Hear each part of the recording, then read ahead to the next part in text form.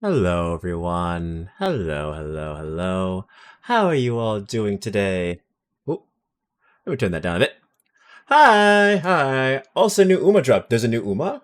I need her. Ooh, new Uma, new Uma. Horse girl shit. Horse girl shit. Ooh, that's new. Hello, everyone. Hello, everyone. Hello. Hello, everyone. My name is King Kodiak. I am the Yokai King of Bears. I have a magical book. I am an unemployed neat in the multiverse. That's not true. I'm actually employed, but it's fine. We roll with the bits. Okay, hi everyone. My name's Kodiak. Hi, nice to see you. Hi. And today we are playing Zenless Zone Zero. I was supposed to be doing this a long time ago, and I keep putting it off. But here's the thing: summer in Zenless Zone Zero has a little over 20 days left, and I know me. I'm terrible with time management, and I will always stream every other game, and we're going to be starting DMC soon. So I don't want anything to get in the way of me getting that summer skin for Belle, because that summer skin make me feel a kind of way. So yeah, okay, moving on. So that's why we're streaming this today, because everything landed on a great time. If I sound low energy, it's because I just woke up from a 2-hour nap. I woke up from a 2-hour nap. So 100% I'm sorry for that if I sound tired. Long day at work. Long day, but here we are now. Let's see. Smart Falcon. She is a dirt front runner. And there are only a few dirt affinity Uma at the moment. She is also a self-proclaimed Uma idol. Same brother on the long day. It was such a long day. Hello, Kylie. Welcome in. Welcome in. Spinning right around like a record today, folks. Hope you have a nice stream with your nap. Hope you has a nice stream with your nap. Well, thank you. Thank you. If you're not staying long, Kylie, I appreciate you being here for the time being. But yeah, if you're here for a little bit longer with us, I appreciate that nonetheless. Mine is still a long day. Okay.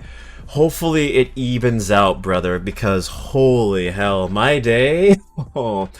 Without going into the specifics of my job, someone called in sick last minute. And because of that, it was like a chain reaction of bullcrap. It was like we had to have last minute fill-ins. We had to have like, I'm not like I'm in like a kind of, it's not like a manager position I'm in. I'm definitely not in that, but I'm in a position where I kind of have to like make sure everything, all these moving parts are like kind of handled correctly. So because if one thing kind of goes off, like someone calling in sick, it kind of ruins the entire flow. So it was kind of like this juggling act of me managing everything all at once. It was like, yeah, and I work in a kind of like customer service kind of a job, so like I kind of had to. Normally, it's pretty simple, but we're ramping up lately, so I essentially was in control of managing like 50 people. So that was kind of fun. That was fun. That was fun doing that all by myself. Oh, that was fun. So yeah, incredibly draining, incredibly tiring. Mentally, yeah. So once I was done, your boy clocked the hell out. Your boy clocked the hell out. Yeah, I'm about to take a vacation day Friday just to say fuck it. Oh, if you can and you don't have to worry about the hours or like the lack of pay, if you get with pay, do it. Like seriously, if it's that much of a pain in the ass, I'd say do it. Cause like yeah, thankfully Fridays for me are pretty easy. We chill out on Fridays. It's still like yeah, horrible. Managing people ain't the worst. Some of them are kind of dumb. Yeah, that's the worst part. The worst part is when they don't know what they're doing. Or when they do know what they're doing, but they don't know how to do it the right way.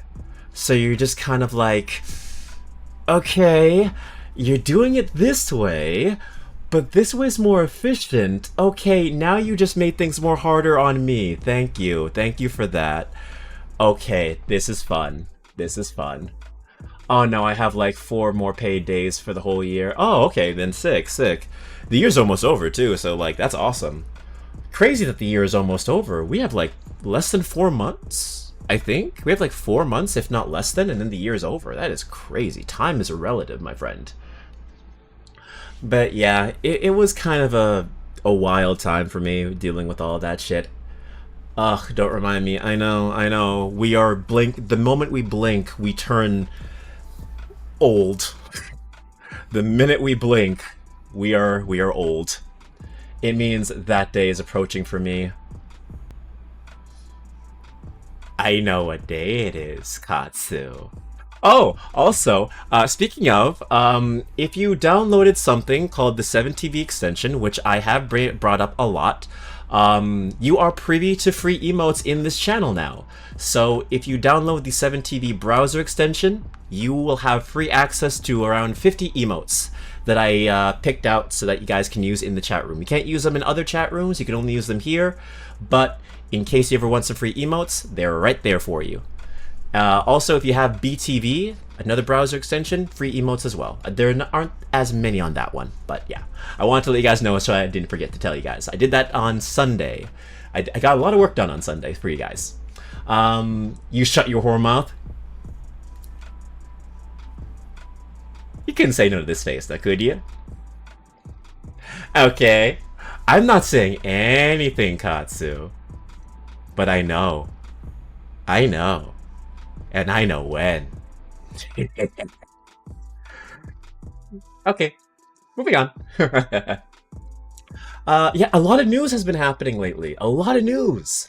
Uh, decided to try squatting today. Turns out my form is garbage and my lower back gave out. Oh God, Dextreason, I'm so sorry. I'm so sorry to hear that. Ooh. Yeah, squatting can be very dangerous if you don't have good form. A personal trainer I follow, he says that if your knees are going, if you can't see your toes past your knees, then you are doing it with bad form. So yeah, you've already thrown out your back, but yeah, that's some advice I was given. It's like when you're squatting, just make sure your knees don't go past your toes. So yeah, that's what stopped me from a lot of injuries.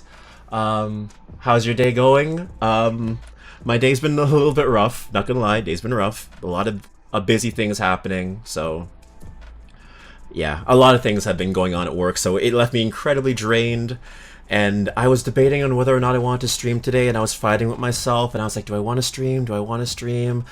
And then I just said, you know what? I am in a position now where I don't want to do anything, so... But except for streaming. I have the only energy to do one thing. So that's why I decided, you know what, I'm gonna stream today. That sucks, I'm sorry, Christ, been there. Yeah. Again, it was one of those situations where like we had a very busy day, someone called in sick, everything was kind of thrusted on me and a bunch of other people last minute, and we're kind of like running with our chickens with chickens with our heads cut off, managing 50 plus people. It was horrible, but you know. And hi, welcome in, Kodiak stream, yes, Zenless Zone Zero stream, we're finally getting to that, we're finally doing that. But yeah, let's go back, because we have a bunch of news that's been happening today. A lot of news is kind of dogpiled on us lately. So yeah, let's get to Kylie's message. I saw someone ended up, I somehow ended up spending the whole day yesterday binging Netflix's first season of Wednesday, as well as the first half of the second season. The second season's out? Wait, the second season of Wednesday is out? I thought that came out in September. Is it out already? Because I've been... Wait, it's out? Oh, shit. I thought... Oh, damn. I need to get on that. I didn't know. Only the first half. Okay, and I'm guessing the second half comes out in September.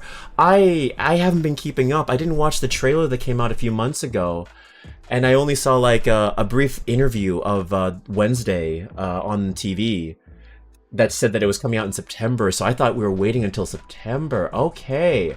I think the first season is better so far. Interesting you say that. Why do you think that is? Is it like... Because I know the first season of Wednesday fit very much in line with the style of the not cartoon. I guess you could say the cartoon, the original cartoon, the live action movie, and the comic panel.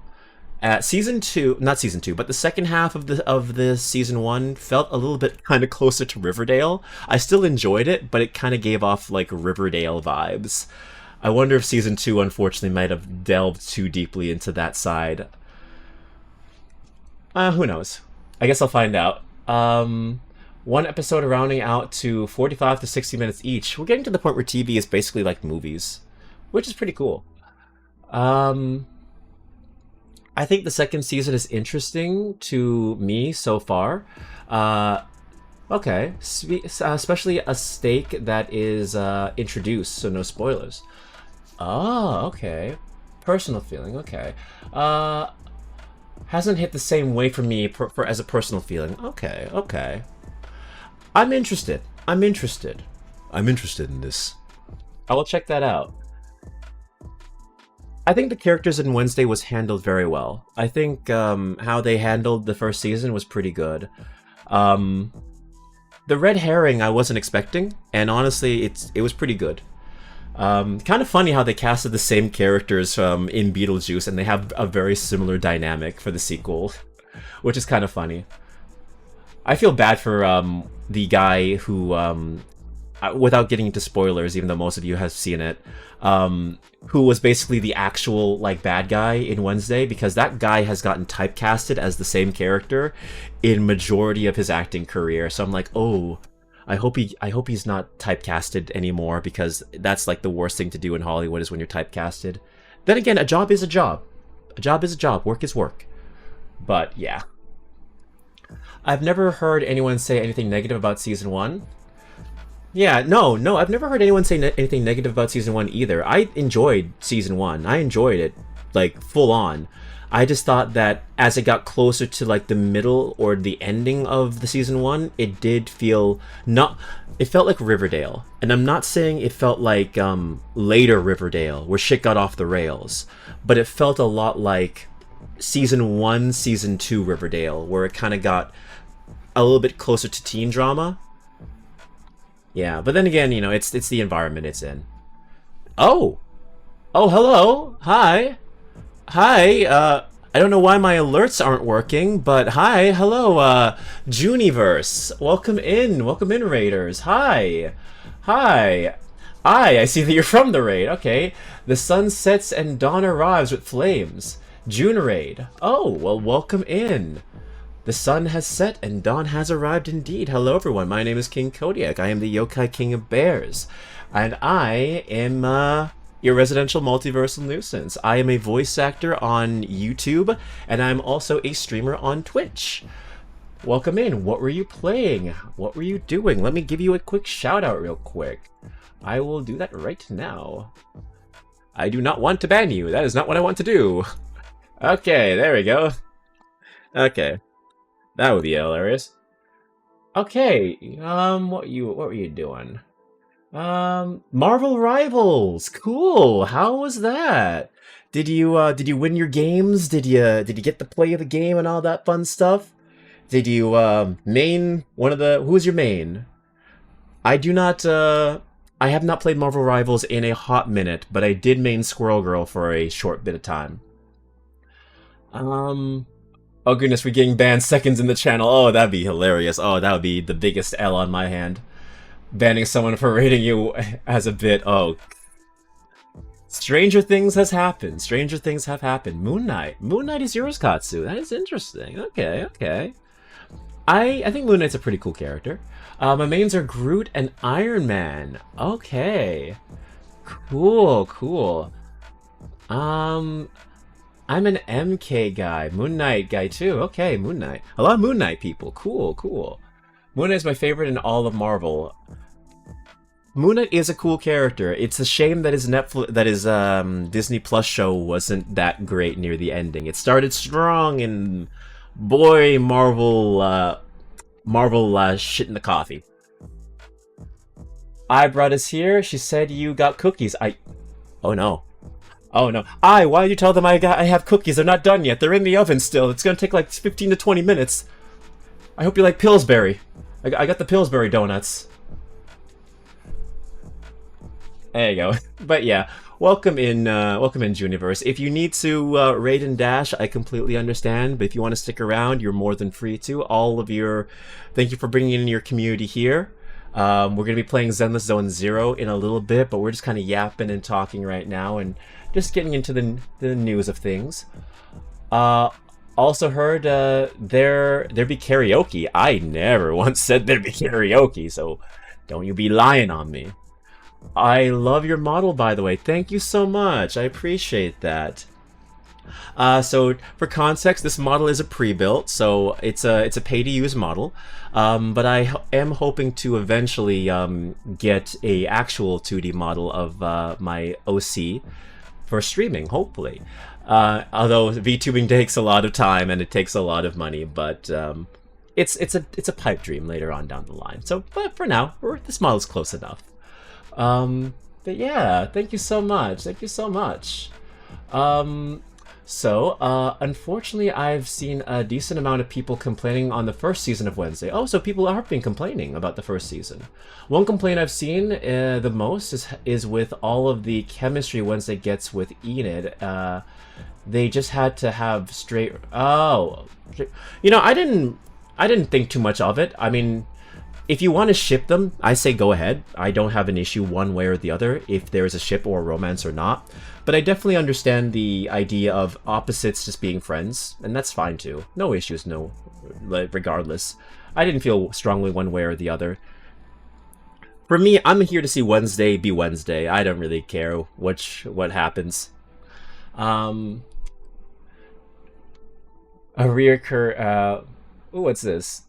What on earth is that counter in the corner? Oh. Don't worry about it. Don't worry about it. Don't worry about it. Don't worry about it. If I acknowledge it, I have to reset the timer. Don't worry about it. Don't ever worry about it. Oh, Royal Panda, thank you so much for the follow. Thank you for becoming a cub. I am so sorry my notifications aren't working. I think maybe it's not working on this screen. I don't know why. Do I not have them set? Let's see. I might not have them on this scene. Well, that's funny. It's okay. A reoccurring theme in this stream. It happens one way or another. It does. It does. Hide it with the convenient portrait. Actually, that's a good point. Yeah. You guys want to see Andy Shakar? You guys want to see Andy Shakar? Oh shit! Oh shit! Oh no, it's over Andy Shakar! Oh no! Well, shit. Well, there goes my plan. Oh well. There goes my plan. Hold on. Let me see if I can get him. Shakar! Shakar, please! Hide the counter! Hide it! Hide the vote! Hide the vote! There you go, there he is.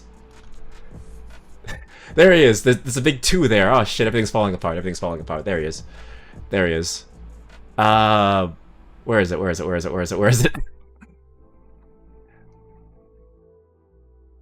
Why don't I have these things, like, properly labeled? Oh, there it is, perfect.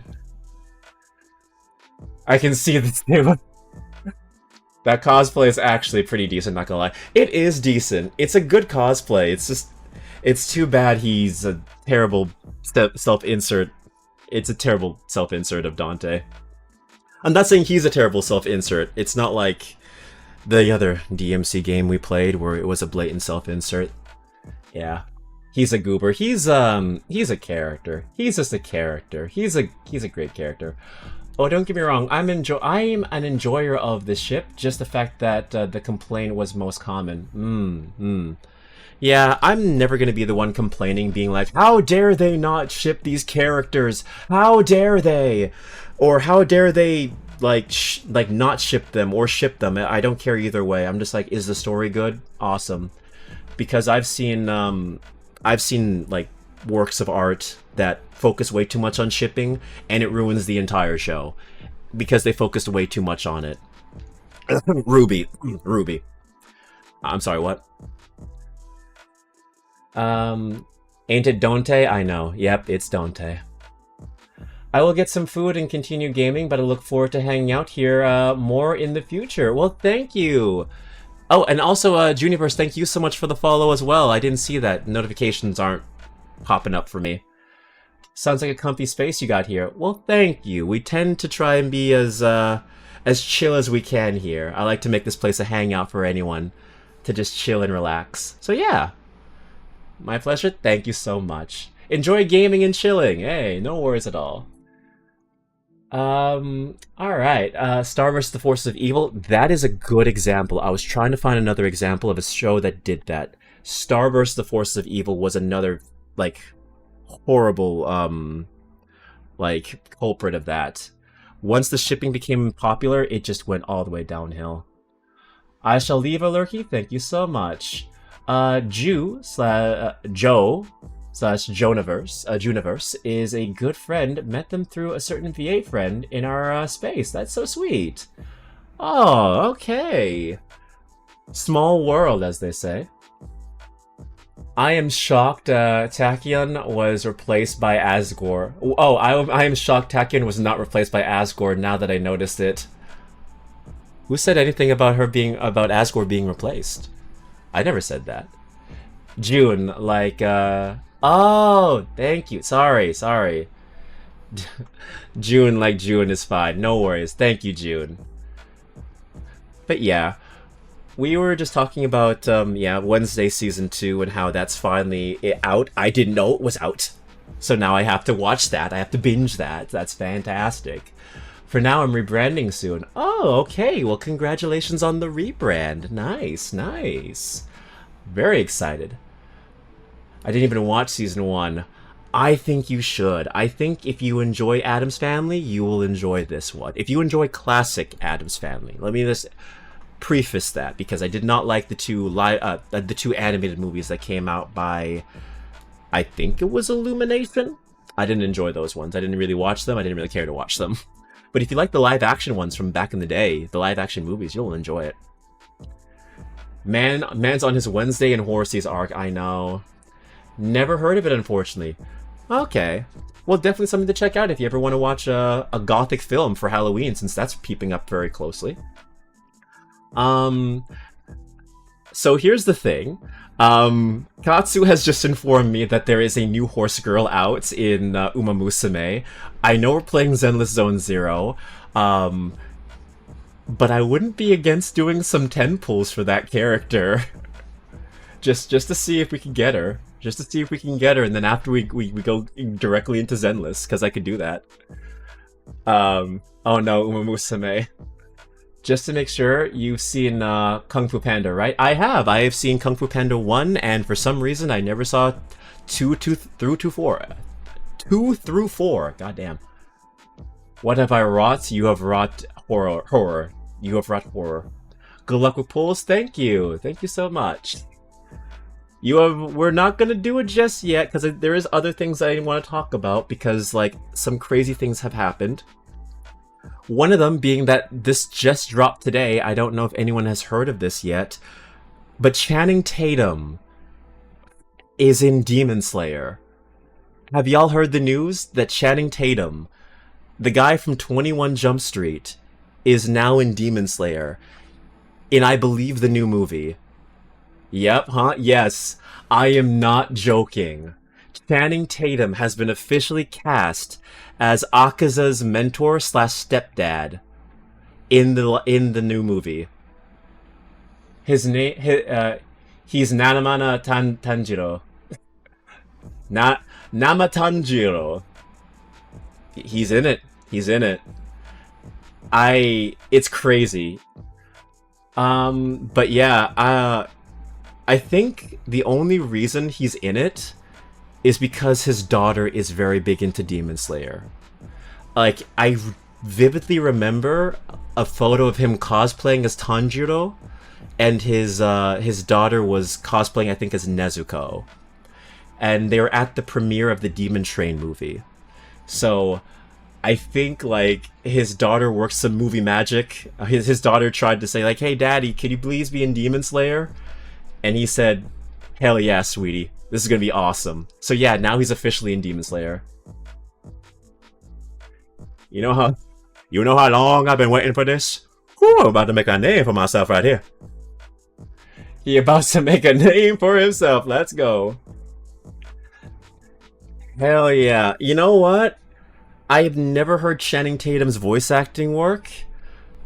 Hopefully he's good. Hopefully he's good. As a voice actor, I will say, little it's the nature of it, you know. A bigger name actor will always be able to get any role they want, especially when it comes to something like voice acting in anime and crap like that. I just want him to be good. I just want him to be good. Just be good. Just be good, Channing Tatum. Just don't put on your regular voice. For the love of God, just understand how anime voice acting works. Go over dramatic. You are allowed to be over dramatic. Have fun. You know? Just have fun with it. That's all I'm asking from you, bro. Katsu and I, once again, sharing the same brain cell. Yes. Let him just be Gambit. Please. Please. If there's one thing that happens from the Secret Wars movie when it eventually happens, and we get the X-Men, let Channing Tatum be Gambit. That's the funniest fucking thing. Let it happen. Just let it happen. I don't want to see anyone else replacing Gambit. I don't want to see anyone but him. Hopefully he's popular enough where he comes back. But they probably won't do it. They'll probably say, like, okay, we need a serious take on him. The most we'll probably get is maybe we'll see him in Deadpool 4? We'll see. I mean, Robert Pattinson was great in The Boy and the Huron. You're right, he was in The Boy and the Huron. I watched that movie. I was not a fan of it, so my brain actively forgot he was in the movie and most of the film itself. Actually, speaking of, okay, I'm also going to read Kylie's message. Hold on. In that case, have your regularly scheduled silly. Okay, wonderful. Oh, and there's my my stream elements alert to let you guys know that there are free emotes now. Because if you check... Oh, god damn it, it doesn't work for me. Wait, does it work on my other thing? Does it work on my other thing? Let me check. Oh, it works on my other chat. It works on my other chat. That's hilarious. It doesn't work on my OBS chat, but it works on my Twitch chat. That's fucking funny. You will never know what I'm seeing. Oh, actually, you might see it. No, it doesn't show up. It doesn't show up on the chat box. But yeah, it's hilarious. Okay. Mini rant. Okay. They said that. That's so dumb. Oh, you see it. Oh, you have it. That's amazing. That is amazing how you have it. Beautiful. Beautiful. You guys can see it. I love it. So mini rant, they said that Reed and Doom pretty much aren't going to know each other in, like, the Avengers movie. What? How the hell does that make sense? How the hell does that make sense? I'm pulling up Kylie's video now. But how does that make sense? Isn't that, like, his greatest, like, enemy? That's, like, his greatest enemy. That's, like, his thing. Oh, the Reed and Doom thing is what I was responding to. Oh, okay. I thought you had seen the 7TV emote. Okay. No worries, no worries. But yeah, if you download 7TV, you'll know exactly what I'm talking about. But yeah, the Reed and Doom thing, yeah. Like, for real, it's just, like, the worst because that's Doom's whole thing is hating on Reed. Exactly. Yeah, exactly what Dex Treason said. Doom's entire thing is being Reed's #1 hater. Oh, God. Oh, God. So, guys, do you think that, like... Do you think that the Tony Stark Doom thing, do you think that's actually Doctor Doom and not a variant? Because if that's the case, I will be very disappointed in Marvel that they're just recycling Robert Downey Jr. and permanently keeping him as Doom. I really hope that's not the case, because if they have to reinvent Doom, that's... Apparently they said it's going to be like Tony and Thanos, where Reed knows something is going to be an issue, but he doesn't know what, like what they did in Endgame. Ah, damn it! Ah, shit! MCU, we were doing so good. We were doing so goddamn good. Damn it! Thunderbolts was good. Fantastic Four was getting good reviews. And now you're just recycling the same plot point, bro. No, you don't do... I don't like that. I don't like that. Namer, thank you so much for the follow. Thank you for so much for becoming a cub. I appreciate that. That is so disappointing. Because, yeah, that's their entire thing. Like, it's literally like over almost 100 years of Reed Richards and Doctor Doom having beef. So much so that this man acts like Doctor Doom acts like Reed's daughter's godfather, pretty much. Like, there are photos of, like, Doctor Doom delivering his daughter. Like, that's like generations of beef right there that you're just throwing off the table to, like, have your own version of it. I'm not a fan of that. I'm not a fan of that at all. If it's actually an Elseworld Doom where it's Tony Stark, that's less stupid than Victor not knowing Reed. Yeah. Like, if it's just a one-off thing where it's like, okay, it's an Elseworld Doctor Doom, he, like, maybe dies at the end of Doomsday, and the real Doctor Doom has been kind of sitting there and waiting this entire time, I'd be happy with it. But yeah, them not knowing each other I think is very stupid. Because, spoilers, I haven't seen Fantastic Four, but I've seen, like, some bits of the after credits scene, I think, like a screenshot. Isn't Doctor Doom at the end of Fantastic Four? Like, isn't he? Like, I don't know. Straight up, I don't know. So if I'm spoiling something, I generally have no knowledge. I'm just letting y'all know right now. But I think there's at least an after credits scene where he's visible. You know? Let's see. When Reed's daughter gets mad at him, she goes to hang out with Uncle Doom. It's that kind of relationship. It's that kind of, like, a love-hate relationship, yeah. Elseworlds are fine. Writing fundamental parts of characters is annoying. Yeah. Yeah, I can understand. I can agree with that one. I can definitely agree with that side. Yeah, Doctor Doom and Reed Richards won't have an impactful relationship like in the comics. That's an actual thing. That is stupid. That is really dumb. That is really dumb. Because, okay, well, if that's the case, then you have to remake all of Doctor Doom's backstory and how he hates Reed Richards, and does he just not care about Reed Richards in this universe anymore? Because if you think about it, like, why is Doctor Doom pissed anymore? Because, like, he blamed Reed for mangling up his face. And he's the reason why he has these powers, and he's so pissed off. So what? I guess he just kind of did this to himself? He's just kind of like... He mangled himself, and he just chilled in Latveria for, like, years, didn't even know he existed, didn't even know Reed Richards existed? Doom isn't Doom without Reed Richards' interference. Exactly. That's the whole thing. It's like... They were best friends, and Doctor Doom blames Reed's, like, his ego for causing him to become disfigured. Like, he is the reason why he has so much anger and why he wants to make the world a better place. Essentially, the reason why he has his savior complex is because of Reed Richards and because of what he blames him for. You know? Making Ultron not care one way or the other about Hank Pym should have been the sign they do not care. That is you know what? You are completely right. Marvel has a history of doing this with their villains. Because Ultron was such a good villain in the comics. I think he was really well done. I think he was really well done in the MCU movie. But I think he should have had that relationship with Hank Pym. They went for a different approach. I do like the idea that Ultron was pretty much a mirror of Tony Stark's ego.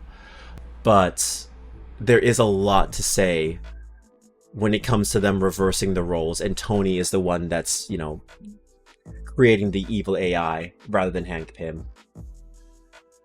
Now that is subject to change and from a comment a year ago, but, like, it's something I saw. Okay. Well, hopefully we'll see what happens. And it really set me off again. It would too, yeah. Reminder, they couldn't figure out how to make a Blade movie for a fucking decade. It's a half vampire killing badass. It's not that hard. That is so true. That is so fucking true. The Blade movie is on indefinite hiatus. It's been in limbo for this entire damn time. Simply because, like, Marvel can't seem to figure it out. We have a post-credit scene for Midnight Suns at the end of, I think Eternals, and that shit went nowhere, but then again, it was from the fucking Eternals, so no one watched that movie. Except for us. Except for me. Ultron is a yandere for Hank Pym because of love and hate for creating him. Very much so. Very much so. My first introduction to Ultron was from Earth's Mightiest Heroes, so I could so yeah, he's a good character. I love his character so much.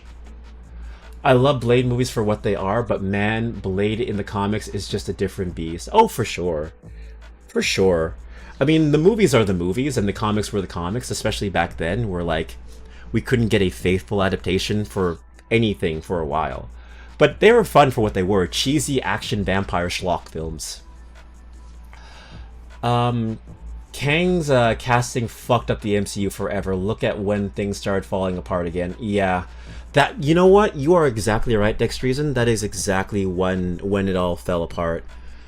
Like, the shit with Jonathan Majors fucked up everything. Like, everything. Then again, I do have to wonder, what the hell were they planning when it came to Ant-Man? Not Ant-Man, when it came to Kang. Because his appearance in Ant-Man made him look like a bitch. That motherfucker died to ants.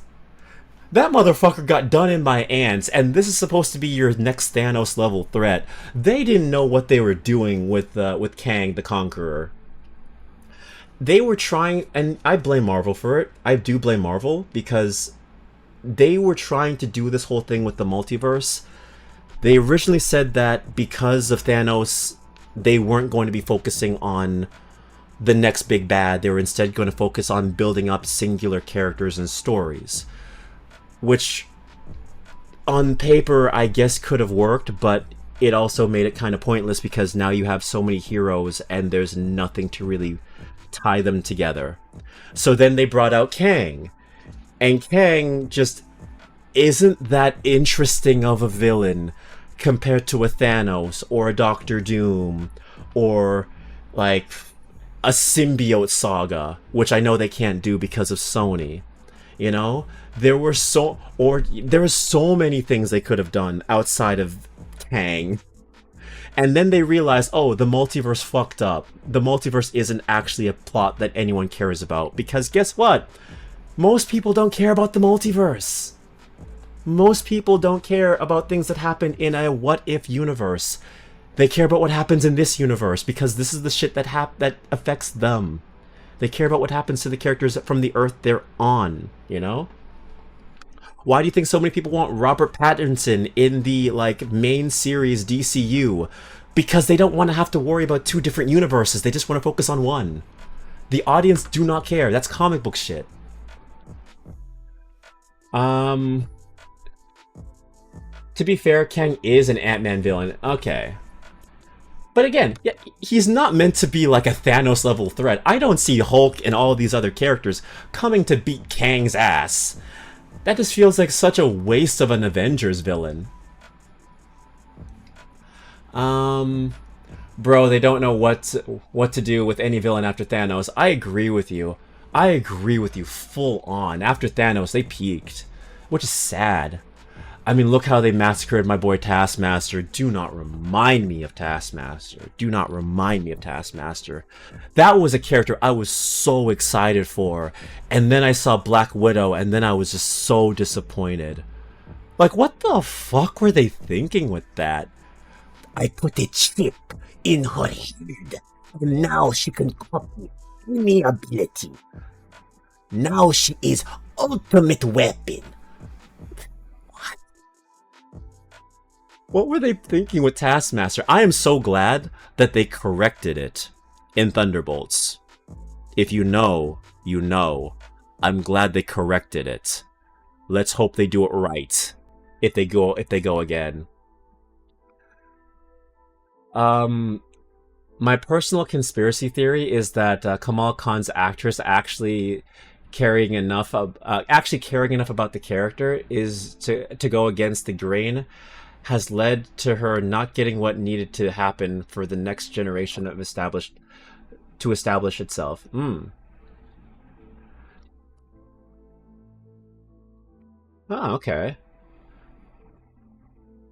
Kamal Khan's actress actually caring enough about the character to go against the grain has led to her not getting what needed to happen for the next generation to establish themselves. I don't know, man. It feels like the MCU is just kind of fumbling. They're just kind of... I feel like, and I agree with a lot of people who said this, Disney Plus fucked them.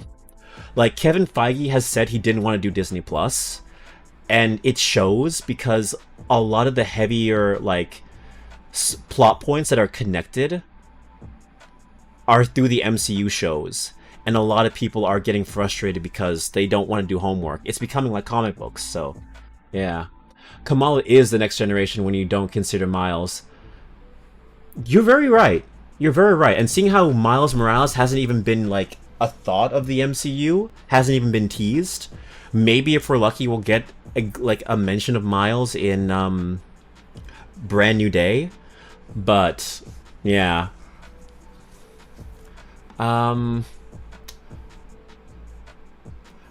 It seems multiverse is only a point of interest if it's Spider-Verse. I think Spider-Verse is the only one that does it well.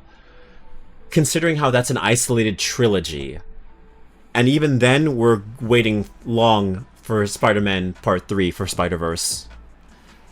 But yeah, it's better... multiverse is better if it's a self-isolated story. If it's a story that's, like, far detached from everything else, then that's fine. But if you try to make a multiverse story the main, like, core plot of your entire, like, world, it becomes very difficult to control. Because it's harder to keep things tight with a multiversal story. You have to create very tight rules. And what are the rules of the Marvel Universe's MCU? Like, what is the rules of their multiverse? We don't really know. Because now anchor points are a thing. And anchor points are now canon. They were a runoff joke in Deadpool 3. Now they are technically canon, where if you do not have an anchor point, the world dies. Which could very well tie into why this big plot point is happening in the MCU right now for Secret Wars or Doom Empire, whichever one it is. Yeah, but yeah, Amadeus Cho, Kate Bishop, Kamala, the leader of every next-gen team. Oh yeah, I definitely understand what you're saying. It's not like Wiccan is suddenly going to be important. Kamala is the central next-gen character. Yeah. Kamala is creating the Young Avengers. They're creating the Young Avengers, so that's the whole thing. But it's one of those things where, like, the MCU just isn't managing... It's not doing a good job of keeping everything tight. You know? I definitely agree that Young Avengers is definitely going to be their next project. Maybe. We've seen a bunch of Young Avengers. Yeah. We've seen, like you said before, we have Kamala Khan, we have Kate Bishop, we have the new Ant-Man, or Kate Bishop's... not Kate Bishop. We have not Hank Pym. We have Paul Rudd's daughter. Paul Rudd's daughter. So that's going to be the new Ant-Man. And we also have Ironheart, which is most likely going to be in Young Avengers as well. So I feel like they're probably going to be the next we have. Anchor points? See, exactly what I'm saying, Kylie. You don't know what an anchor point is. That's how stupid this whole thing is. That's how, like, hard to manage this whole MCU, like, multiverse crap is, because anchor points are canon to the MCU. What is an anchor point? Basically, if I'm going to make this TLDR, every universe has a very important figure in the universe. It keeps the universe pretty much stable. It's an anchor. Once that person dies and kicks the bucket, the entire universe falls apart. So in Deadpool and Wolverine, That was the Hugh Jackman Wolverine. Once Hugh Jackman died in the X-23 movie, the universe fell apart. And that's exactly what's going to be happening, apparently, to all the other universes. It's dumb. I'm not even much into the MCU. I was confused. No worries, no worries, no worries. But see, that's also a good point, because, like, the MCU used to be able to appeal to anyone where they could kind of follow along. But now it's getting so complicated because of this whole multiversal, like, rule set, that most regular people who aren't keeping up to with the MCU don't know anything about what's happening. Or the rules, apparently. Also, Thunderbolts was definitely lightning in a bottle for their recent movies. I definitely agree. I saw Thunderbolts a few days ago. I saw it like maybe like 4 days ago, and it was really good. Like, my god, it's so good. I'm so glad they didn't, like, without getting into spoilers for Thunderbolts, I'm glad they didn't do what they normally do with the MCU's villains. I'm glad that they handled it very open-endedly. So I'm glad so much. They did such a good job with Thunderbolts. I just hope they continue this track record. But yeah, I think the Young Avengers is definitely their next project.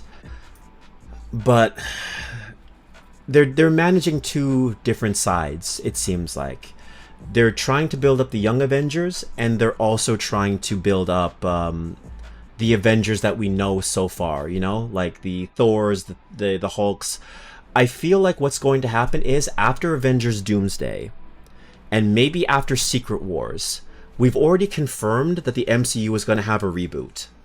They've already pretty much confirmed it, because Secret Wars was the canonical reboot for the Marvel Universe. It's probably going to be the exact same thing for the MCU. A lot of those actors, the legacy actors, are probably going to go away. At that point, they will most likely be replaced with a new Iron Man, a new Captain America, blah, blah, blah. They don't want, and they know that we're not going to be latching onto those characters. We're not. Because we're so used to the Tony Starks, the Robert Downey Jr., the Scarlett Johansson, Black Widow, all that different shit. So what I think is going to happen after that reboot is we're going to be focusing most likely on the Young Avengers. And they're going to be the new team that we stick with because we're familiar with them the most. And from that point, we'll most likely be branching out to the rebooted movies like a new Captain America and a new Thor and maybe a new Hulk as well. That's my theory. That's my theory. I could be dead ass fucking wrong. But I don't think they would waste all of these actors that they've just casted for these roles only to reboot the universe and recast them. I feel like they most likely will have something in place where not every character forgets the old universe. Like, maybe Kamala will be the only one that remembers, and maybe a select few will also remember as well. That's my theory. Because I do agree with Dex Treason that the Young Avengers are the next big plan for the MCU. It's just a matter of how it's being handled, and they just need to get rid of the old actors in order to do it. I was expecting nothing and was shocked. Yeah, that is the exact same with me with Thunderbolts. I was like, okay, it's Thunderbolts. It's a bunch of not B movie. It's a bunch of like B-list like villains and heroes. It's not going to be good. And it's probably going to do the bullshit MCU thing where it's like a power of friendship bullcrap, or like they're going to do something stupid with the villain. They didn't. It was actually the most serious MCU film I've seen in a long time. It was way better than Captain America Brave New World. I saw that shit in theaters, and I did not like it. But yeah. The anchor point plot point is literally word for word Gwenpool's first run. Yeah. And it's such a stupid thing. Okay, but unrelated, I'm curious, as someone who's not into Transformers, was the recent release Transformers 1 good? Yes. Yes. For the love of God, please watch Transformers 1. It is a damn shame that Transformers 1, and I know we're getting off topic, I'll go back to the MCU thing in a bit. It is a damn shame that Transformers 1 is dead. Like, it's not gonna get a sequel, because, like, I don't know who's in charge of that film franchise. I think it's Paramount. Paramount killed it. Paramount did not give it proper promotion. They didn't promote the film at all. They didn't do anything to really let people know of it, and people were still mentally, the casual audience was still they were still connecting the Transformers franchise to the Michael Bay films. And they saw this as a kids movie. I saw Transformers 1. I loved it. I think you should definitely see it. It is so good.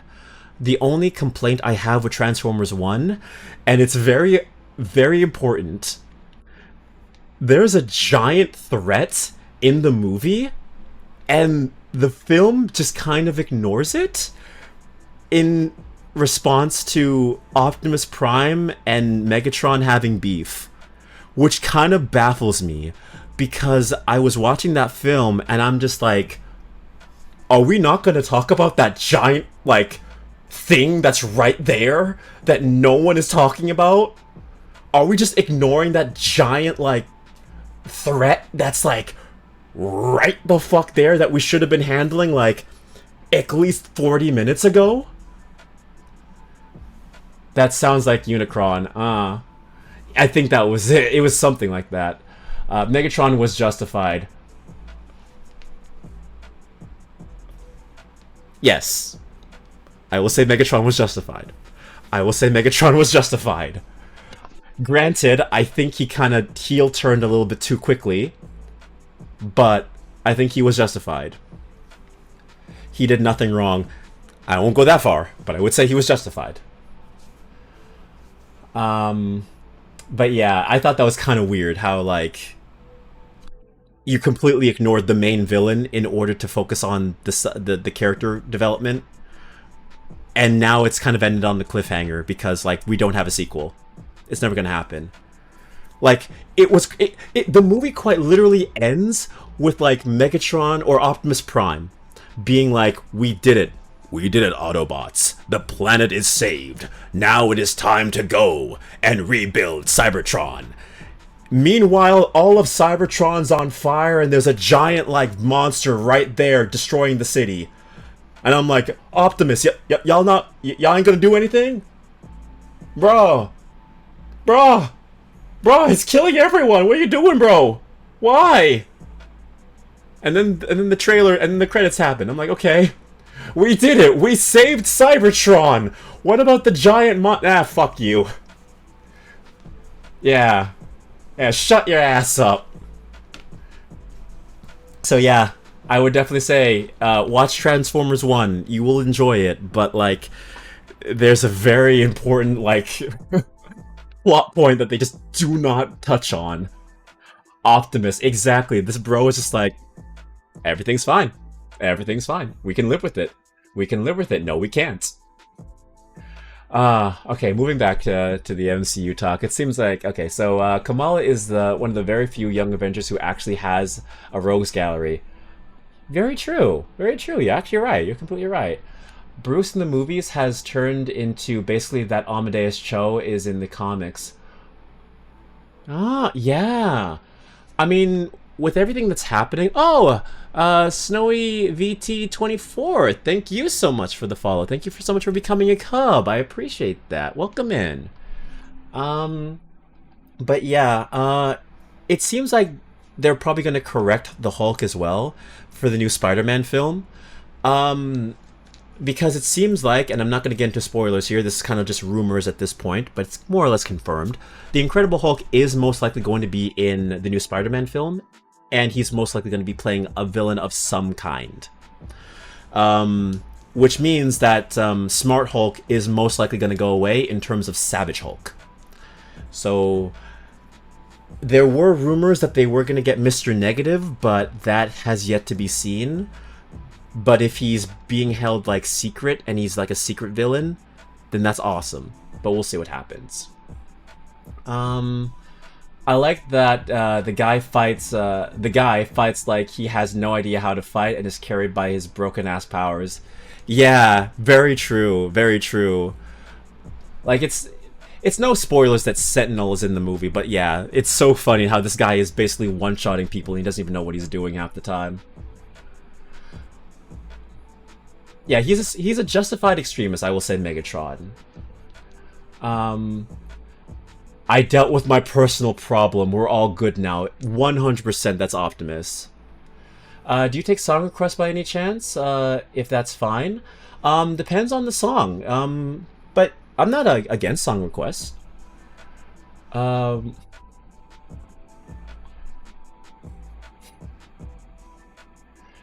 they fucking need Martin Lee, man. I've been waiting for it for too fucking long. Yes, Martin Lee is such a cool villain. I was first introduced to him from the Spider-Man PS4 video game. He is so cool, bro. The power just to bring out your negative emotions and just make you into an absolute menace is amazing. Oh, I don't have that command open, Snowy. But you could just drop the link. If you drop the link, then yeah. If you just drop the link, I'll play it for you. But yeah, he's such a good villain, and if he is in the movie, he is the perfect like character to bring out like Savage Hulk. Beautiful. Also, one last point on Transformers. Optimus always really puts the OP in Optimus when he starts to actually fight. Oh yeah, for sure. Like Optimus, he don't fuck around.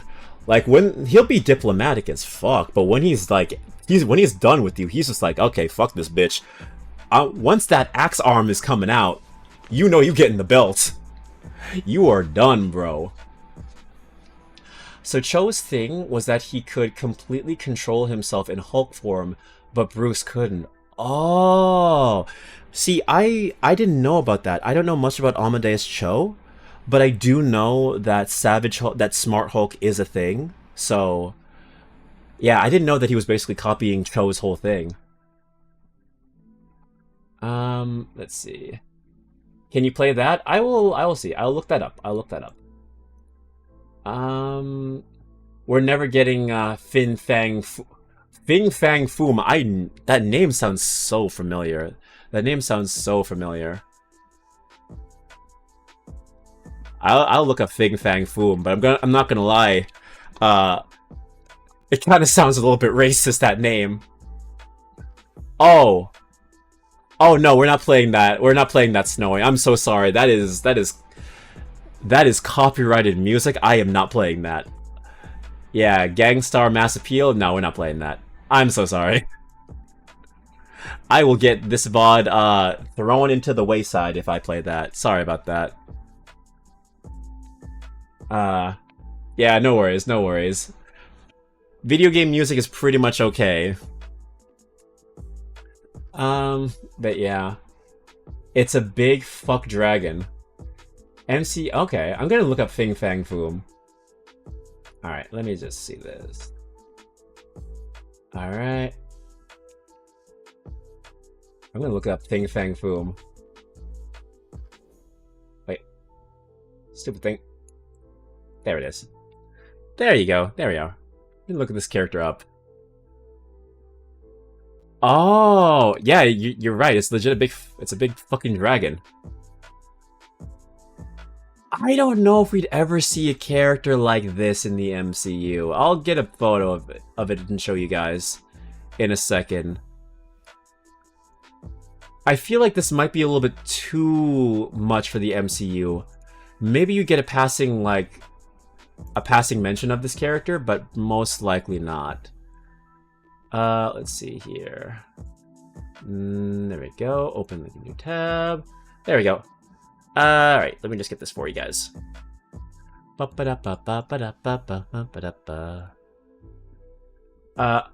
Okay, how about Eliza theme song? Okay, I'll look that up. Hold on. Let's see. Let's see here. That's not it. There it is. So this is Fing Fang Foom. I feel like this might be a little bit too much for the MCU right now. I feel like it might be a bit too weird for them. Why has Bill not been here yet? We'll see. Yeah, I feel like this character might not. I feel like this character might not appear in the MCU. We'll see. Maybe. Maybe, but I don't know how. If anything, it would most likely be a running joke. Knowing the MCU and how they try to avoid the overly weird parts of the comic books, they most likely would just, like, have this be a running joke. Like a passing thought. The most you'd probably get is, like, a Fing Fang Foom poster. And that would be it. How about Elisa's theme song? I'll look this up. I'll see. Alright. Like, keep in mind, we haven't even gotten Beta Ray Bill. We haven't even gotten Beta Ray Bill. And that's a huge, like, Thor character. Hasn't even shown up once. Okay, let me see this here. Oh, from, okay. I think this is from, Honkai. Okay. I'll play this for you. There you go.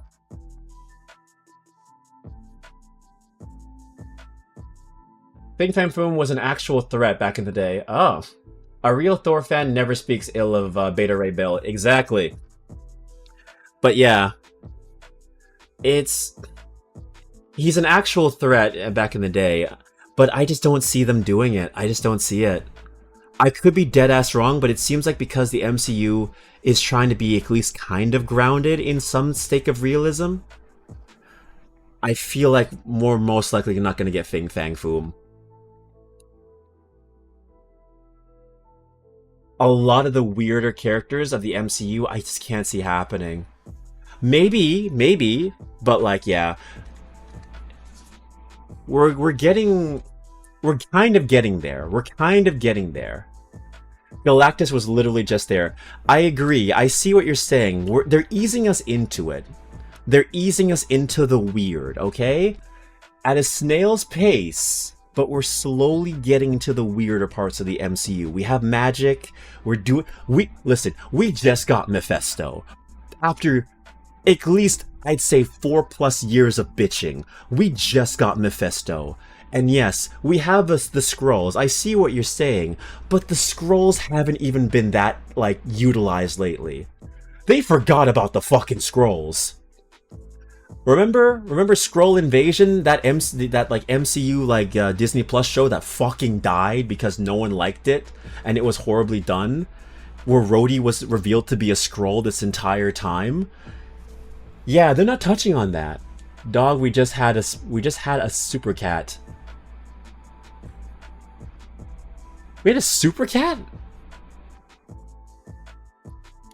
We're getting there. We're getting there. I just don't see it. I just don't see it yet. Okay. Okay, I don't know the super cat. I don't know the super cat. I'm going to be real with you. I don't know the super cat. But it's going to take some time is what I'm trying to say. If we do get Fing Fang Foom, I will eat my words. I will eat my words. But I feel like right now, it's a gamble. What is the super cat? What is the super cat? What is the super cat? I'm so curious about this now. But yeah. This is me and Dex at the moment. Yeah. I get it. I get it. I'm just saying. They're easing us into it, and I just don't see the MCU getting into the super weird stuff yet. It's in Captain Marvel. Oh, you're talking about the Flargan thing bullshit. Alright, okay. Keep in mind, a lot of it has been used for, like, comedic effect. The Flargan was okay. I am not saying you're wrong. I'm not saying you're wrong. I am totally not saying you are wrong. But I am saying, majority of the time, when the MCU does something weird or does something magical, it's never taken seriously half the damn time. It's treated as a damn joke. Okay? Galactus is the first step into something more serious, okay? Doctor Strange, Dormammu, They slowly start to ease in the weird, but they go at a snail's pace. Okay? We're slowly getting to the wacky and crazy parts of the MCU. But when it comes to Fin Fang Foom, the fucking giant dragon, motherfucker, I do not see a giant dragon in the MCU yet. Okay? If anything, it's gonna happen in one of the mystical, like, sides of the MCU films. It'll happen in Doctor Strange. It'll happen in, like, one of the other, like, mythical, like, MCU shows, MCU movies. I'm still mad about Dormammu. Again, see, yeah, like, there you go. Dormammu was mishandled, but, like, yeah, they don't touch on this that often is what I'm trying to say. The MCU likes to still have this level of groundedness in reality. It's not like Superman, where, like, the opening scene is this motherfucker fighting a damn kaiju. Alright? We're not getting into that part. Like, the MCU and the DCEU, the new one, completely different vibes now. The DC EU is, like, the DC universe, the DC cinematic universe, whatever you want to call it, it's leaning more into the comic book side right off the bat. MCU, groundedness, and if they do try to explain something that's mythical or weird, they try to give it some kind of justifiable explanation. That's all I'm saying. That's all I'm saying. We are now slowly getting into the parts of the MCU where weird shit is happening, and we're just not explaining it. Mephisto is finally in the MCU. It's a good first step. But even then, if it was so detached from the rest of the MCU and put into its own, like, bubble, that most people will most likely never even know Mephisto even exists in the MCU, because most people didn't watch Ironheart. So when they do something weird, it's either a joke or they throw it into something that's, like, never going to be seen again. Like Eternals! Yeah, guys, remember that Earth is actually a giant egg. Yeah, when was that referenced again? When was the giant egg that's the giant, like sentinel ass looking thing inside Earth, when was that, like, brought up in the MCU after Eternals? It wasn't. Simple enough. Weird Marvel has not happened yet. We're getting there. Imagine ruining Dormammu. Well, the MCU has found a way. Fantastic Four was a Fin Fang Foom was a Doctor Strange villain, so that makes sense. Okay.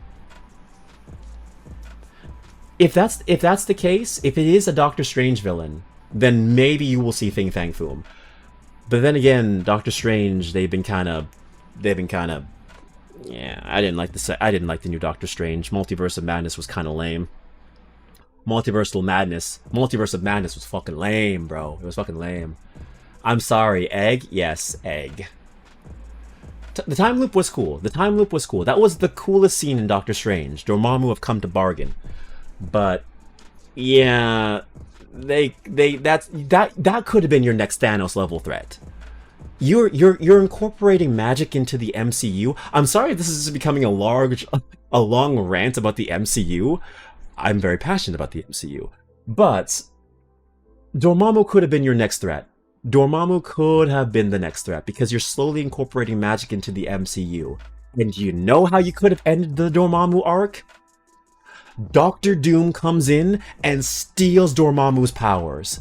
Just like he did, like, Galactus's or something's powers in the comics. And he becomes the ultimate version of Doctor Doom, which is able to control magic and science. And then he creates Battleworld, and then you have the next Avengers film. Bang. There you go. Multiverse of Madness was secretly a Scarlet Witch movie? Yes, it was. It was, because that bitch went off, and it fucking sucks how that bitch died. Or did she, quote-unquote. How do you ruin this? Oh, that's such a fucking cool design! That's such a fucking cool design! That's such a cool design. This is from Marvel vs. Capcom 3. This is such a bitchin' design. Like, yes. Yes. So about that silly Kodiak, I have it in the tabs. I'm gonna watch it. But yes, Dormammu. Dormammu is sick. It's a comic movie series. Let weird shit bleed into it. If it was up to me, you would have the weird shit. But Kevin Feige, he'd just be like, nah, reality over everything else. It's worked for 10 years. We can keep it going. No, embrace weird, bro. I'm still mad about how Black Bolt. Can we not talk about Black Bolt? Can we not talk about how the character whose superpower is literally speaking so much, like whose voice is so powerful, it could genuinely destroy a mountain, was so stupid that when his mouth was molded shut, his first instinct was to scream and kill himself. I'm sorry, but whoever writes these characters, sometimes they need to go away. Also, you're right, Dr. Doom has become Sorcerer Supreme before. Why can't they be weird? Yeah, I agree with you. I think they should be weird, but they're so focused on being grounded. Bro's power is yapping. Yeah, that's legitimately... He's a VTuber. His power is yapping. But yeah... If it was up to me, we would be in the weirder shit of Marvel. That should have been what they focused on. Instead of the multiverse, they should have just delved directly into magic. We've dealt with science, we've dealt with science fiction. The next logical step in the MCU should have been magic. It should have just been magic, but instead we focus on the multiverse. Dormammu should have been the next villain. Dormammu should have just been like, bro, this time shit fucking sucks. You know what? That Doctor Strange guy, where's his universe? I'm coming to his home. Fuck you. That should have been his whole thing. But yeah, they'd just be doing this shit. Waiting for Kid Omega to be done justice. You'll be waiting a while for that. Imagine if they didn't just get rid of Ultron, so, yeah, we could have had so much work with it. Yeah, well, that's the MCU's biggest problem. They kill villains.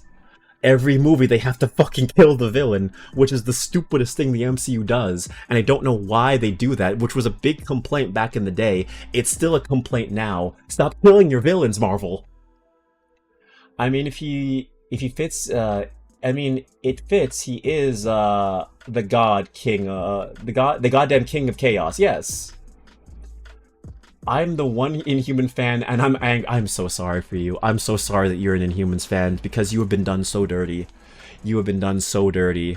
And they are continuing to do you dirty, because now Kamala Khan isn't even an Inhuman anymore. She's been retconned to be a mutant, and I feel like that's going to be happening in every other Marvel media. The Inhumans are dead. We have to accept that. Ultron is a fucking menace in the comics. Damn right. Yeah, pour one out for my Inhumans fans. All three of you. You are troopers. Okay. Let me get Kylie's video playing, because I don't want to forget. I don't want to get lost in the sauce, as I tend to do. So yeah, we will get that silly going, Kylie, real soon. I'm gonna get that one going for you. I got you, homie. I got you, homie. I got you, homie. Anyway, sorry. I slipped into a fucking Marge Simpson voice. But yeah. Let me get that going for y'all. Alright, cool. And then I will screen share this. I will screen share. That you will see. This is it. No, that's not it. That's not it. That's not what I want to show you. There it is. Sorry for the wait. Thank you for being patient. Alright, there it is. What is this?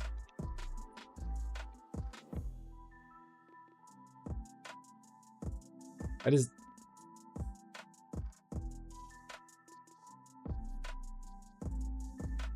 What?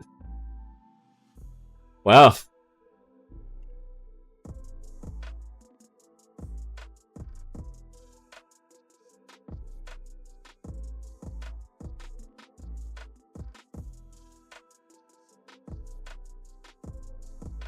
Kylie, this is giving me active brain rot, but you know what? I'm still watching. This is giving me active brain rot.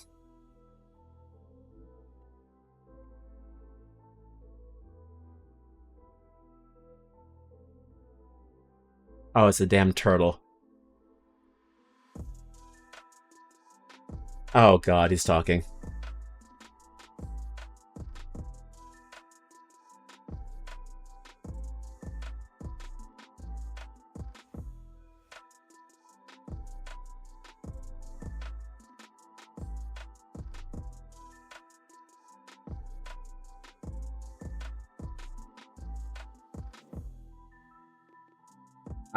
I didn't want to say it. Yeah, it's giving me active brain rot. Trust me, it's giving me brain rot too. Is this the entirety of Kung Fu Panda 1 in... This feels like Kung Fu Panda 1, but just in Minecraft.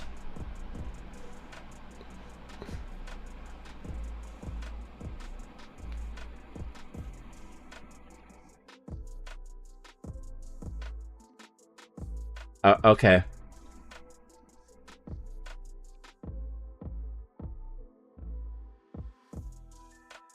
Kylie? Kylie. There's some Kung Fu Panda 1 and 2 in there. Yeah? Yeah, I see that part.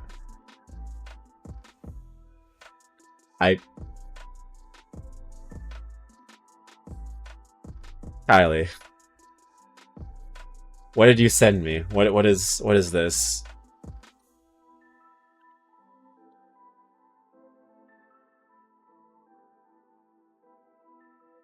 Okay.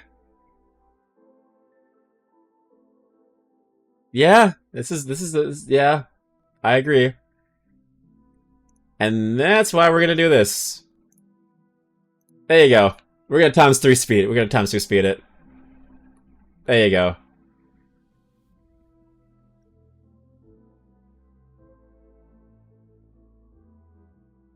Fantastic. Understandable. Have a nice day.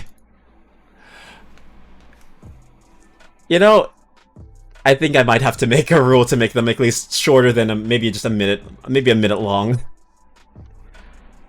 A minute long, please, next time, because that was okay. That was something. That was something. That was something. That was something. I did make you wait a long time for that, so you know what? It's okay. It's okay. I will make it's okay. Though Brainwatt was supposed thought Brainwatt was supposed to be short. It's okay. It's okay. It's okay, Kylie. It's okay. You're all good. Fair enough. I did forget it was 3 minutes video. It's okay. Don't worry. No worries about it. No worries about it. I gave it its time. We gave it its time. But yes. Going back to the other comment, yes. Inhumans aren't just mutants, god fucking damn it, yes. Mutants, yeah. Well, here's the thing. Don't blame anyone else but Marvel, because they didn't get the rights to the X-Men in the movies, so they just said, you know what? We're making Inhumans mutants.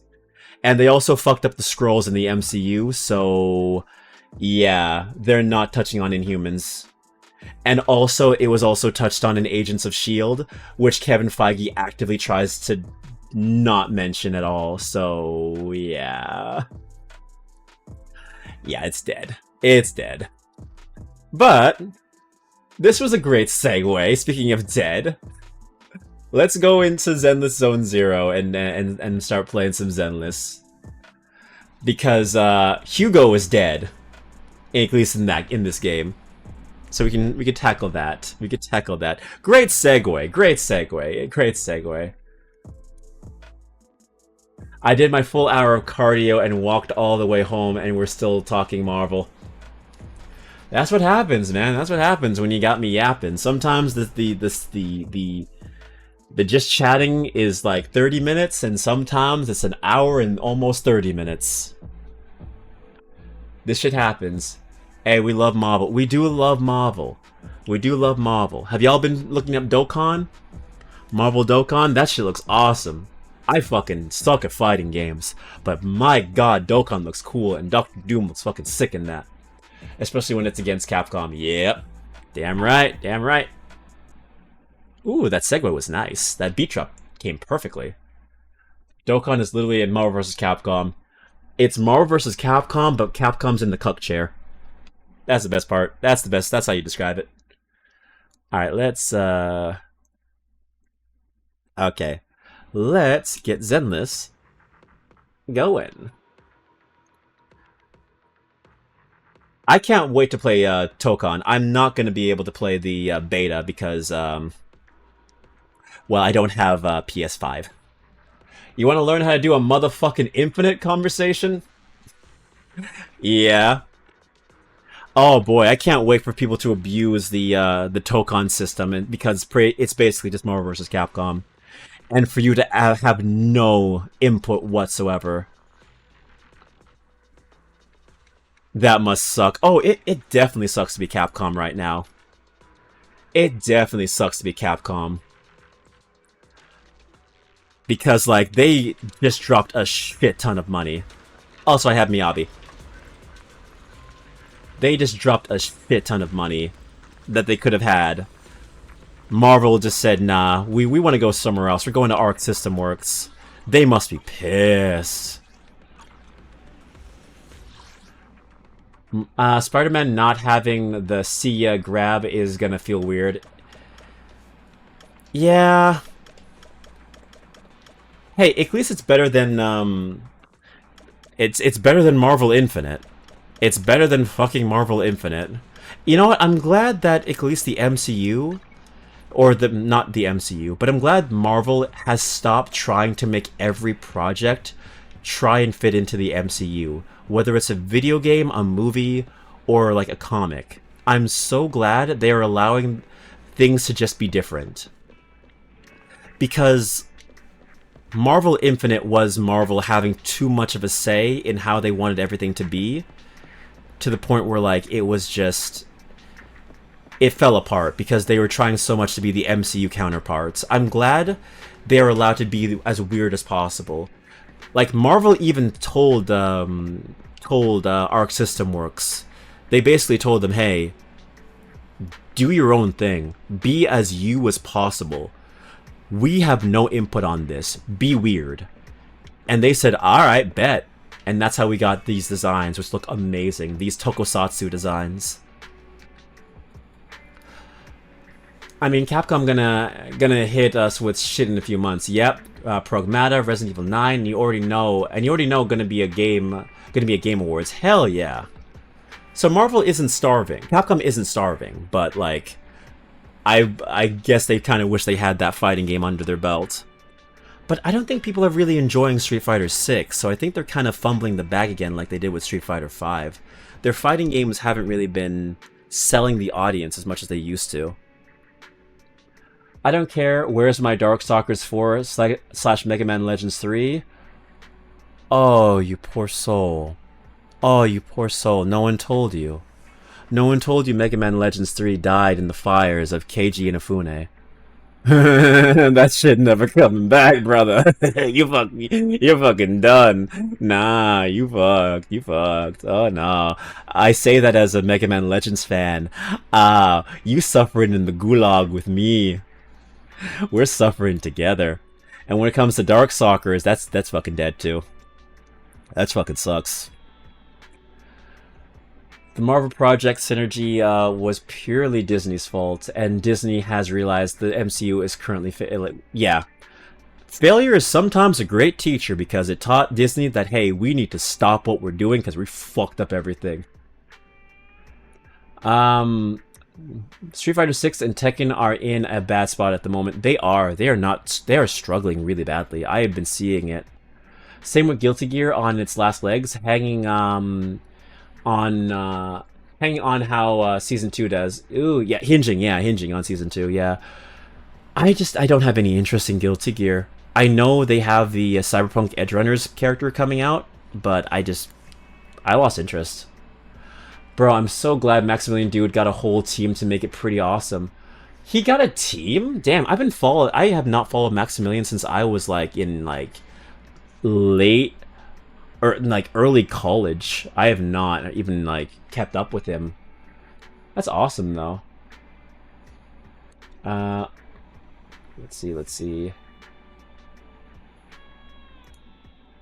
Clearly, it's time for Tekken X Street Fighter. Oh, I agree with Katsu. You shut your mouth. We're not going back to Tekken X Street Fighter. We're not going back. We're not going back to that shit. I'm an abused Capcom fan. We all are. I participated and bought a 3DS for Mega Man Legends 3. I am so sorry for that. On the bright side, the 3DS is pretty good. A 3DS is pretty good. But yeah, buying it for Mega Man Legends 3, ooh, I know that feeling. I did. I was on the hype train. I was looking into it, you know. There was all the spin-offs. Oh man, Kenji Inafune, he fucked up that so bad. He got greedy. He got so fucking greedy, and it showed.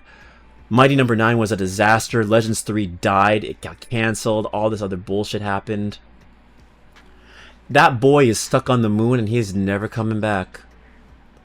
I did not enjoy Strive. I wish people still played Xrd.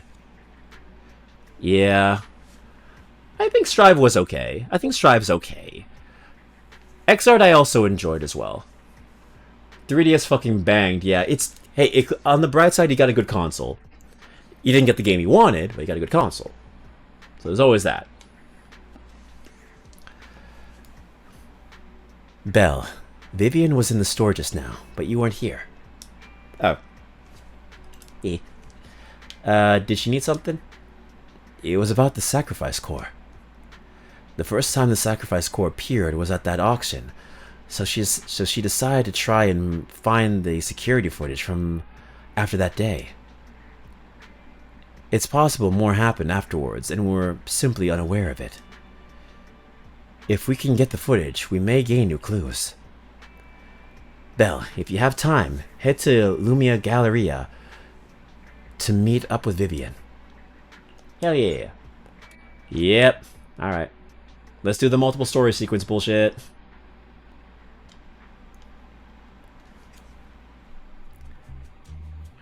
Capcom blaming us every time they decide not to finish something is brutal. Sure.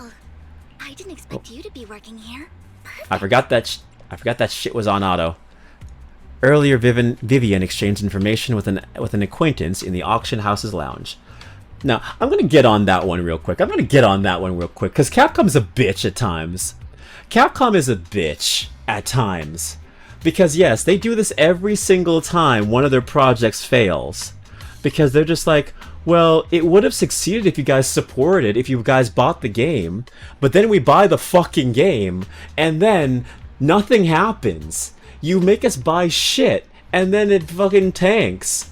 I swear to God, if Monster Hunter Wilds is tanking right now, which I think it is on PC, because that PC port is god-awful, and we don't get Monster Hunter for at least like 6 years, if they blame us, that will be the biggest fuck you.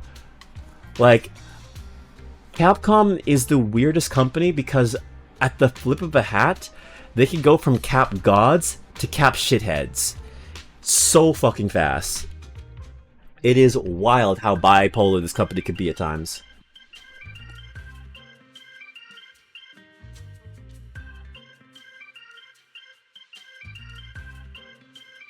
Not Capcom, but anyone. Remember Scalebound? Still mad about that one. I remember Scalebound. Wilds is horrid on PC, I know. I played the beta, and I thought that terrible frame rate and graphics quality was just the beta. And then I found out it was the full game, and I got very, very annoyed. Monhunt sells too well in Japan to cancel. You know what, you're right. You're right. We might not get PC ports for a while, but you were right on the consoles at least. Darkstalkers PS3 collection sold well. Capcom said, well, not enough. No Darkstalkers 4 for you. Oh, not enough dev room participation. No Mega Man Legends 3 for you. They always like to use us as a scapegoat for not giving their team enough money for projects. But hey, aren't you ready for Capcom X... fucking, I don't know, Power Rangers? The next crossover? I don't know. Capcom can be so weird at times.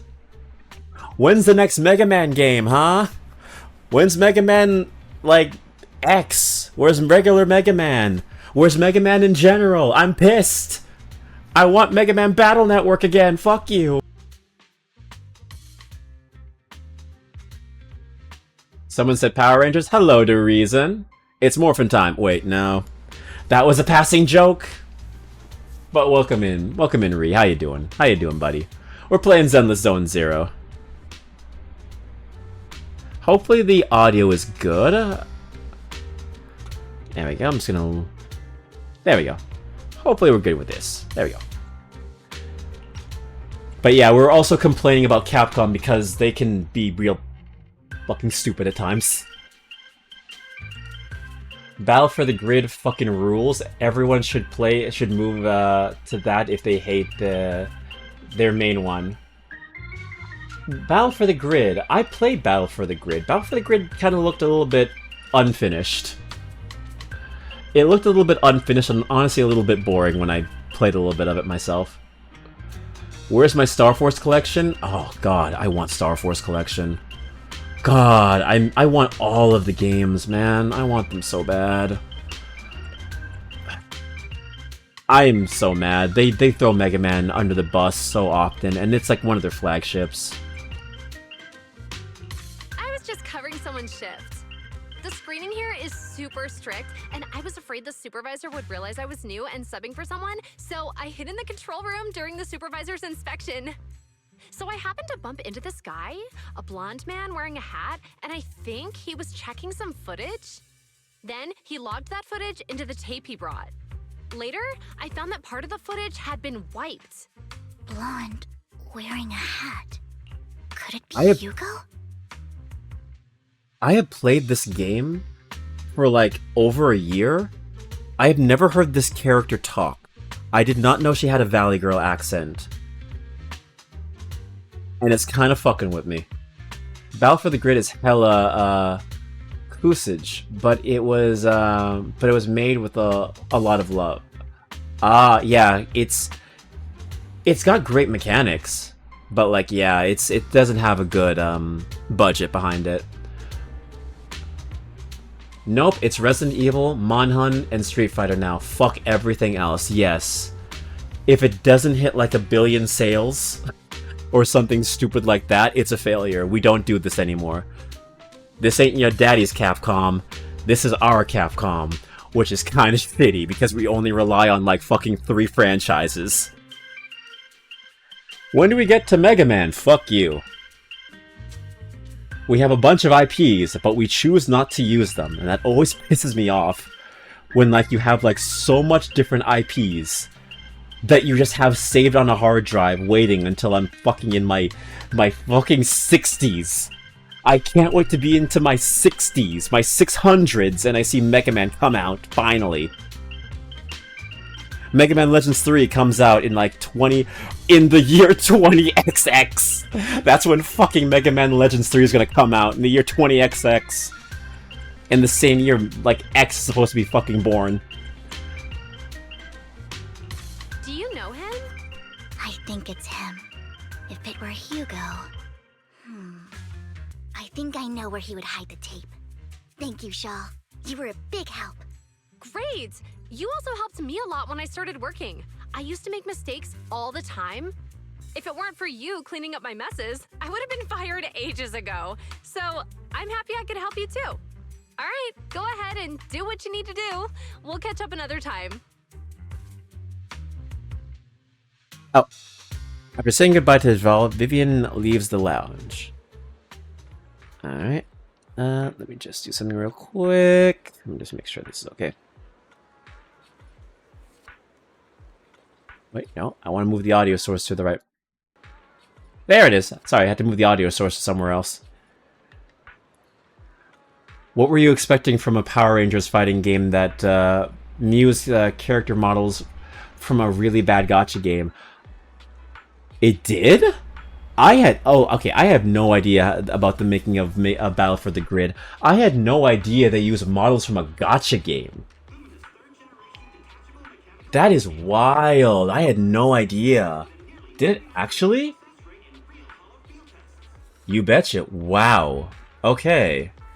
Labor of Love Passion Project. Did not know that. That is actually insane. It's only a shame that it didn't, you know, generate enough to create more, like, a sequel, but, like, yeah. That is really... I don't know if that's awesome or kind of sad that it had no budget and it had to use, like, models from the Gacha game. That is weird. Lord Phaethon, you're here. Yeah, shut up. Someone I used to work with part-time with just so happens to be covering a shift at the auction. I learned from her that Hugo once took some footage away with him. I think Hugo was planning something, so he hid the security footage. You guys like my Vivian impression? I got the cadence down, right? Yeah. But once I know when Hugo came here, I should be able to guess where he put the videotape. How? Zero budget, all heart. You know what? It's commendable, honestly. It's commendable. I'm proud of them. Again, I just wish the game generated enough money so it actually had a sequel. But maybe, you never know. That game came out, like, at least 5 years ago now? 5+ years ago? Oh, well, if it's been 5+ years, it's probably not going to get a sequel. But at least it showed that there's interest in Power Rangers video games. We are Mockingbird, after all. It shouldn't be surprising we have subtle ways of communicating information, should it? Subtle ways. Once on a mission, we couldn't use communicators, so Hugo trained a few birds to put trackers on them so we could communicate, but after that mission ended, we let them roam free.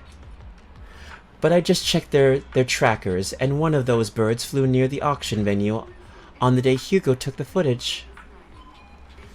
It still flies around here from time to time.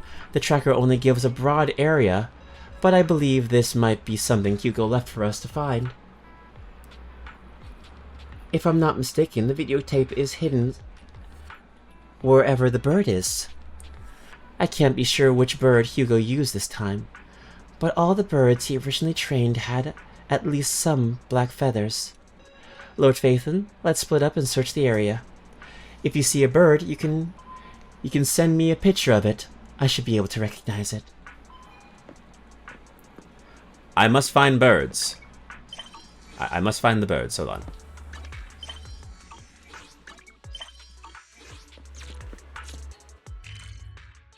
Ah, I see. Also, they fucked up the AI, so sometimes it just nails you with the heaviest combo possible, and everyone has a touch of death. Oh. That could be kind of funny, depending on the situation. Since the AI fucked up, it's always a gamble.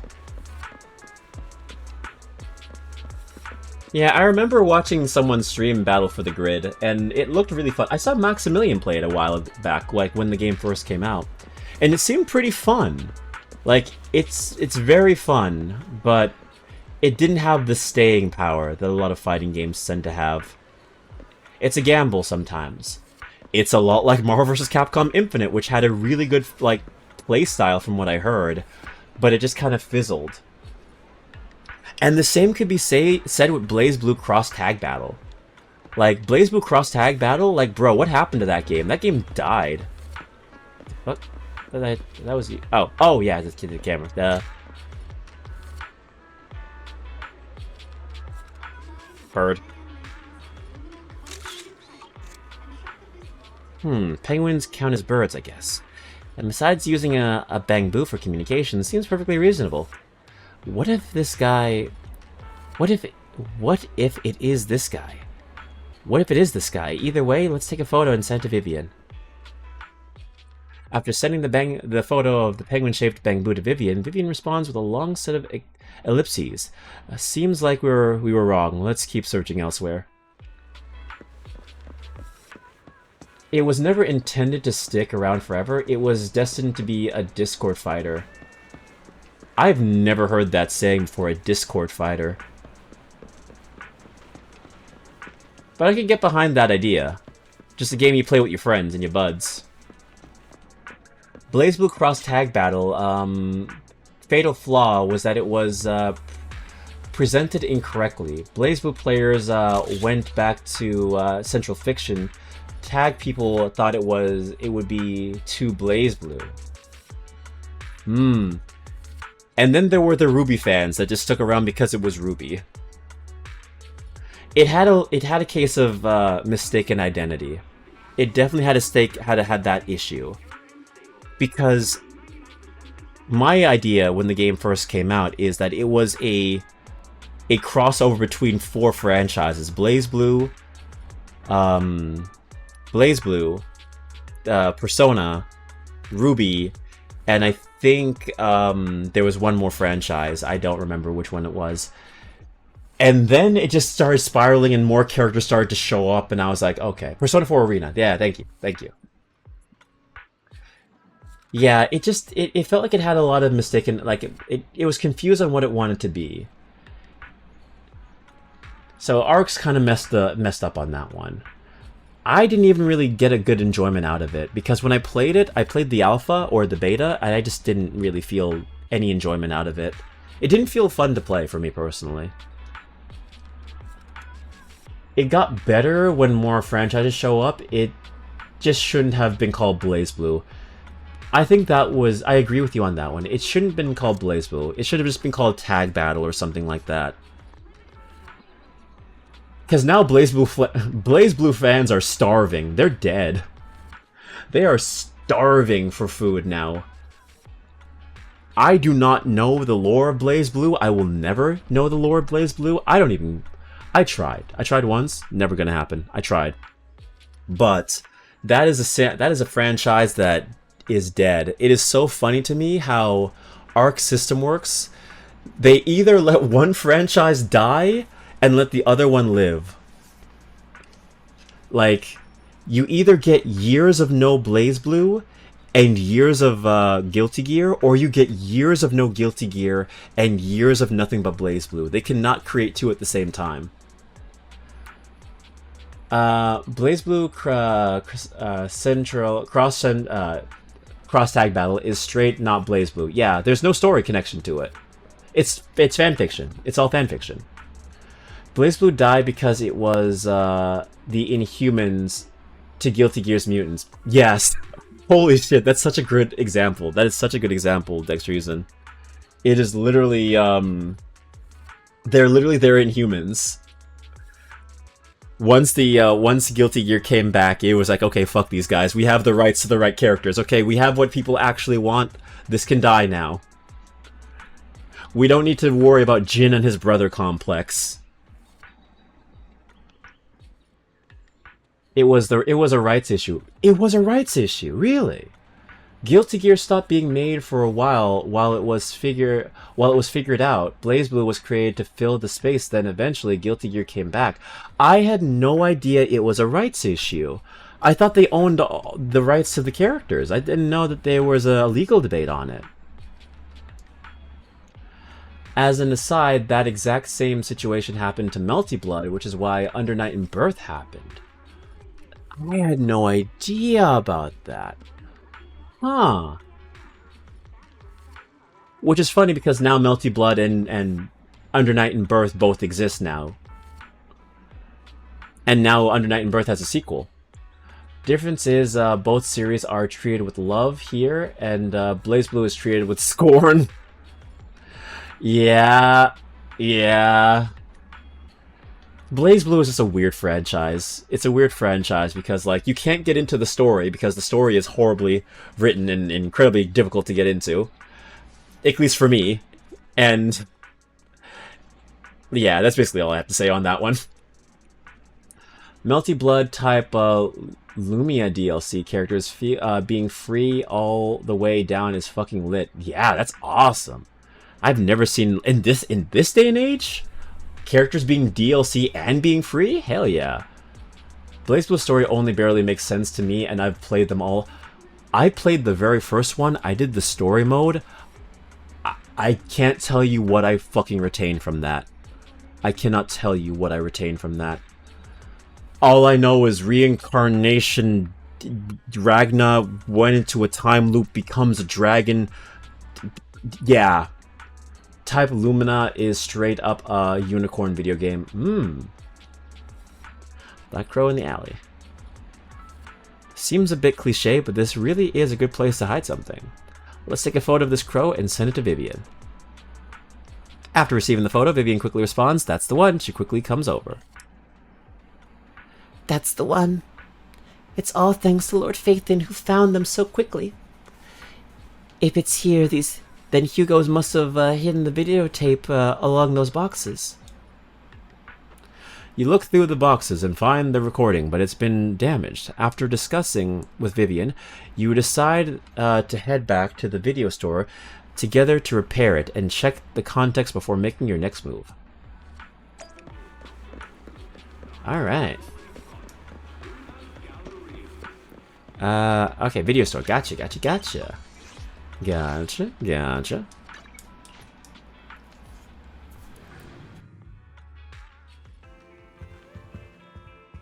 Alright.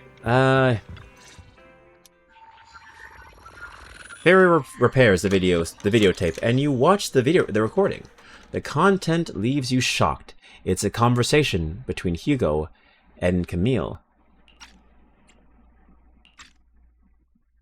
If I'm not mistaken, you and Vivian share the same goal. Silence is no good for negotiation. I just don't want Dina to reach a point of no return. Hasn't she already reached that point with what she's doing? The formula for the Landon serum was lost, but a batch survived, and Dina was able to develop a substance that can be used for mind control. She's trying to combine the two to make sacrifices that would obey human commands. If the dormant sacrifice and the remaining Landon serum are destroyed, we can put an end to this. Dina's concoction can't create sacrifices on its own. And the sacrifice core? That belongs to the creator, not her. Although I find Landon's methods despicable, I can't deny that the Exaltists and the creator are leading us in the right direction. I just don't want Dina to spend her life trapped by her father's mistakes. I mean, no offense, but I find your protectiveness rather weird. I will confirm the location of the dormant sacrifice and find the chance to relay the information to you. I do not want any of my people to be going into danger. As for the sacrifice core, I can only guarantee that it will not fall into her hands. As for how things will ultimately play out, The creator will guide me. The video abruptly comes to an end. The singular problem I've got with Multi-Blood type Lumina, out of too many Fate slash like characters in DLC. Oh, I'm sorry. I'm just gonna chime in on that one. That's never gonna stop. I'm sorry. I don't give a flying fuck about Fate. I don't give a shit about Fate. But I do understand how popular it is, and I do understand that is basically Hype Moon's bread and butter.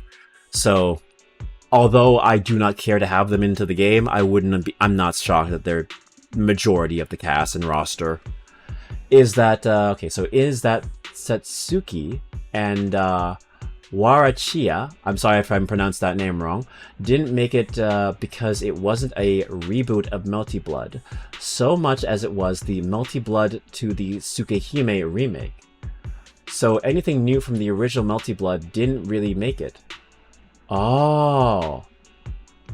Okay. So they didn't have any legacy characters. Okay. Type Moon is a very interesting franchise, and it's a franchise that I tried to get into once, and then I realized I didn't give a shit. Not to say I don't give a shit about what you're saying, but I'm just saying, like, when it comes to me trying to get into Fate and the Type Moon universe, I couldn't care. I tried so hard. I tried. I even played the visual novel, and I just couldn't do it.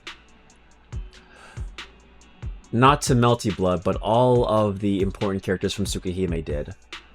Ah, okay. Well, at least the important characters from Tsukihime, I guess, got in. So at least that's something. But yeah, it being majority of, like, Fate characters, I'm not surprised at all. It's, yeah. It's their Mickey Mouse, you know? It's like having a... It's like having a Nickelodeon's video game and not having SpongeBob put into it. It's gonna be there one way or the other. The video abruptly comes to an end. Actually, that's a good question. Is Tsukihime, like, I don't give a crap about Fate. Is Tsukihime, like, a good option? Because, like, I've never tried Tsukihime. I know it's a visual novel, and your boy don't read. This bitch don't read. But, like, if I don't like Fate, would I like Tsukihime, or does liking Fate, like, tie heavily into if I'll enjoy Tsukihime? Bro. Tsukihime was fantastic. Okay. Fate and Tsukihime are not connected. Yeah, they're not connected in the Nasuverse. I know that. And I know Tsukihime has, I think... No, Tsukihime does not have movies. That's Garden of Sinners. Garden of Sinners has 3 movies. So Satsuki specifically is tragic because she was already a meme, because she was planned to have a route in the original Tsukihime and got cut, followed by being in Melty Blood. Then not getting a Tsukihime remake route, ooh, or being in Melty Blood. Oh, so that bitch, like Rem, that bitch got forgotten. Garden of Sinners is lit too. Okay. So it's something to give a chance then. I'll give it a chance. Because I tried to get into Fate, like I said before. I played the Gatcha game. I read the visual novel. The only thing I didn't do, which, you know, everyone is probably going to do a facepalm right now, I didn't watch Unlimited Blade Works. I did not watch Unlimited Blade Works. I just watched Apocrypha. That's the only thing I watched. So, yeah. I'll give the others in the Nasu verse a chance. Yeah, yes, we are gonna facepalm. I know. It's the equivalent of saying, yeah, I played every Digimon game except for Cyber Sleuth and I couldn't get into it. That's the equivalent of what I just said. I get it. I understand. It just never occurred to me. I'm just like, well, I tried everything else. Apocrypha is awful. I thought it was okay. Then again, I don't... Okay, yeah, I shouldn't have a right to speak on that one. It's basically a Battle Royale anime. It's a Battle Royale.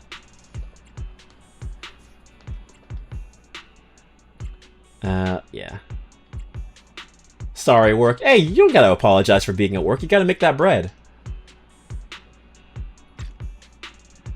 The video abruptly comes to an end. Camille was actually destroying the dormant sacrifice? Why has Hugo never mentioned this before? Now Camille's actions make sense. But why did Hugo never tell us? Hugo... He... Val, Lycon said there's something urgent he needs to discuss with us right now. I'll Lycon first. They all are, but Apocrypha is pure fan service relative to the other fates. Okay. The Unlimited Blade Works anime and Zero really color people's opinions on the Nasuverse. Either you like those, or you hate the whole thing. I feel like I'm probably going to be in the camp to hate the whole thing, but I'll give it a chance. I'll give Unlimited Blade Works a chance. And if I don't like Unlimited Blade Works, I think I'm a lost cause when it comes to Fate. I think I'm fully okay with that. I'm okay with that. But I'll at least give it a chance. But huge Natsuverse fan, and Tsukahime is my absolute favorite, bro. It looked interesting because it has vampires in it, and I've seen people stream the visual novel. Granted, that shit's fucking reading, and I don't want to fucking read. But hey, if it interests me, if it gets me hooked, I'm down for it. I'll give anything a chance once. A lot of people don't like the others. Do like Zero though. A lot of people don't like the others, but they do like Zero though. Some of them do like Zero. Okay. I've heard Zero is hit and miss depending on if you're into the Natsuverse or not. I would love to watch it with you to hear your opinions. Oh, I'm game. I'm completely game for that, Katsu. Hey, we got six episodes into Uma Musume, so hey, I'm down. I'm down after the Horse Girl saga ends. Oh shit, I said I was gonna roll for Uma Musume. We'll do that later. If I don't forget. Alright, let's patch him in. Master Proxy, I apologize for disturbing you. Oh, thank God you could talk. The Ravenlock family will host a banquet tonight. This banquet is rather special, as they're allowing members of their family to invite business partners to attend. With Hartman at the center of controversy, there are many members of the family who are eager to use this opportunity to replace him. The mayor has been spreading rumors of a young tycoon who inherited a sizable fortune and is looking to partner with a person from an old and influential family. This information has lured a young man named Burton from the Ravenlock family. So, you want me to pose as this tycoon and use Burton to infiltrate the banquet? Correct. And Hartman's study is also located within the venue. I see. Hartman's study might hold valuable information. What about me? What should I do? You can attend as her +1. +1? Lord Phaethon, please go with me! No. Master Proxy, it seems Miss Vivian requires your presence, so... Yes, just your presence will help me immensely! I want to throw you off a cliff. Shut up. Let's go together. Fine. Fuck you. Alright, then let's go together. I hate I'll her. send you the time and place for the meeting with Burton. If you Simp. encounter any danger, Negative. please evacuate immediately or contact me for backup. I hope everything goes well for you tonight. Yeah, simp negative. You get in contact with Burton. Okay. Alright. Let's see. I got Nep to watch the series and he liked Zero. Oh, so he liked Zero. Did he like Unlimited Blade Works, though? The people who don't like Zero, who do like anything else, dislike it for being a grim, dark take on the franchise. I don't have any problem with, like, darker takes of a story. Like, if anything, I appreciate it because it shows that the universe isn't all just, like, happy-go-lucky sunshine. It shows that there's some fucked up shit that happens sometimes, and that's, like, normal. That's our world, too. You know? I love it all, even Apocrypha, but not the anime. The novels made it better. I ain't gonna read the novels, but yeah, I saw Apocrypha. It was okay for me. I didn't latch on to it, but I was like, this was okay. That said, Zero introduced a ton of fan favorites. Oh, Zero Rider is a fucking beast. So Rider appeared in that. Nep is liking Unlimited Blade Works. We still need to finish it. Okay. Oh, Zero is absolutely a dark entry. Speaking of a darker story, Heaven's Feel as well. Yes, the movies. Yes. I know that all of Fate's pretty much every route has been adapted now, finally, into a movie. So yeah, we have all the routes now. We'll see what happens. I'm cautious when it comes to Fate. I've been burned many times by that franchise. But I'm willing to give it a chance. I'll give it one college try, and then I give up. To clarify, because your question makes me realize I need to answer this, each series is about a different Holy Grail. War with different masters and different servants. Oh yeah, I know that. Definitely for sure. I know the original Fate Stay Night is all just the same Holy Grail war, but I know, like, Apocrypha is its own thing. Yeah. Totally understand that. You get in contact with Burton. He said he'll come to 6th Street later to escort us to the banquet. Is there anything I need to look out for? I'm a bit nervous. Anything to look out for? Don't worry, Lord Phaethon. Just leave the socializing to me. I don't let any evildoers get close to you. Meh. But since there's still some time before we have to go, should we watch an instructional videotape on formal dinner etiquette together? I learned everything from videotapes when I first went undercover at a banquet for a mission too. Though such a method isn't sufficient to master it, it's enough to deal with this one excursion. Then let's watch. Let's do some last minute studying. Let's do some last minute studying. Yep, I'll go over the key details for you as we watch the tapes. Also, as I love to say it, just keep it in mind. I still believe this series I love is what? Just keep in mind, I still believe this series I love is a front for doujinshi. Oh, for sure. Listen. I was once told that if you read the Fate doujins, then you are a Fate fan. And if that's the case, then I guess I am, because the doujins are drawn very well. Very, very well. A front, it started as an H game. You know, that is true. That is true. Unfortunately, it did. Well, yes, but they did move away from it. I played the Fate route. I read the not safe for work scenes, the dirty bits. I wanted to have a lobotomy. To hopefully forget about what I had witnessed, because it was horrible. I have never read such badly written erotica. It was horrible. I actually wish I had seen the dragon bullcrap that was the censor for the not safe for work part. I wish I had seen that instead. The transitions of the sex scenes are so fucking goofy. It comes out of fucking nowhere. And that's the thing that pissed me off. It didn't piss me off, but it traumatized me. Because like I'm fighting like Hercules in one scene, and in the next scene it's like, we need to get her mana back so she doesn't die. How do we do that? And then they start stripping. I'm like, is this a 70s porno or some shit? What the fuck is this transition? I just sat down. I'm just like, huh? I was so thrown back. Mana transfer. I'm aware of mana transfer now. I do. Oh, I know about mana transferring. It was so bad. It was so badly written. I'll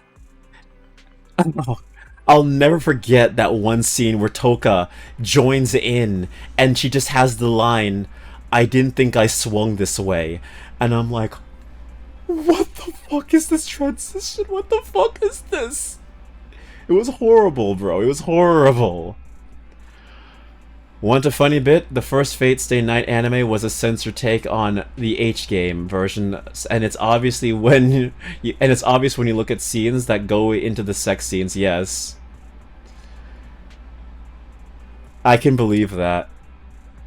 They are referenced to date, but there are better ways they do it now. They're referenced to, yeah. There are better ways.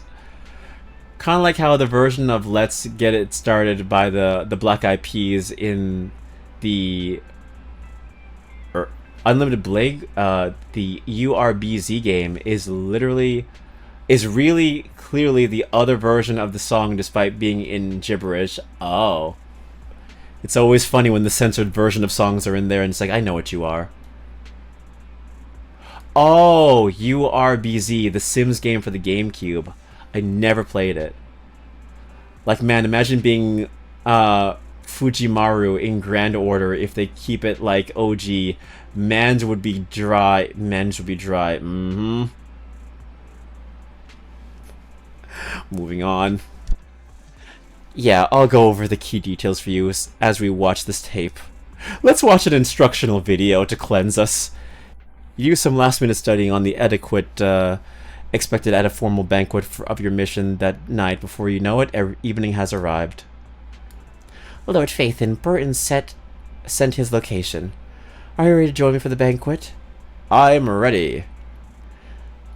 Then I'll meet up with Burton first and make sure he's not tampered with the car. Lord Phaethon, please wait 5 minutes before joining me. It'll be safer this way. Vivian heads off first. After 5 minutes, she sends a message saying all is good. Let's go meet up.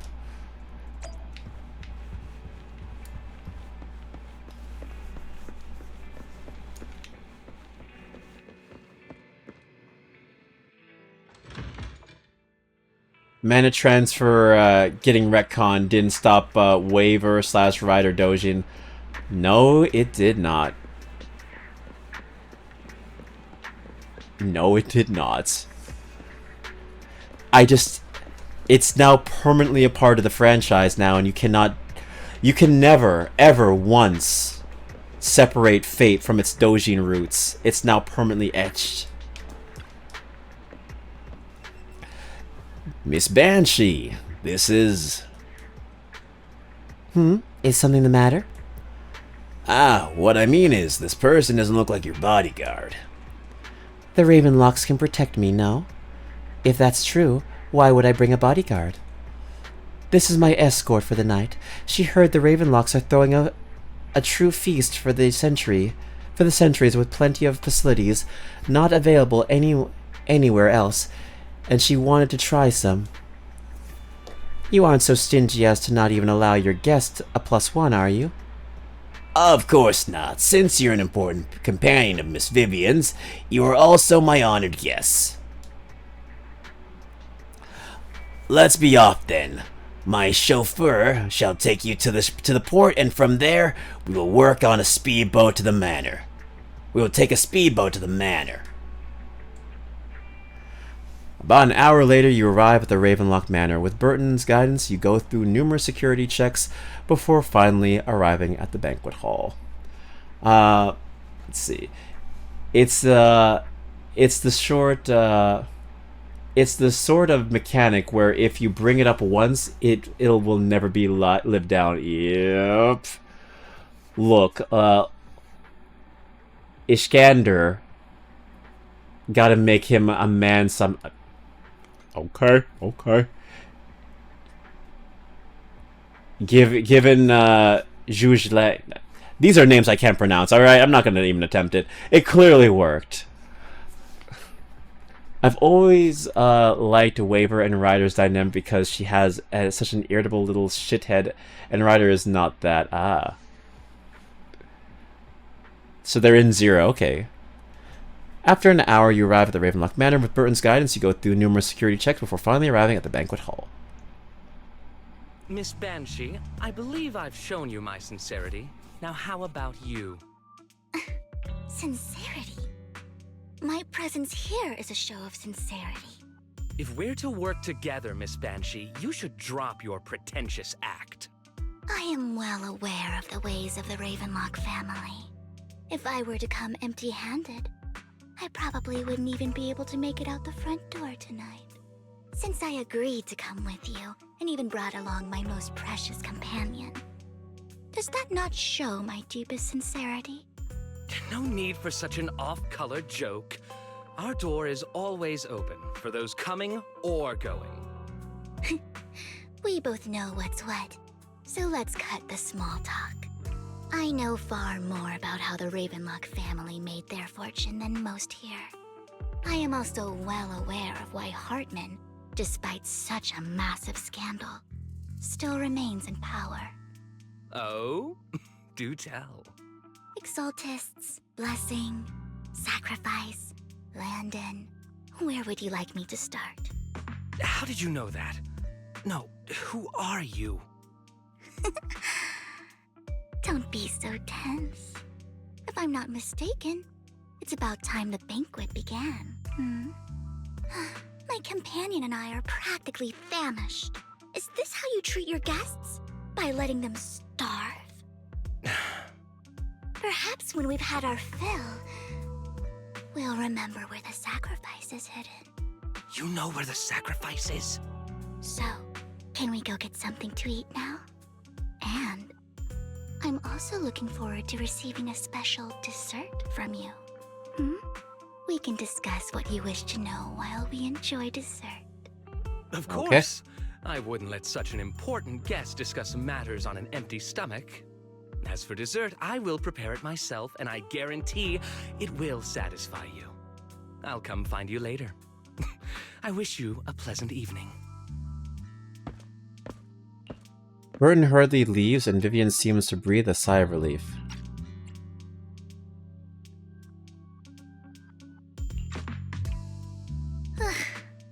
These kinds of people are exhausting to deal with. I really don't know how Hugo used to put up with it. What did you mean by dessert? You were totally like a noble lady just now. What do you mean by dessert? What did you mean by dessert just now? I couldn't really follow. Hugo taught me that bringing up dessert in such situations is a way of telling the other party they need to offer more. Fortunately, that old fox Hartman is terrified of losing power. He's definitely keeping the destruction of the sacrifice and the fact that the sacrifice core is fake hidden from the other family members. Otherwise, Burton wouldn't have been so willing to raise his offer. Lord Phaethon, let's find Hartman's study when the banquet is at its busiest. I definitely thought she called him an old fuck for a minute. That would be amazing. You know they probably wanted to say that if the game wasn't rated E for everyone. Alright, stick to the plan. Alright, I've already taken note of the surrounding terrain. Once more people arrive, we'll enter the garden through the door in the corner of the banquet hall. Wherever you go, I'll follow, Lord Phaethon. Cody, I don't know if you know who this is, but Jen Urobuchi wrote Fate/Zero, so you know it's gonna be fucked up. I am not familiar with the name. I can check up his work though. There is zero way this is rated E. Rated T for teen. If Gacha games don't have ratings, which is surprising now that I think about it. But with how much Gooner material is in this, like, yeah, it's at least rated, like, 18, at least.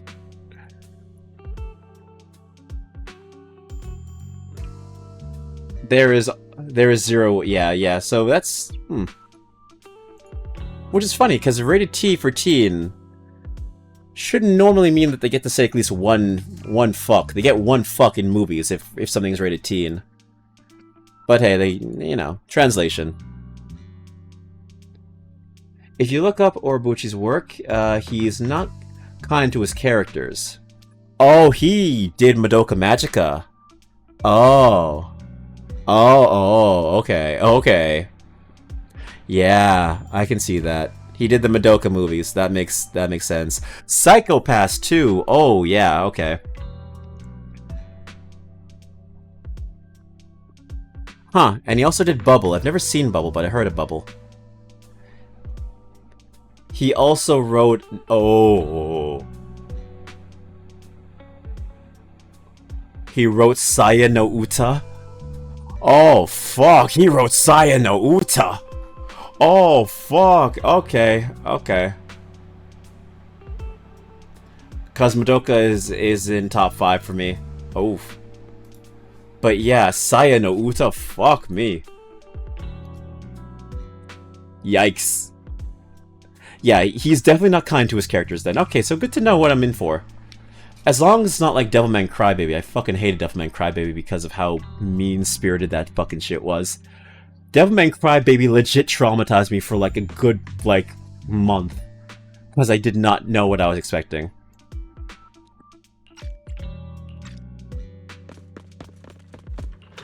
In accordance with the plan, you head deep into the manor. After sneaking out of the banquet hall with Vivian, it doesn't take you long to reach Hartman's study, and with a gentle push, the door actually opened.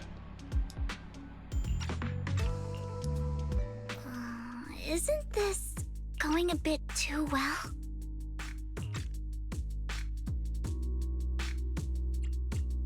Maybe we're just lucky. Let's contact Lycon. Security around the manor is really strict, but inside might be more lax. But just in case, let's tell Lycon. Right. Having some backup would be safer. Our top priority is to investigate Hartman's office. Let's check Hartman's recent correspondences for clues. I still have concerns about the sacrifice core. Right. Though the core he gave Dina was fake, Hartman might have left a trick up his sleeve and hid the real one. Let's split up. Then let's split up.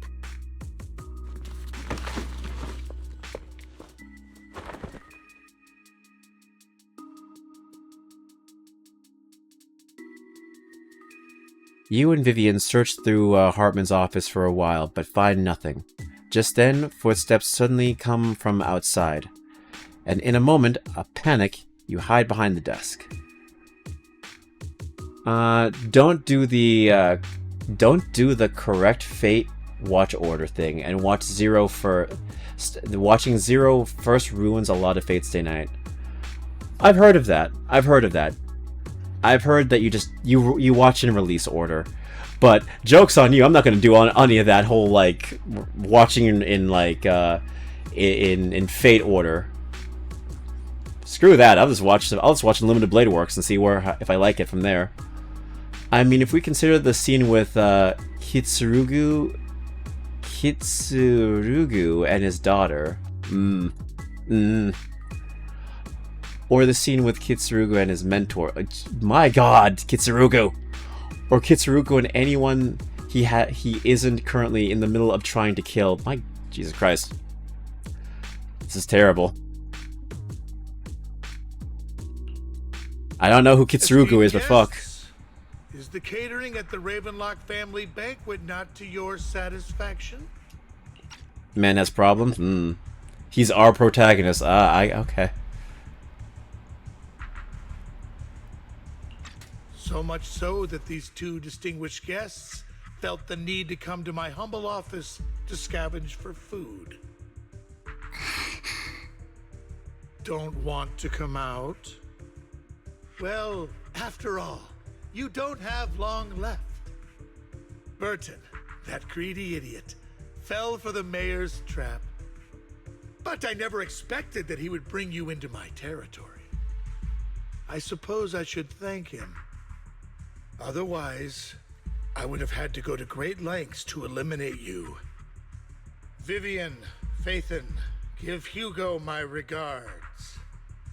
Tell him I shall be taking the wealth and power of the Ravenlock family for myself. Hartman raises his gun, aiming at the desk. Yet there is no gunshot. With a click of metal, a familiar voice comes. The bullet? How? This bitch alive! Dear uncle, why must we be so distant with one another? You can just tell me what you want to say directly. Hugo! Impossible! You're... Uncle, you must know a Ravenlock will never stop until they get what they want. Did you really think I would be defeated so soon, when I have yet to trample you into the dirt? You filthy bastard! You only know how to resort to these petty tricks! Petty tricks?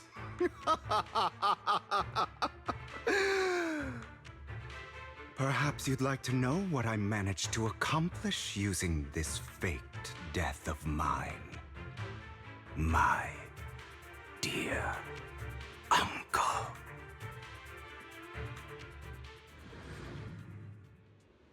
Shortly before... Yeah, he's your protagonist, he ain't my protagonist. That's another thing about Zero. Kitsurugu is specifically supposed to contrast the idealism of Shiro from Fate's Day Night. So one's optimistic, one's a fucking shithead. Understood. This looks like the Terminator meme. Oh, yeah, it does. The Terminator meme where the fucking little anime girl is hiding behind the desk crying. Yeah, I can see that. I don't know this game that well, but I'm sure this guy is popular. He's okay. He's pretty popular.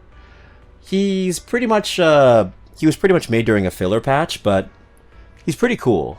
He's nowhere near as popular as the other characters, but he's got some staying power.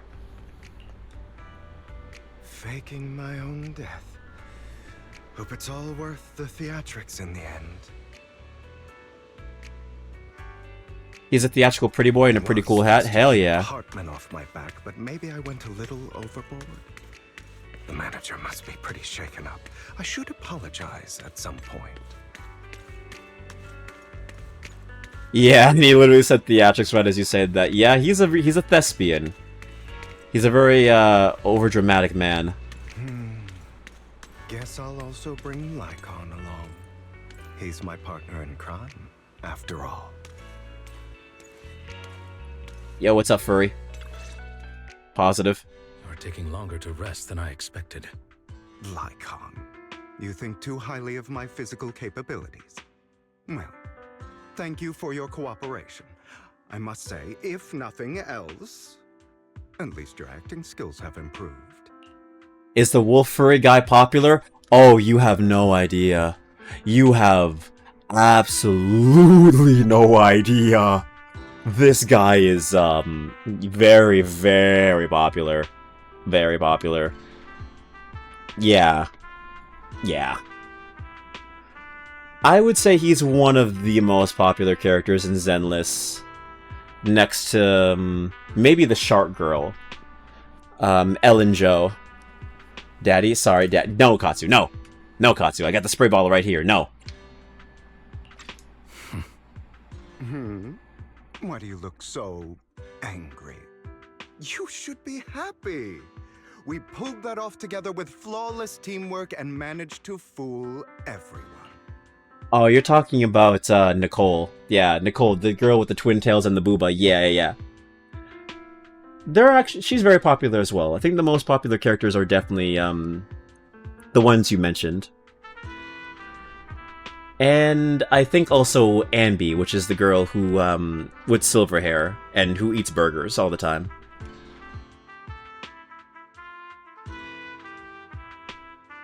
And that guy that looks like Star-Lord, Billy. Yeah, Billy.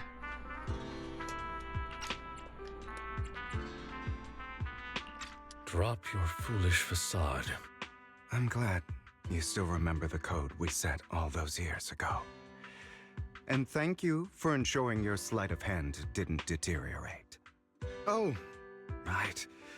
I should also thank the blood bag hidden in my clothes and our other props. Do you remember when we last used this trick? It was probably ages ago.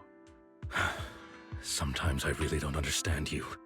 Have you never thought about what the consequences would be if I didn't understand your code? If I decided against helping you? Or if I just couldn't control my strength properly? You'd understand it. Of course, if things really did go awry, I had alternative plans. You wouldn't be so arrogant as to think I'd bet everything on you, would you? You're insane. Aw, I'm flattered. So what exactly is the purpose behind all this? Surely after going to such great lengths to erase your own existence, you don't just plan to hide here and reminisce about the past with me. Don't try to brush this off. I've already helped you enact your plan. Tell me the truth. Don't get your tail in a twist. I have more plans that require your assistance, so naturally I would not hide anything from you. Simply put, as things stand, whether as Hugo Vlad or as Mockingbird, I am doomed to die. I played very, very small amount of this. Billy was neat. He's a cool character. He's not a fun unit to play as. There are much better units than him, but hopefully we do get an S-rank version of him soon. Oh, hello, Izzy! Thank you for the 200 bits. Welcome in, and also goodbye. You come in like a bandit in the night, you drop money, and then you're gone like the Tooth Fairy. Nice to see you. I liked his gameplay. I mean, he's fun, but it's not as good as the others. As the other characters you can play as. So hopefully, he is getting an S rank. It's been teased. It's been at least teased. I didn't like Nicole's gameplay. Funny enough, Nicole is the best unit in the game. She's one of the best units you can get. And she's free. But yes, Wizzy, thank you so much for stopping by. Hope you have a great day, and yeah, hope you have a wonderful day tomorrow as well. The version you basically start with? Yeah. The Twin Tail girl, Nicole, is like the best unit in the game because of how versatile she is. She is she's very, like, well built. Can't wait for S-Rank Billy. Yeah, I don't know when he's coming, but he's been teased. So most likely it's going to come eventually. Maybe next year. Seems you've made quite a few enemies. As a member of the Ravenlock family, I negotiated with Edmund and managed to obtain resources from Tops for my future plans. I also confirmed what attitude they held toward your master, the Mayflower family. Meanwhile, I used my identity in Mockingbird to strike a deal with Hartman and gather information on their collaboration with the remnants of the Exaltists. That's where I got my intel on what Bringer left. Oh, by the way, the crime declaration letter that your dear mayor received, that was also sent by yours truly. He's probably figured that out by now, right? Though I'm not sure if he told you. The mayor learned about the sacrifice attacks through his own means, but lacked an opportunity to take action. That warning letter was precisely what he needed. You aren't hopeless yet. How delightful. In short, I'm more well-informed than your lot because I get around, dealing with all these different important figures. But of course, it comes at a cost, it's only fair. After all, you can't hide the smoke from a wildfire. Rather than trying to carefully tame it and risk setting yourself alight, it's better to let it burn free. When I helped you put on your little act, killing you in front of everyone, you left the sacrifice core to Hartman. That was intentional too, then? Oh, yes. And it worked like a charm, didn't it? Now no one cares for me anymore, and all eyes are on Hartman. A perfect situation for keeping the Ravenlock family in check while dealing a cutting blow to the Exaltists behind them. Another crucial point is Vivian and Phaethon. I must sever any ties they have with me or Mockingbird. Let's see. I feel like I see new characters from this game pretty frequently, and then no one talks about them again for a while. Coming from Granblue, I don't know if that's an improvement or not from Sundolphin being the guy forever. Zenless, I think Zenless... Well, here's the thing. Right now it's 2.0. So now we're going to be having characters that have more staying power. A lot of the characters that we were seeing previously, like Trigger, like S-Rank Ambi, like Hugo and Vivian, they were released during filler patches. So they don't really have as much staying power in the community because they were built to be there for one patch and then never really brought up again. So maybe going forward we'll see some, but I'm not entirely sure, that have more staying power. So far, a lot of these characters kind of feel like flavor of the month, where like they look cool for the moment, but then you just forget about them the minute the next patch comes out. I don't really like a lot of the new characters that they're releasing for 2.0, so I'm skipping a lot of them in favor of reruns. That's just me, though. I want to see what Billy can do when he stops being goofy, or maybe he is like Gear 5 Luffy and gets goofier. I'd like to know, too, what his design would look like. Like, would they make him look human? I know he's an android, but will they make him look like a humanoid? I'm interested to see that. Like an Astro Boy kind of a design. I like when characters have the orange Cassidy factor. What is the orange Cassidy factor? I am in fact a wrestling fan, yeah. I was worried no one was going to know that. Cody, we found another thing Katsu and I have in common for some reason. Boy, you both are just like brain melding. It's amazing. But Cody, Jafufu, I didn't want Jafufu. Jafufu is just lighter, discount lighter. Jafufu was lighter at home. I didn't like her. I didn't want her. So I willingly skipped my guarantee and got Miyabi instead. It was better for my account. But the tiger, I didn't care for the tiger. I didn't give a shit. I rolled a single on her, and then I said, no, I'm not risking my guarantee. And I had no units that benefited from Jafufu, so I said, you know what, this isn't worth my time. Okay, this is gonna take an explanation. Look up Cassidy. Look up Orange Cassidy real fast. I will look up real fast. Will TLDR this shit in real time.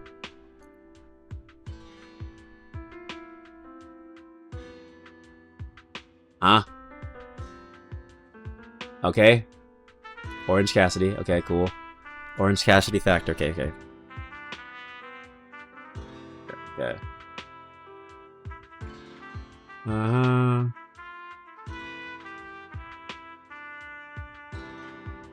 Okay. So he's a wrestler. I mean, he kind of looks like him.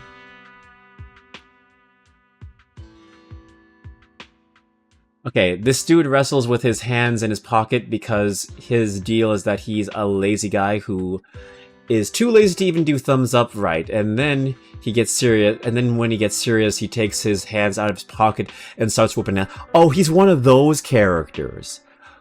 He's one of those characters who, once he gets serious, then he does something super simplistic, and then he whips your ass. The irony being that wrestling like... The irony being that wrestling like a lazy ass is actually a lot harder. I would ruin my account for Jufufu because she fits my aesthetic. He is also super fucking goofy. Okay, he sounds goofy. He sounds fucking goofy. Yeah, Jufufu was your aesthetic. I said nah. You do nothing for me, Tiger Woman. No.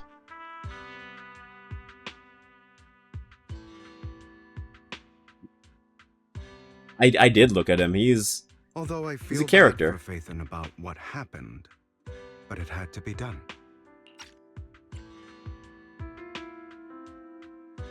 He's here in a Canadian tuxedo and a t-shirt with his own face on it. What? With his own... That is very goofy. That's the only way they would be safe, allowing the plan to continue. I noticed that you never turned your blade toward Master Proxy. So, those words you said back then were also... I will bloody my hands. I will carry the weight of my sins. I will become the Abyss. Obviously, it was all an act. My acting has always been impeccable, as you know. Hugo, you're taking such a tremendous risk. Why? Would you believe me if I said it's for justice? But unfortunately, it's not. I want revenge on the Ravenlock family. And I will make sure that despicable excuse for a human being, Hartman, suffers a slow, torturous end. Of course. I also promised Vivian that I would help her investigate the whole thing with the Exaltists. That's all. You don't look too good. Is it your wounds? No. This is the first problem I plan to resolve.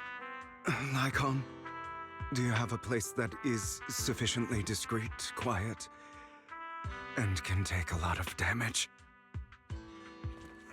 Lycon leads Hugo to a small warehouse in Port Elpsis. Hugo looks quite pleased with the place. After scanning the area for a moment, he sits down on a chair, pulls out some rope, and ties himself up. So he's consistently part of stables where it's either all the goofy assholes or everyone is extremely serious but him. He has also pinned someone with his hands in his pocket while sitting on them and looking smug as fuck. This is 100% true, and there's also an achievement in the AEW game for pinning someone as Orange Cassidy by doing this. This sounds so fucking dumb. in this... Positive, by the way. Positive. This sounds so fucking dumb. Positive. This guy sounds like a riot. I love it. Also, Katsu, if you were wondering, look, see? Asgore is still here. Asgore never left.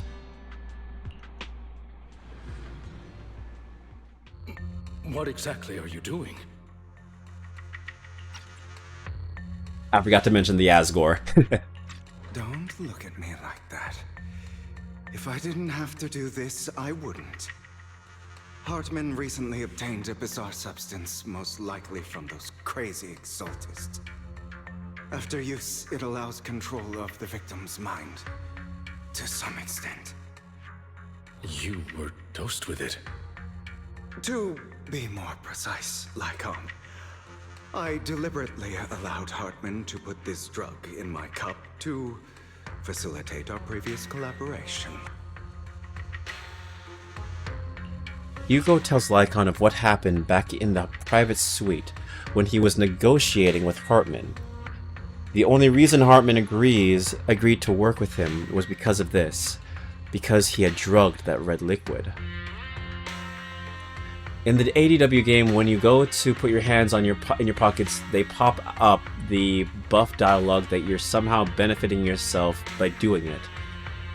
His other spot that he does is these shitty little spin kicks with his hands in his pocket. His opponents don't even sell it.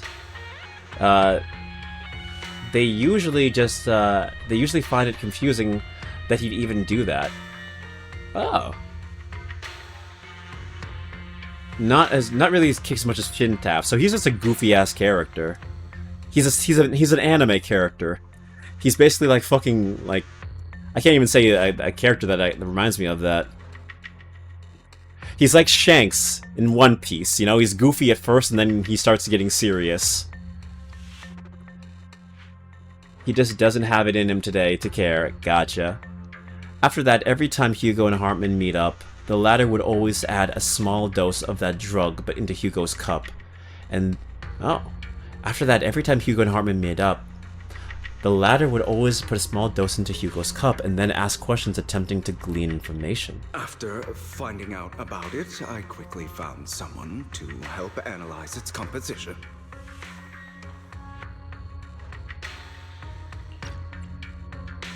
The good news is he gave me a very low dosage. Perhaps because he was afraid I might notice. There's a different medication that can delay its onset, preventing me from actually being under his control. I simply need to put on a show in front of my dear uncle. The bad news is that currently there is no antidote. When I delay those effects, however, they will accumulate and erupt when my body reaches its limit.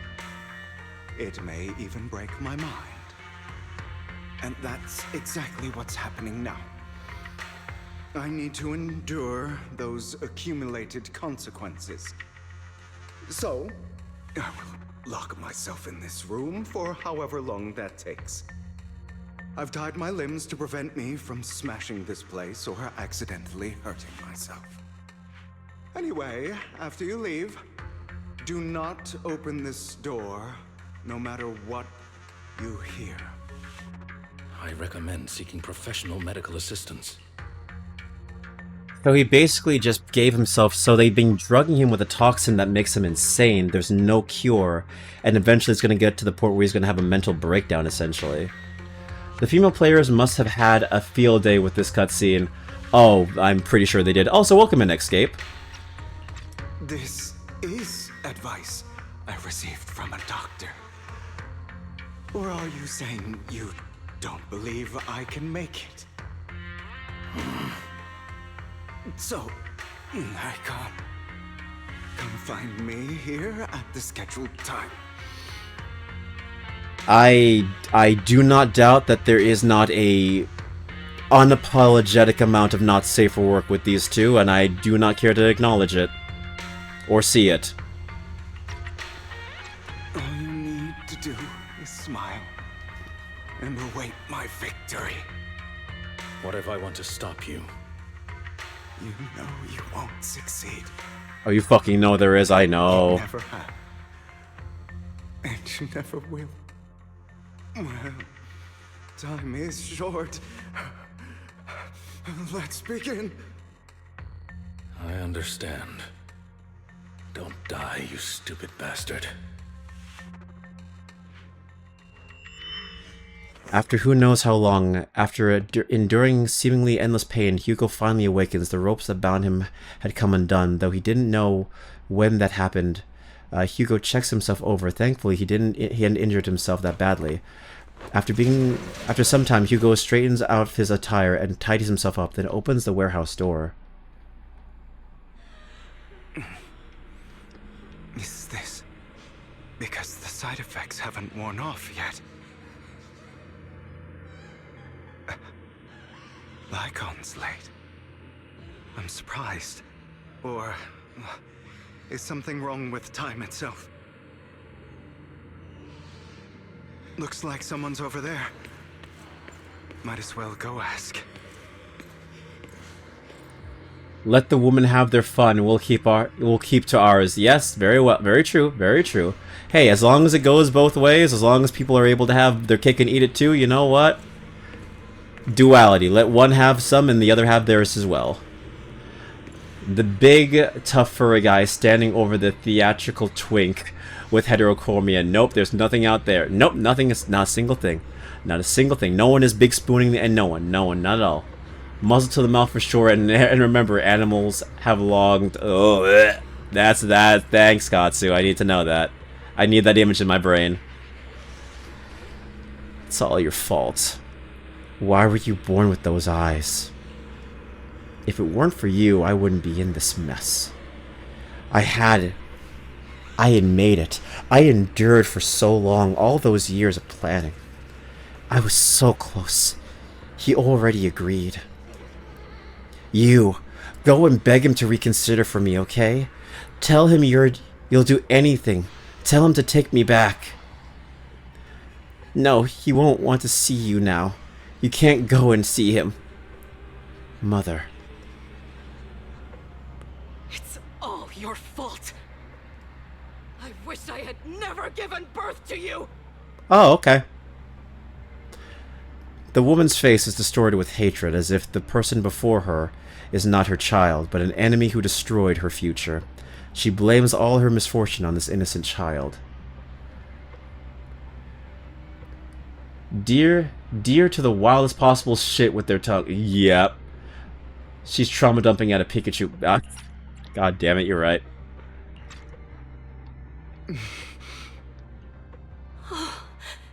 Everything will get better if you just die, right? If you die, he'll come back. We'll have another, more perfect child. One who will inherit the Ravenlock family bloodline. Then I'll be able to escape this pain. So, Hugo, for the sake of Mommy's happiness, just die, okay? Oh, okay. She raises her hand to reveal a pair of scissors, the tip gleaming with chilling light. She thrusts the sharp point toward Hugo's paler eye.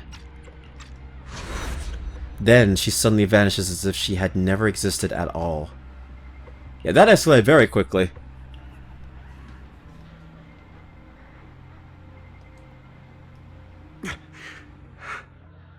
So, I wasn't awake yet after all. That's because you don't want to wake up again. Who are you? I am you. Hidden deep within your heart. I am thou. I am thou, and thou art I. Thou hast awakened to a new form. We went from super happy fun time to Hugo getting drugged, and now we're here. Yep. Boy, don't you just love hard transitions? You want to kill her, don't you? Your so-called mother. Every time she beat you without reason, when she tried to gouge out your eyes, when she sold you into that hell, laughing all the while. You wanted to be the one to end her life. Well, this is getting heavy. Why not admit your hatred? As you are, you can hunt her down and make her pay for the living hell of a childhood she made you suffer. Yes, I hate her. I hate her because she was foolish and shallow, greedy and stupid. I hate her because she doesn't deserve to be a mother. She did everything she could to try and get into the Ravenlock family, believing she could live a life of luxury without having to do anything and never realizing she was a pawn, discarded from the very beginning. So she chose to blame me. Blame me for my heterochromia. Blame me for my very existence. But I won't kill her, because I know it won't change anything. She was incapable of loving me, just as she is incapable of loving herself. Have you been brainwashed by that dog? Keeping up the act of being some magnanimous and forgiving fool? Yeah, oh, the heterochromia is actually a sore spot? Yeah. So basically with this character, if I remember correctly, if he had, him having heterochromia is kind of like a bad omen. It kind of means, that the character is cursed or something along those lines. Like, it's a sign of bad fortune. It's, yeah. So it's seen as like a curse among the family that he has those kinds of eyes. You are literally a bad luck charm. This would be a lot more fucked up if it weren't a dapper Pikachu trying to brainwash him. It's like Detective Pikachu trying to talk to him. Now, settle down, Kurama. Hey, he's trying his best. But that Bang Boo's mask always makes me think of Tsukayama's mask from Tokyo Ghoul. I don't know why. It doesn't even look similar. It just reminds me of the Phantom of the Opera. Death would be the easy way out for his mom. True. The stinger of Rise Against his the singer of Rise Against has heterochromia. Oh. It's such a cool condition, but I believe heterochromia also gives you like a high percentage chance of being deaf in one ear. So them being a musician is actually kind of funny when you think about it. Like, majority of people who have heterochromia also are diagnosed with deafness in one ear. It's because of the curve of the part, it's because of the curve in the part and it covering half the face. Gotcha. Don't compare us. I've simply come to understand love or hate. I make my own choices, and they have nothing to do with anyone else. She sold you to the Ravenlock family for a huge sum of money. She used that money to start a new life without you. While she was indulging herself, you were going through hell in the Ravenlock Manor. Does it not torment you? Do you not feel the hatred? Do you not want to demand answers? I think he'd probably have said so if he had hearing problems. Okay, so he does. I mean, it's not a guarantee for everyone, but I've heard a lot of people who have heterochromia also have that condition. Also, Rise Against was a punk band, so I imagine his hearing is probably shot for other reasons. Very true. Very true. Kill her.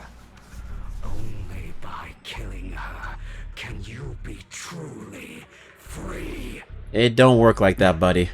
It don't work like that. For a long time, I thought the same way. But now, well, I want to make a different choice. Stop lying to yourself. You never had a choice. This weak-minded thinking will only lead you to failure. Like before, you'll be nothing but a worm, trampled into the dirt by those so-called elites. Would you still love me if I was a worm, though? Sorry. Do you still not get it? This is how the world is, and always has been. Hesitate and you'll be the victim. If you don't grab your knife first, you'll end up being on the other end of the blade. If you want to change anything, you must first become the one who makes the rules. Would you still love me if I was a bang boo? Always. Honestly, I have said his inner demon has the... Honestly, I have said his inner demon has the right of it and stand by it. Katsu, why are you an agent of chaos? Why are you an agent of chaos? How come every villain and homicidal maniac you sympathize with? I'm concerned. I'm genuinely concerned. Why are you not? Heterochromia in real life is so unfortunate because it's not even all that pronounced. It's almost entirely downside. Ah. So there's a lot more negative effects to having heterochromia than positive, I guess. Adachi did nothing wrong. /J. You know what? I was about to jump your ass if it wasn't for that /J. That /J saved you like Spider-Man fucking holding the damn train in place. If it wasn't for that /J.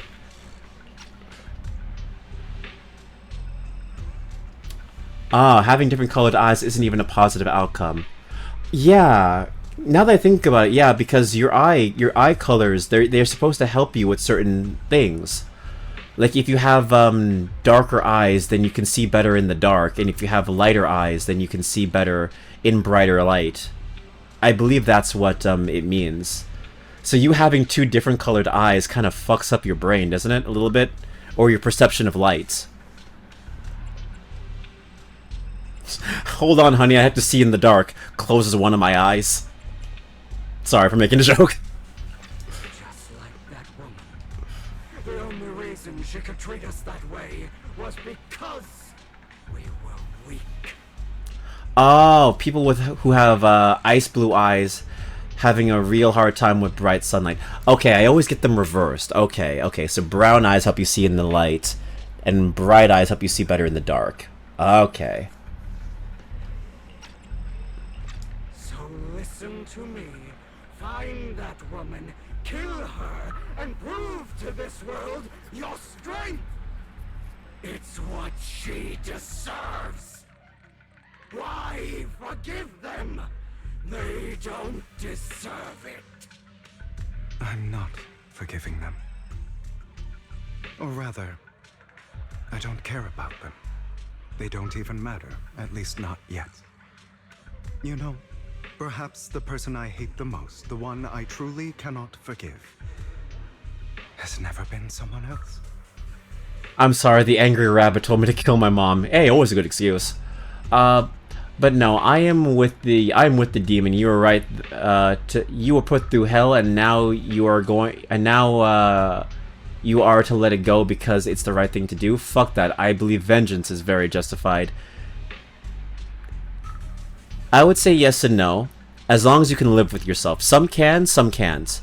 If you can live with it, then go for it. But if you can't, then yeah, know what kind of person you are, if revenge is worth it or not.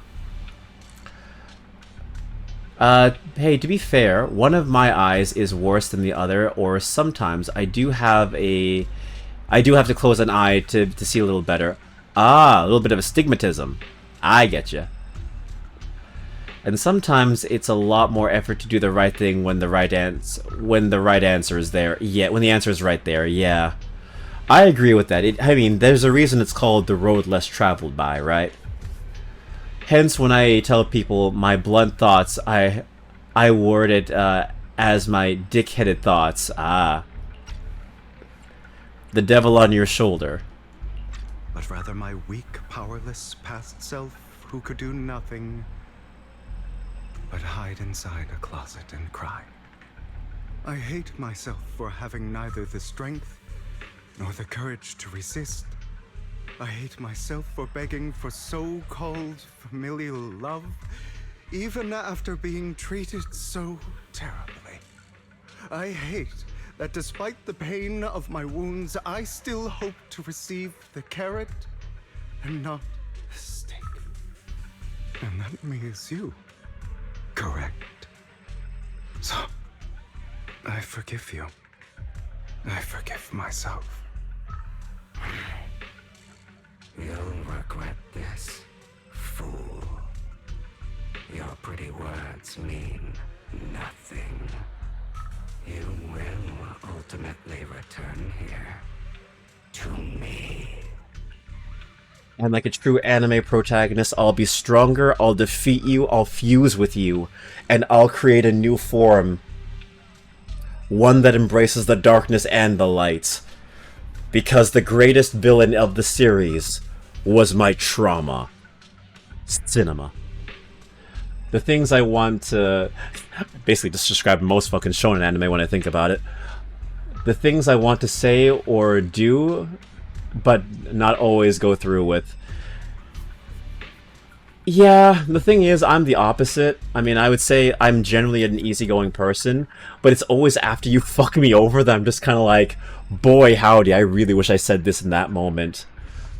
It's never an instant jerk reaction to clap back. I'm kind of just like, okay, I'm gonna listen to you now, but just know you kind of fucked up with me later on, you know? If that makes sense. After an intense bout of dizziness, Hugo wakes up in the dark warehouse. The ropes that bound him had come undone at some point. Hugo takes a deep breath of the damp air and stands up. Oh no, if you fuck me over, it's a warpath. Ah. Hugo straightens out his attire and tidies himself up. Then he opens the warehouse. I see. I'm here again. This is still an illusion. I wonder who's going to show up this time.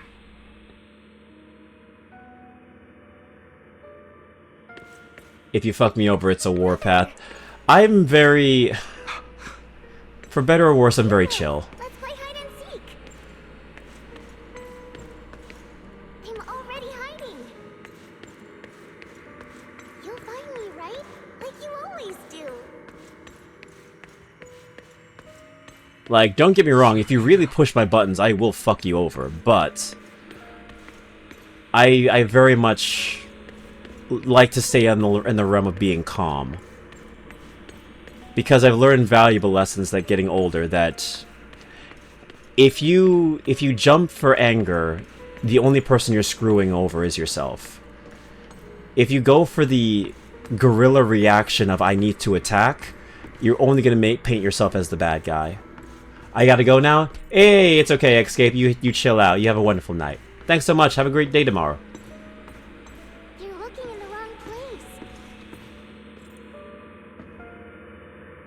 I found an even better hiding spot this time. Harder to find than any place you showed me.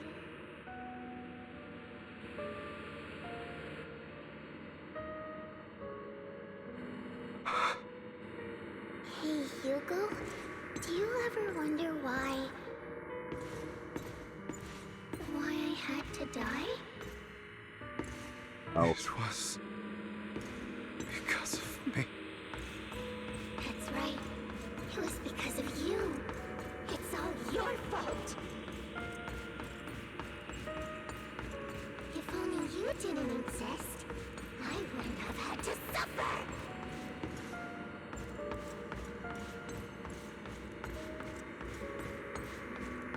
Literally got mad for a friend the other day because of what they dealt with, and I want to go off on someone for them. I mean, it's admirable that you care that much about them, but you got to make sure that you don't end up getting like for lack of better words, arrested for fighting someone else's battles, you know? So since I couldn't cause it, because it wasn't my problem, I gave them the options I would have done myself, such as give them my own medicine back. Give them their own medicine back. Ah. Well, that's well, at least you knew better. You knew better. You still haven't found me after all this time. You gave them options. Have you forgotten about me?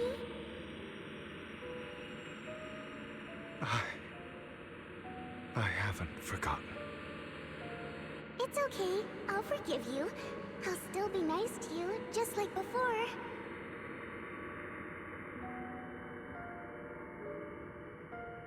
I was the only one who was ever nice to you, wasn't I? Yes. Then tell me, why do good people always suffer? Because there are more bad people in the world. Why is kindness always punished instead? Because people don't know how to treat anything good.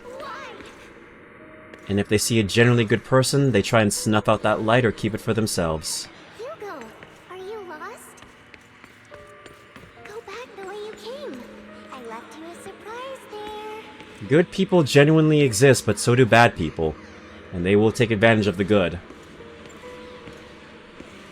If someone wants to play pissy, petty games, let them. Then, when they question you on it, you hit them with it. You hit them with it all.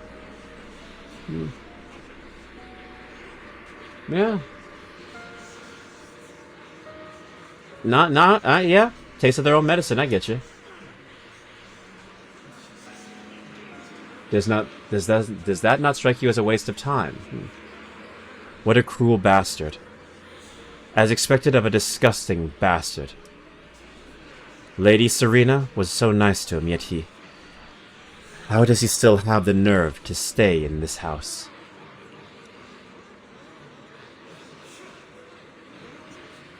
They couldn't have let him... They shouldn't have let him in from the start. Filthy, lowly blood. So does that not strike you as a waste of time? I mean... Yeah. Oh, Jesus Christ, it's getting loud as fuck. So yeah, if someone wants to play petty games, let them. Then when they question you on it, you hit them with it all. I don't like playing games with people. I generally just don't like going on their level of shittiness. Do your thing. I don't care. You know, that's just my motto. Like, I don't care. I will say my piece, and then I'm done with you, you know? That's just my thing. I hate games of all kinds. I think it's a waste of time. Like Dextreeson said, it's a waste of time to play games with people. You know? My life is my life. I don't have any time to deal with your bullshit. You're going to be toxic, and you're not going to get better. If you genuinely want to become a better person, you would have made that choice. But you didn't.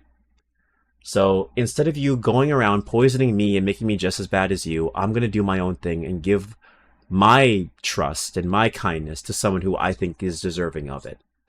And you'll keep poisoning other people. And if that person betrays me, then fine. Move on to the next. There's like 7 billion people in this world. I genuinely do not think every single one of them is a piece of shit. And if you genuinely think that that we're all just shitty people who haven't had a chance to be shitty yet, I think that's projection. I think the world's hurt you a little bit too much. There's genuinely good people out there. I've met a few. It may be a rare few, but they do exist. I don't know why I'm getting so philosophical, but you know. I don't really have time for people who want to make my friends and I miserable, so they get ignored when they realize they're piss babies and go away. Yeah, they figure that out. Hey, I feel that. Yeah, for sure.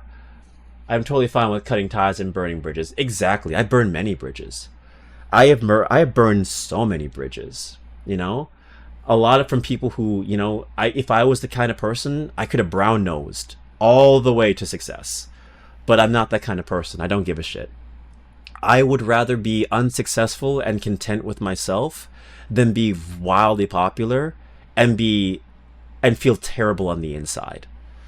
You know, I will not destroy my morals to fit in. That's my personality, you know? Curses and insults encircle Hugo, piercing his skin like frozen knives. The mockery and rage form a wave that crashes through him, threatening to drown him. Then, as the cacophony reaches its peak, it goes silent. The air seems to congeal in the silence, deep and oppressive.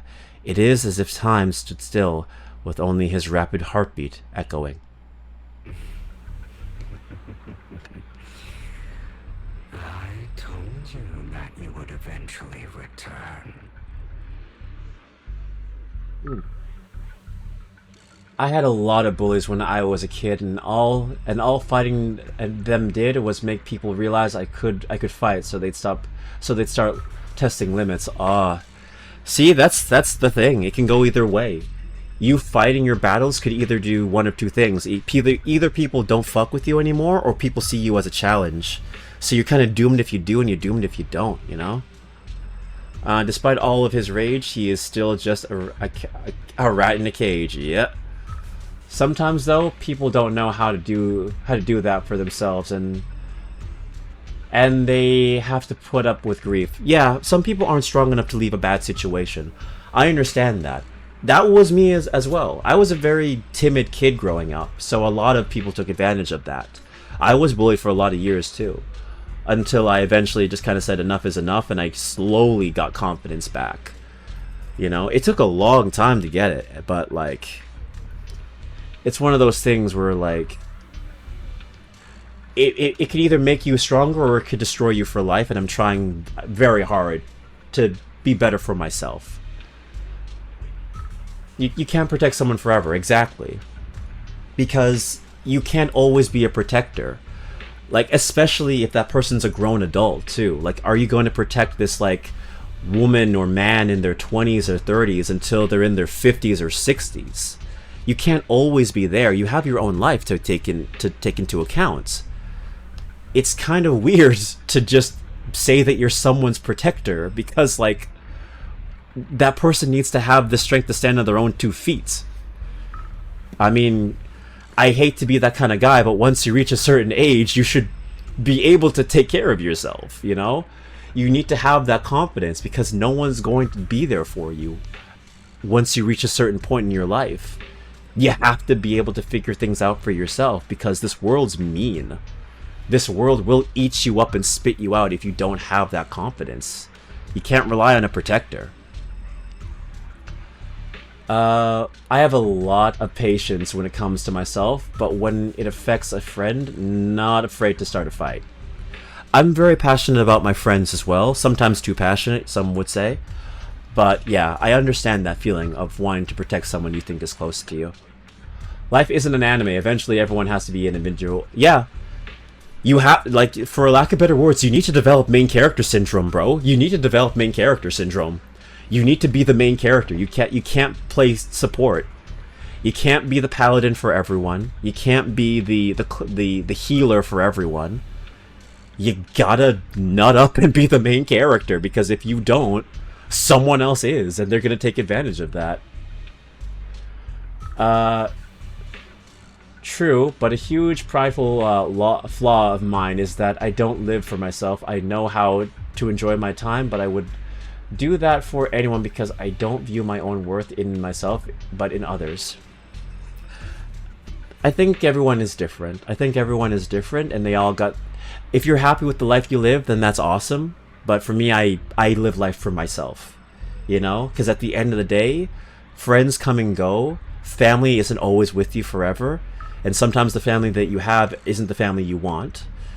At the end of the day, only you're going to bed at night with yourself. You're the one looking at yourself in the mirror. And if you're happy with what you see, then all power to you. But if you live your life for someone else, you got to remember that those people aren't guaranteed to stay with you. Things are finite. I get what you mean, because I've been there, but I realized those same people that I'd be awake all night on the phone with talking, with making sure. Sorry. I'd be awake all night on the phone with making sure they didn't do anything stupid or were tearing me apart behind my neck. Yeah, behind my back. Yeah. Yeah, it becomes a pity party, and those people can sometimes drag you down. Like the people who don't know how to protect or like to help themselves. Eventually it poisons you and you go crazy because you're dealing with all of their bullshit. Those people don't see you as a friend, they see you as a free therapist. And they will take advantage of that. I've met a few people who've done that to me, and it's terrible. It's terrible when you hear the same thing over and over and over again, and you give them reasons to be better. You tell them what is right in front of them and what they should be doing, but they would rather just complain to you constantly, and it just mentally drains you. And if you're not careful, and if you're not a trained professional, you will become just as mentally unstable as them. Because mental illness is not... It's called an illness for a reason. It infects. And it will infect you if you're not careful and trained to deal with it. I had a hero complex that turned out to be toxic for both myself and for the people around me. Yeah. People like... Sometimes I joke that I have a savior complex because I try to help everyone, but I realize that I need to help myself more, you know? Because I always think I have a solution for a problem when in truth I don't. So I kind of have to realize that with myself as well. It fucked me up forever that those friends weren't friends and that my attempt to help them were met with laughter. Yeah, I've been there myself. I've had a lot of fake friends growing up. A lot of fake friends. To the point where I don't really need to have a lot of friends to be happy, since I've learned to be happy in myself and just being with myself. Which a lot of people could say, oh, that's so weird, you don't really like being around friends and you don't really like hanging around people. I do like being around people, but I also like being around myself because I found my own self-worth, and I'm fine with entertaining the idea of being alone. It doesn't cripple me like it does other people, where it's like, oh, I need to be outside, and go out and go to a party, I need to drink with friends, I need to go to a club, blah blah blah, I need to have a girlfriend, boyfriend, whatever your swinging is. I'm just like, I'm cool with myself. I don't need to have all this shit. If it happens, it happens, but like, I'm living my life. That's how I've always been. That's how I am now. That's my new mantra going forward. Because my mindset is, if you look for something, if you generally go out looking for something, it is more likely that you'll find the worst person to fill that void. So just be yourself, and the right people come into your life eventually. You know? I probably have something in between a hero / savior or something of that like, but I do not mind. I know who, where, and what are my friends and all. I know I cannot speak for a long while and still connect with. That's cool. You know, again, like I said before, if you're happy with what you see in the mirror, then that's fine. I got nothing to say to you. You got your own path, you're walking your own way. Kudos to you. For me, you know, I've learned my lessons differently. Oh no, I know that to be true. Exactly, you know? It's something that comes with age, and it's something that comes with life experience, you know? Sometimes one over the other, but eventually you figure out that your friends, sometimes they come and go, but you'll be the one that stays with you forever. This section really got us talking about deep conversations about our deeper demons, didn't it? We meet again, my friend. I told you, I am you. A side of you that you've always tried to deny existed. Of course. I know.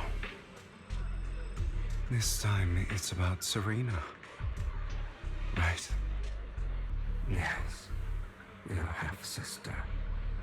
And the only child in the Ravenlock family who was kind to you. Unfortunately. It was her kindness that led to her untimely death. It was my fault.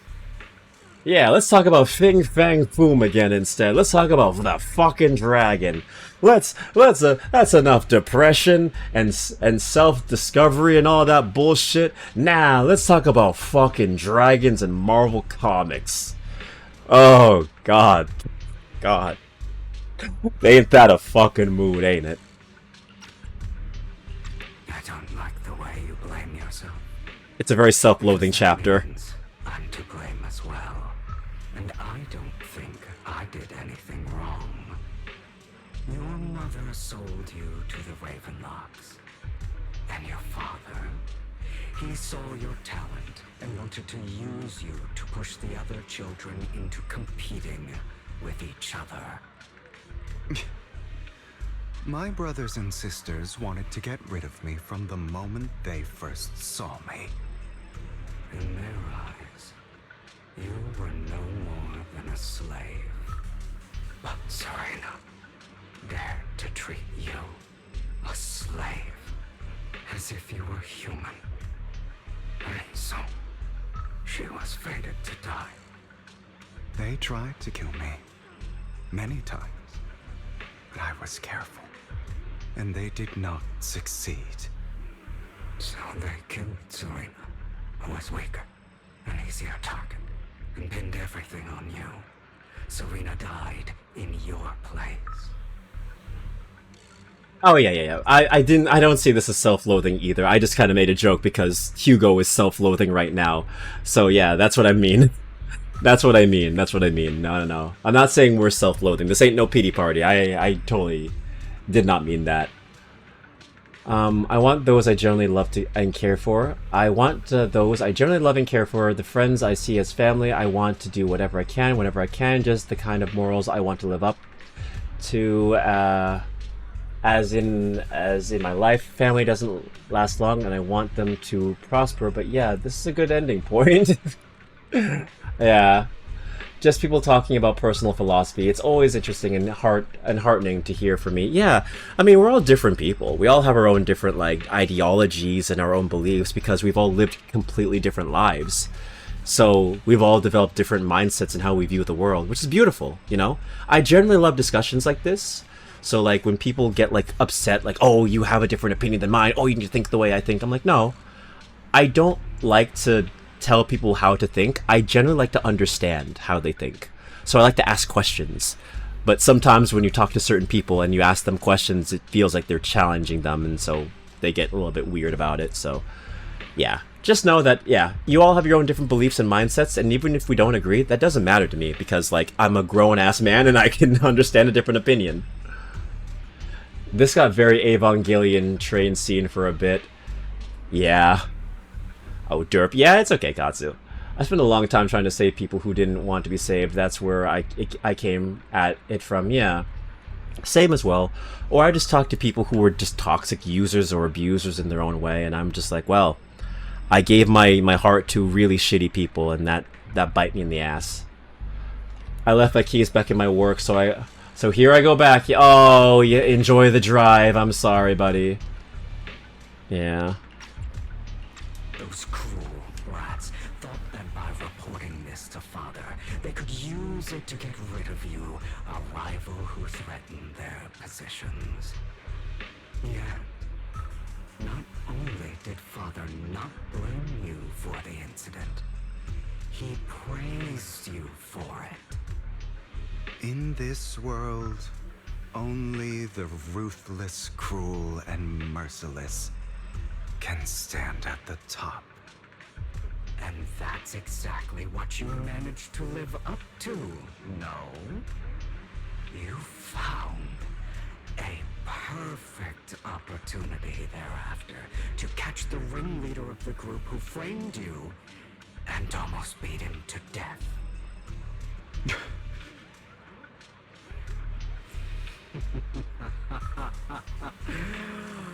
Oh, you should have seen the expression on your face back then.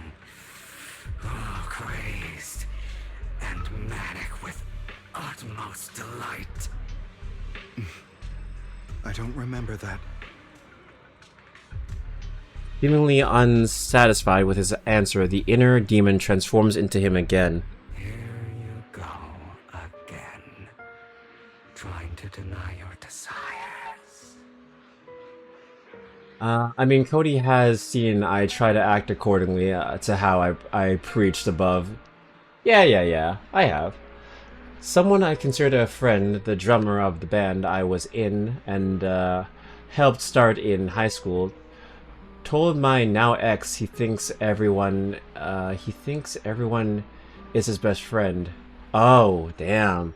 Which stung and probably colors my interactions with people. Yeah, I'm sorry to hear that. Told my now ex about me. I had to rethink how I phrase it. Yeah, it's okay. I'm actually really mad I left my car keys at my desk in this hot ass plan. Ugh, yeah. It's very hot here. It's very hot today. Understandable. It's hot as shit out here today. It's a hot day, man. It's fucking. I took one step outside and I said nope. Deep down inside, you've always wondered, asking yourself why these evil people never got the punishment they deserved. Why the world is so unfair. Don't you want to rip them to shreds? Just like that day when you beat that boy's face into the dirt until he was barely recognizable. His disgusting blood staining your fists. Recall your exhilaration, your cathartic release of rage, that outpour of hatred. That victory belongs to you.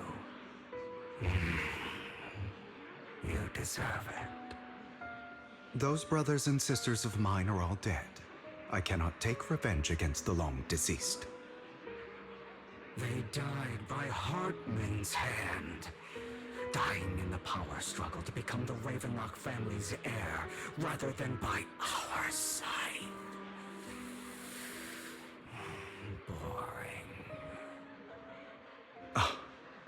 Boring. I find it hilariously ironic. Children who would murder their own kin for scraps of power dead at the hand of their uncle who followed their example. Is that not karma? Power struggles pitting kin against each other, betrayal, suspicion, and hatred between people of the same blood. It's like a curse, written into the Ravenlock family's genes. Laughably stupid. I walk to and from the gym 3 times a week, working my ass off while I'm there. The real challenge is what I'm gonna do when it starts snowing. Oh. Yeah. Work on a home gym, if anything, or just, take the bus. Unfortunately, that's the only option you got. My gym is a half mile away. Ooh, that's a long walk. What the fuck is this game about? Interpersonal stories welving into a larger narrative. That's the best way I can describe it. People who live in a city, and everyone's story is being told. Don't forget, my dear, that the same blood flows through your veins.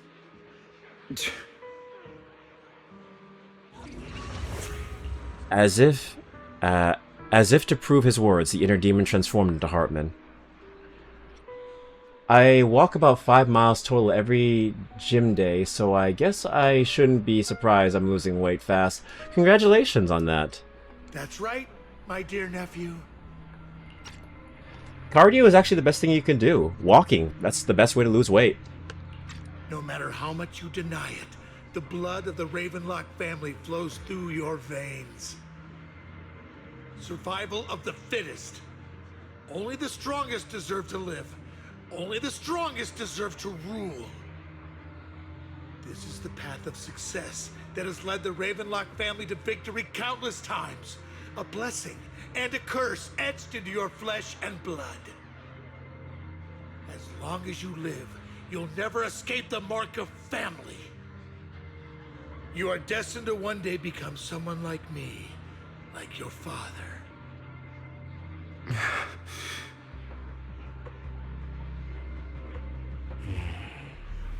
Is that fear I sense? I can see you trembling. Why does the Ravenlock bloodline terrify you so?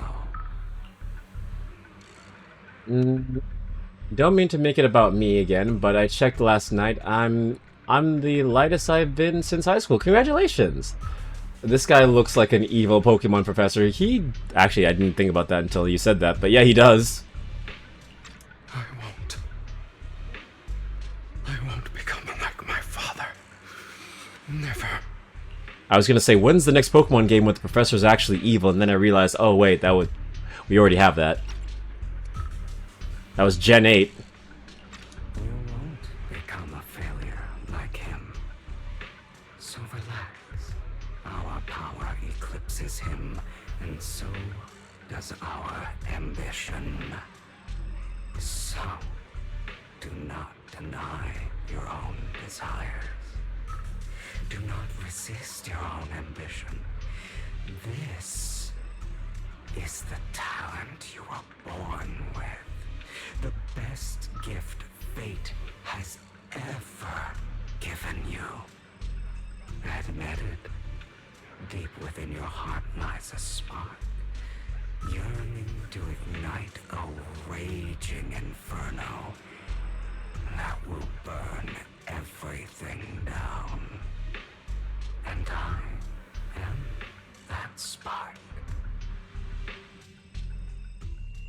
After an intense bout of dizziness, Hugo wakes in the dark warehouse. The ropes that bound him had been undone. At some point, Hugo takes a deep breath of the damp air and stands up. Hugo straightens out his attire and ties himself up. Then he opens the warehouse door. Lygon. Never thought I'd be this genuinely thankful to see you.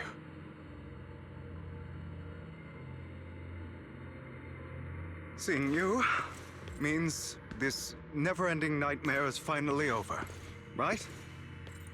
The weight thing is funny because I stagnate and then suddenly lose a bunch at once. It's become a trend, but I'm keeping it off. Hey, as long as you're keeping it off, that's all that matters. Like, remember, like, sleep, nutrition, that's the most important thing. Working out is actually the smallest percentage of losing weight. So as long as you're consistent with those two things, you'll be good.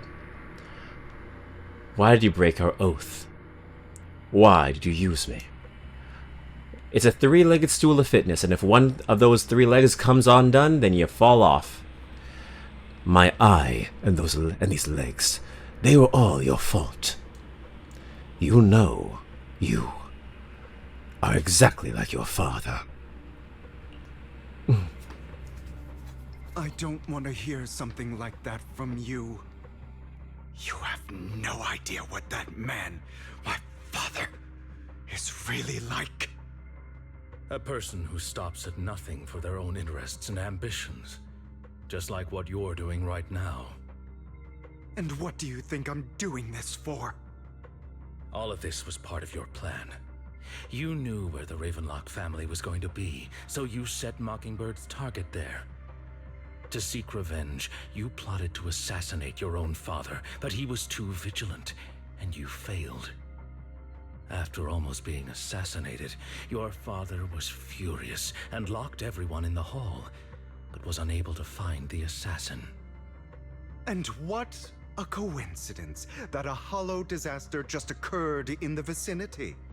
So he used it to eliminate all the unfamiliar faces there, turning them into victims of the hollow, an easy feat for the Ravenlock family. Is Lycon in stories often? He was very important when it came to the 1.0 of the game, and he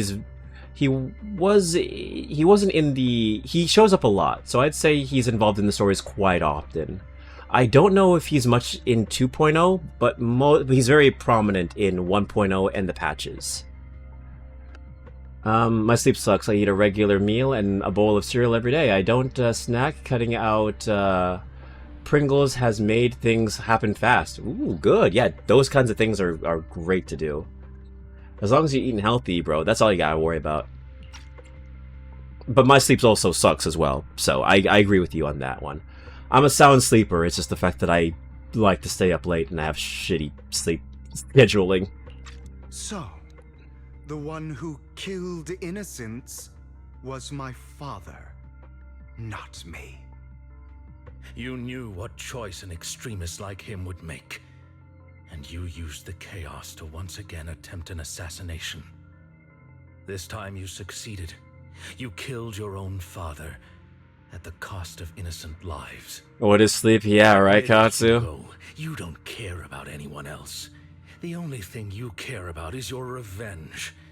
How is that any different from your father? Enough. I'm tired. I may hate him for betraying me, but he wouldn't say something like that. Yeah, totally not the guy watching horses at 6 a.m. Not me. You aren't Lycon.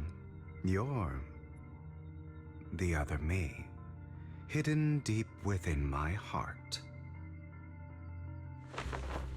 Ego takes a deep breath and slowly opens his eyes. Lycon is gone, and in his place it is the familiar figure. Without a doubt, he is still within an illusion.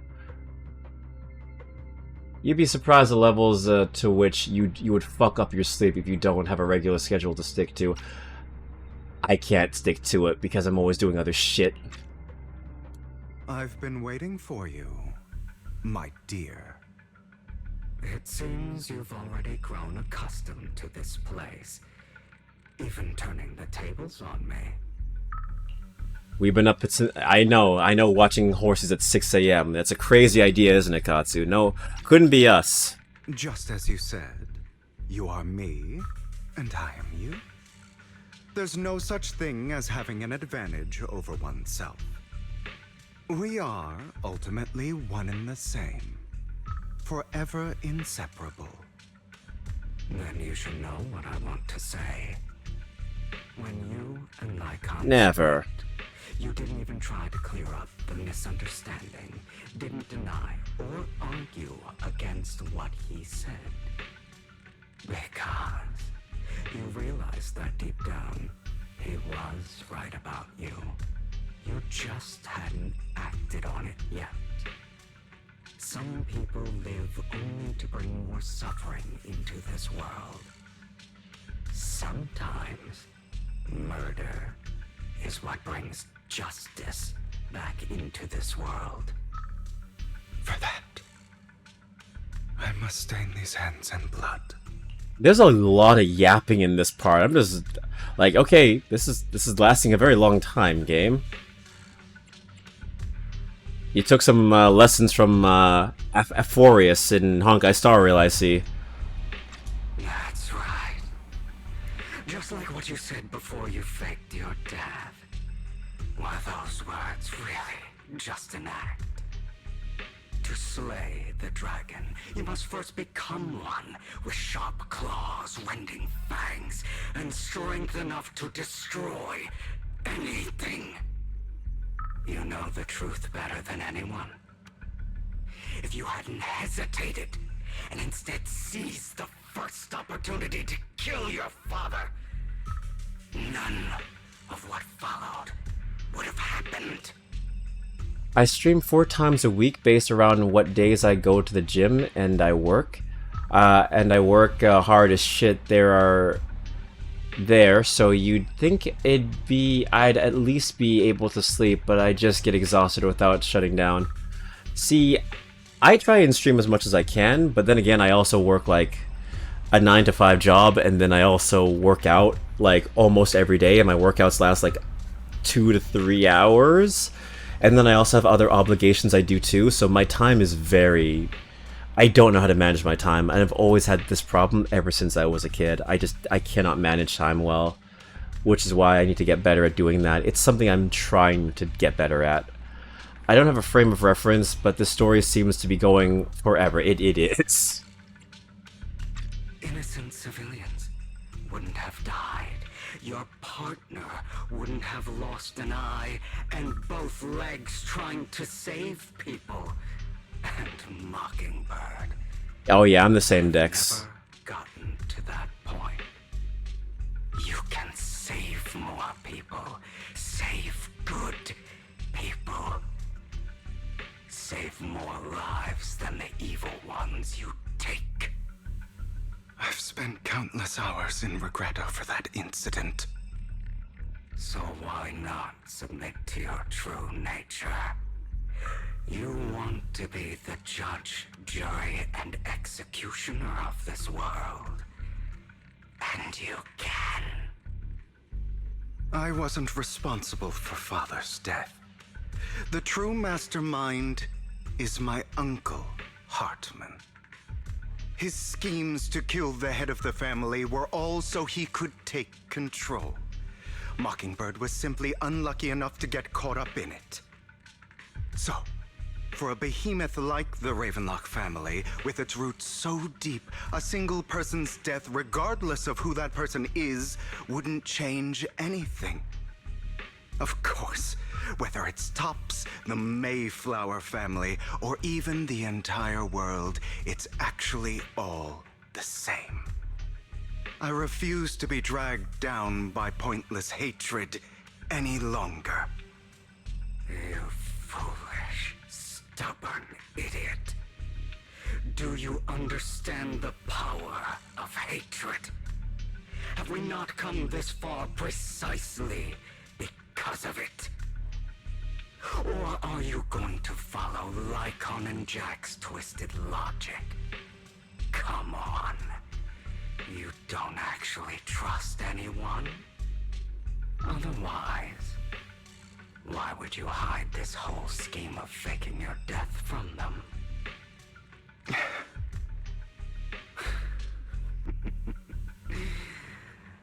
You've built an impenetrable wall around your heart, keeping everyone out.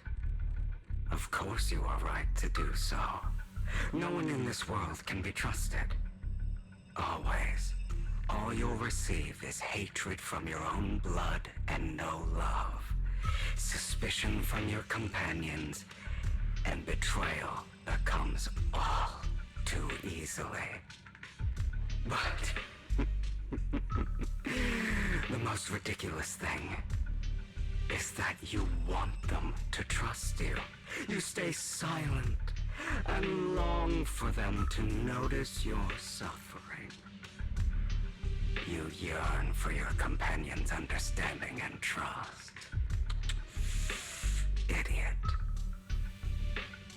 Get on with it. Yes, get on with it! Oh, I am enjoying this scene. Get on with it! Just saying. Just saying. Just saying. Just saying, you know. I get it. That's why you are incapable of exploiting them for your own ends. You care about their safety even more than your own. But remember, only the weak need companions. And we are children born from hatred. We are different from them. I will never be like them, and I don't need to be. Come, let me show you what powers we can wield. But Can I fight something? are me, and I'll never lose to myself. I don't know, I kind of fuck with the psychological analysis introspection. I get that, but I'm also just like, bro, this is lasting a little bit longer than it should have.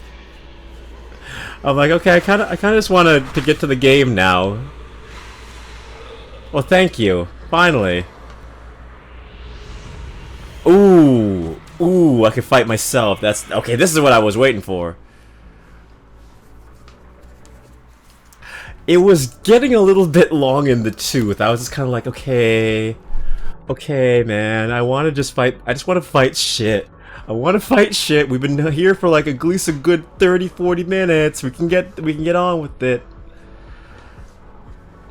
When an EX special attack or I know how to use Hugo. Shadow Hugo is rude as fuck. Wasn't that like 2 hours? God, you right. It was fucking 2 hours. It was long. It was a long. It felt long. Think about all the injustice you've suffered. If you choose to forgive, There we go. you're betraying yourself. You know that. Oh, you bitch. Letting you consume me would be the real betrayal to myself. Ah, ah, ah. I have you now.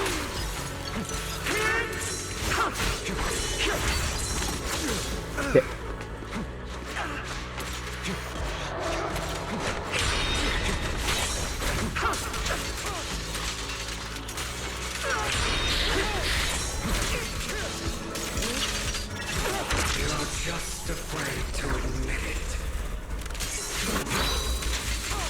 It was long, but we also extended with our own moment in there. Yeah, I mean, we had a philosophical talk, and you know what? I will never, ever say that that was time wasted.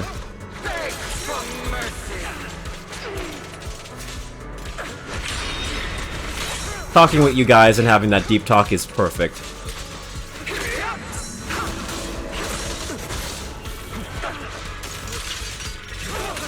Oh, that can...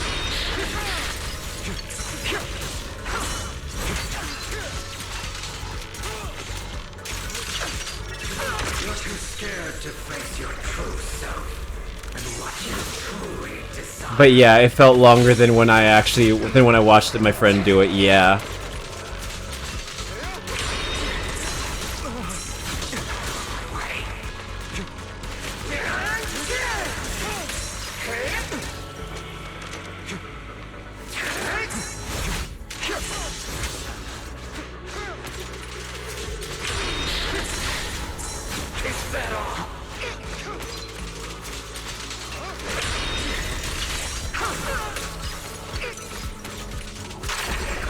I may have fucked that up. May have fucked that up. May have fucked that up. Oh, I fucked that up. Do it, do it, do it. Are you trying to kill me? You think you can just get rid of me? Oh, there's a part 2 to this? Oh. Without me, you are nothing. For what it's worth, thank you. Don't be afraid. You and I are inseparable. You're part of me, just as I am part of you. Fancy words won't change anything. No. It's not just platitudes. I finally understand now. Some pain only fades when it's seen, when it's accepted. So I won't fight you anymore. I won't hate myself anymore. Weakness, hatred, malice, strength, forgiveness, justice. Yeah, this is just Persona right now, yeah. Finally, it's time to meet up with Lycon.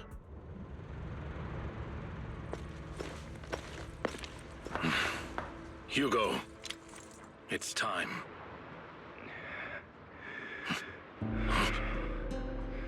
Yeah, that was weirdly timed.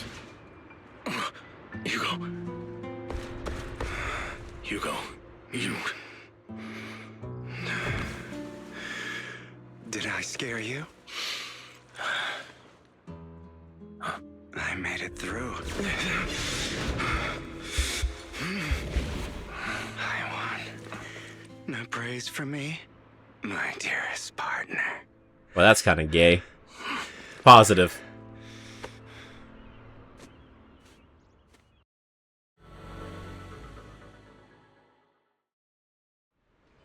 That scene felt weirdly homoerotic. I saw in my dream.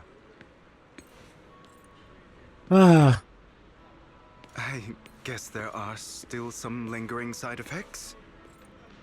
It is very through the roof, that tension. Their dynamic as a whole it's kind of fruity, ain't it? Watching multiple people I follow do various gacha almost makes me wonder if it's worth looking into streaming Unite and Fight when it next happens on Granblue. I'd say give it a chance. I was very against playing gacha games on stream because I'm just like, why am I playing a gacha game on stream? People don't want to play a game that other people have played before. It's like, it's boring. Anyone can play this game. But people come for your commentary. They come to see your reactions to certain things and things like that. And I eased up into it. So I'd say give it a chance and see if it works for your stream. Partner, you're still as punctual as ever. Anything with them is sexually charged, yeah. Unite and Fight is maybe the most boring shit because, people on Granblue, the most boring shit possible on Granblue, but I'm sure if I could shoot the shit, it wouldn't be, yeah. I mean, hey, it's all about your commentary. See, it's a good test to see if you can talk with something boring happening on the stream, you know? Are you sure you are fully recovered? How about we fight? And I'll show you how recovered I am. I mean, look at me, I yapped for like an hour and 30 minutes before I even started playing the game, so clearly I'm able to yap. I'm able to figure that out.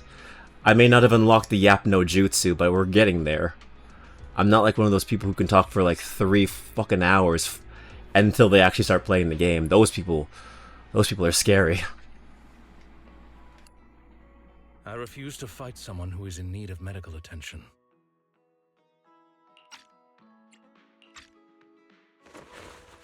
Lycon falls silent for a moment and eventually hands over a coin. No looking at the packaging. It's not a coin, but familiar chocolate. Yeah, he can't shut the fuck up. You know what? Yes. When I lock in, I lock the fuck in. Press attack, reload web page, accept drops, press button, do the next fight, wait until the load repeats for hours. Yeah, that sounds bad. How thoughtful. I'm touched. Or perhaps is this simply part of Victoria Housekeeping's professional care? Hey man, you get me going, I don't stop.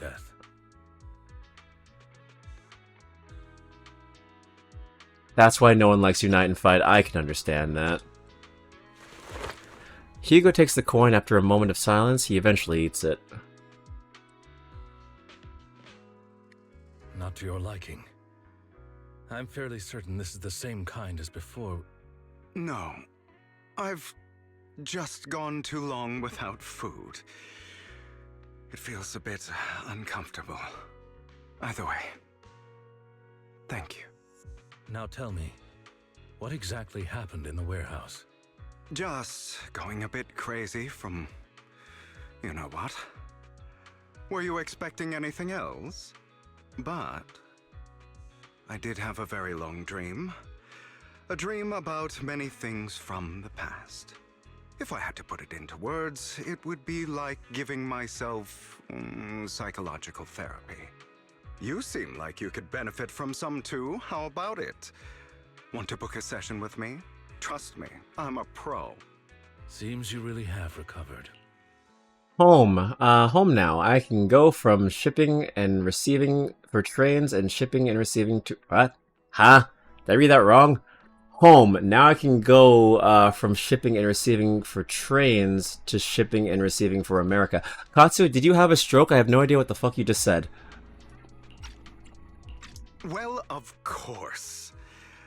I'm feeling pretty great right now. Like I could argue with you all day on every petty detail of who exactly was in the wrong back then.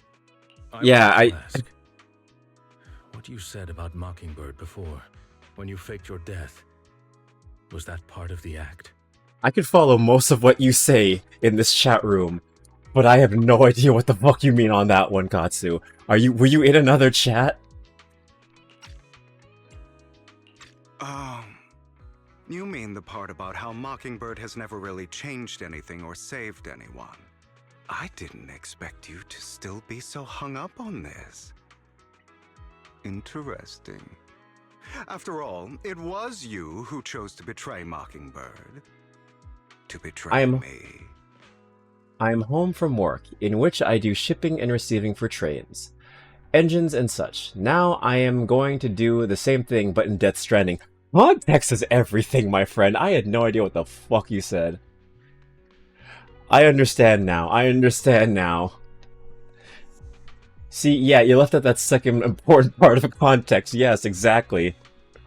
Me and Dex Treason are just kind of looking at each other like the confused Pikachu, like, huh? Context is boring. Context is everything. Just as I said before, I never considered Mockingbird a failure. Perhaps Mockingbird deviated from its origins, but it has its value. It's less fun. Well, it proved that I'm paying attention to the chat and I'm not just on autopilot. You shouldn't reject the things you've done, or Mockingbird. I have contemplated this before. Yes, Mockingbird has helped some people and has genuinely managed to cause trouble for those who abuse their positions of power for evil. Okay, I don't know why I never brought it up. My name is Dex Treason. Dex Treason. Not Dex Treason, Dex Treason. Understood. Are you okay with me calling you Dex? And if not, I can call you Dex Treason. No problem at all. Yet those in high positions still possess immense resources, and the people we helped remain destitute and suffering, willing to become slaves to those in power for scraps. Okay, cool with Dex. Good to know. Thanks.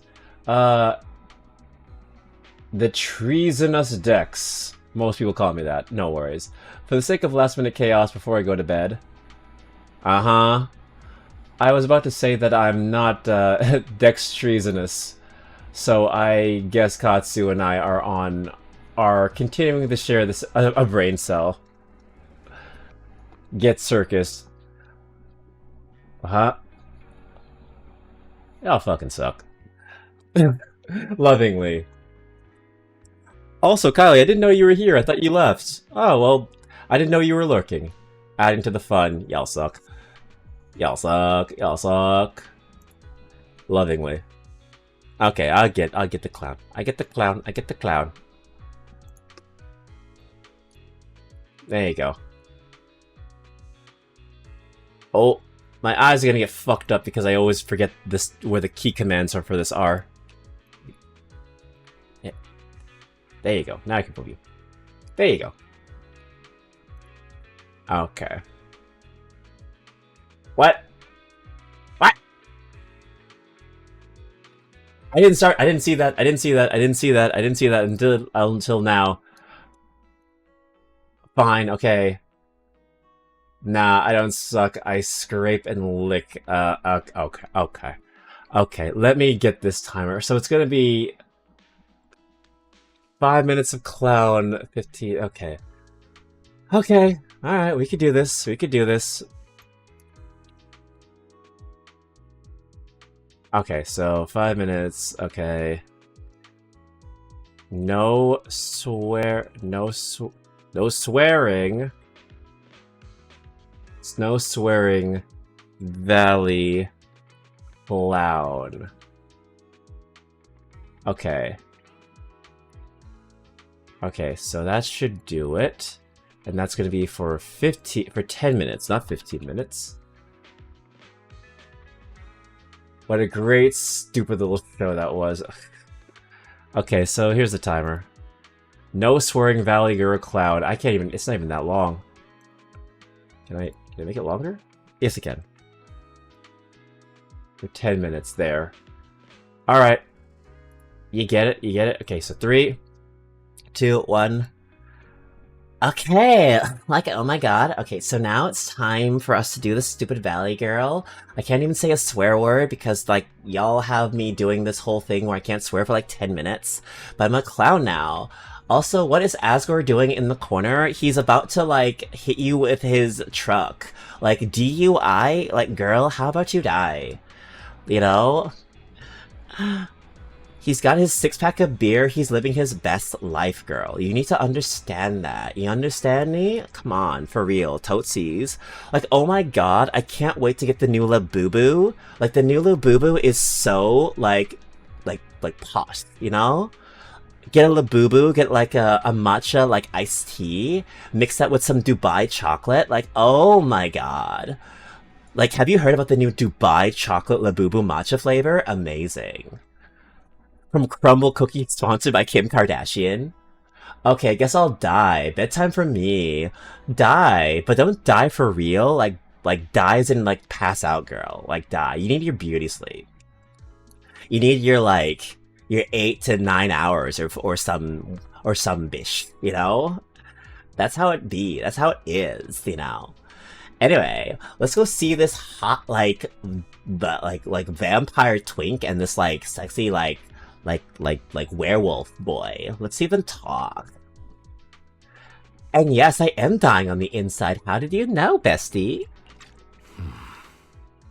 But just as you said, even if what we did was childishly idealistic and flawed, as little as we actually achieved, even the slightest change is by no means meaningless. Labubus are the worst. The card shop I go to got those and got flooded by Karens looking for them. Getting mad they were fake, no idea if they were. I wouldn't even know how you would find out if a Labubu was fake. They all look the same. And then getting in the way as much as possible in the middle of a Digimon tournament. Oh my god. I do not understand the Labubu craze at all. Like, I don't understand it. I see so many people nowadays, like, having that and Chikawa, but, like, I just don't get it. It's the new Beanie Babies. They don't look appealing. They're kind of ugly, which I guess is, like, cute in an ugly way, but, like, it just doesn't appeal to me at all. It's a new trend, and I can guarantee you in, like, maybe 6 months to, like, maybe, if we're unlucky, a year, all of that will be thrown into a damn landfill. Like, they're ugly. I don't like them. They're ugly Furbies. They're basically the new Furbies. Generally one of the most frustrating experiences I've had in a long time. Bringing Labubus into their store was a mistake. I don't even know how you would find out if they're fake or not. Like, is there a way to even tell? Like, I'm not in the Labubu meta to know if, like, one is fake or not. Like, it sounds so dumb. Like, for real. Like, I don't know. I see people with Labubus, and I'm just like, I just don't get it. I also see them in, like, the plastic carrying cases, and I'm like, there's no point to this. Labubu meta. Yeah, the Labubu meta, where you can just figure out if one's fake just by looking at it, you know? That's the word. It's a word now. The Labubu meta. Imagine caring if your fad item is fake or not.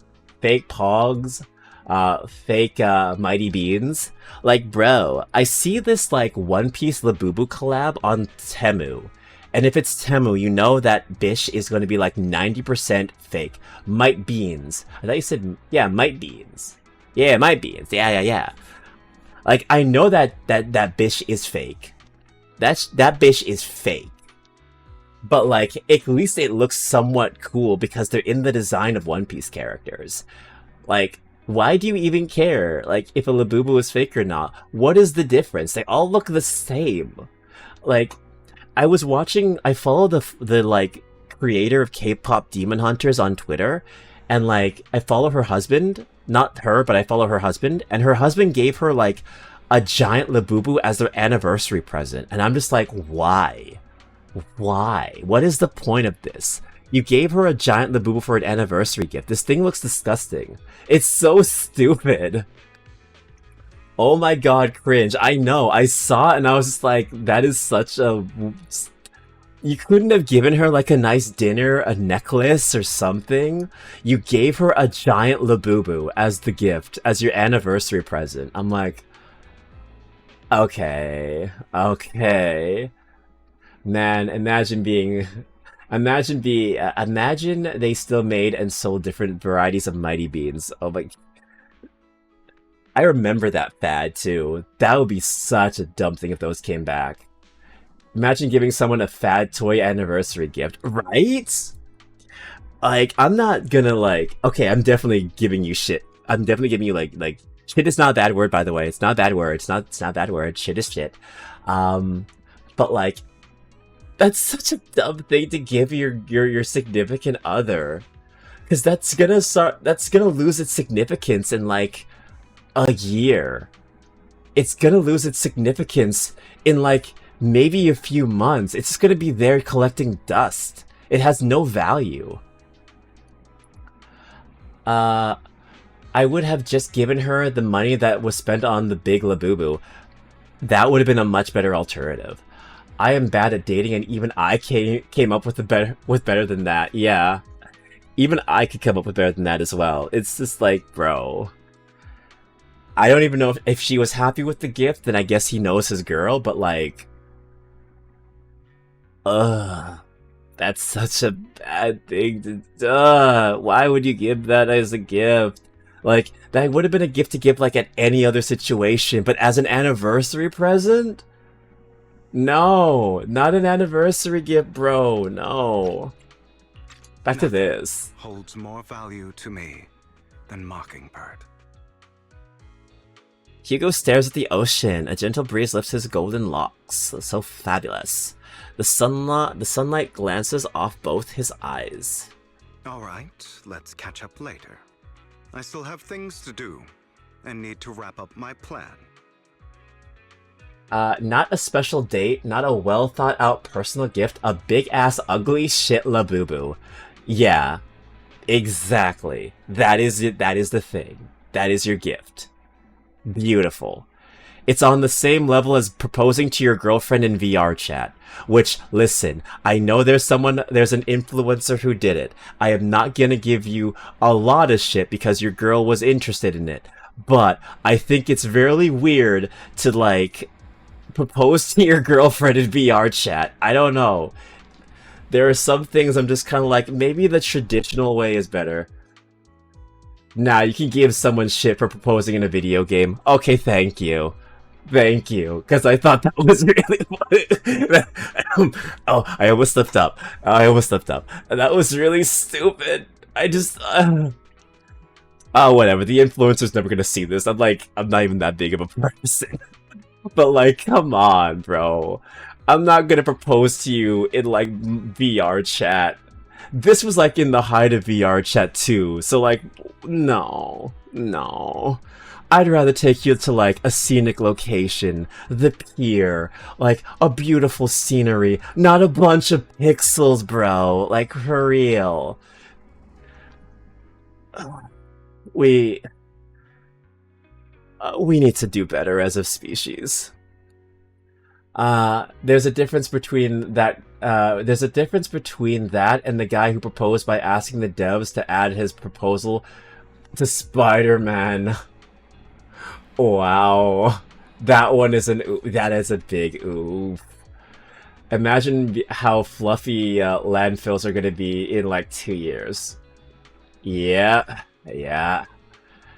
Never said it wasn't that guy who really made a bet. Ooh, yeah. Never said it wasn't that guy who really made a bad choice. Yeah, but at least he tried. He tried.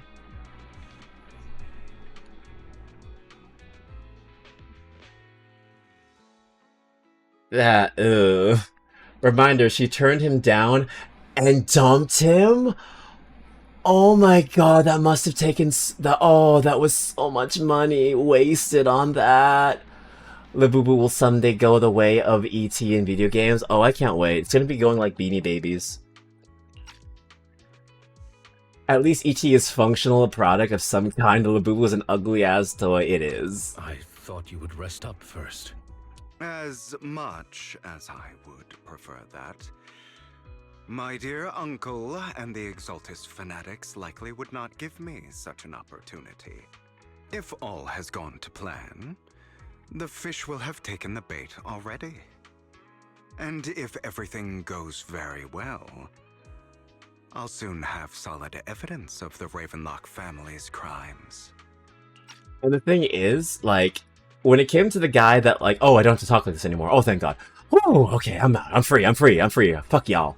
But yeah, when it comes to the guy who proposed to his girlfriend in VR chat, I specifically remember replying to the tweet, being like, wow, she proposed to you and she agreed to get proposed to in VR chat. She's a keeper.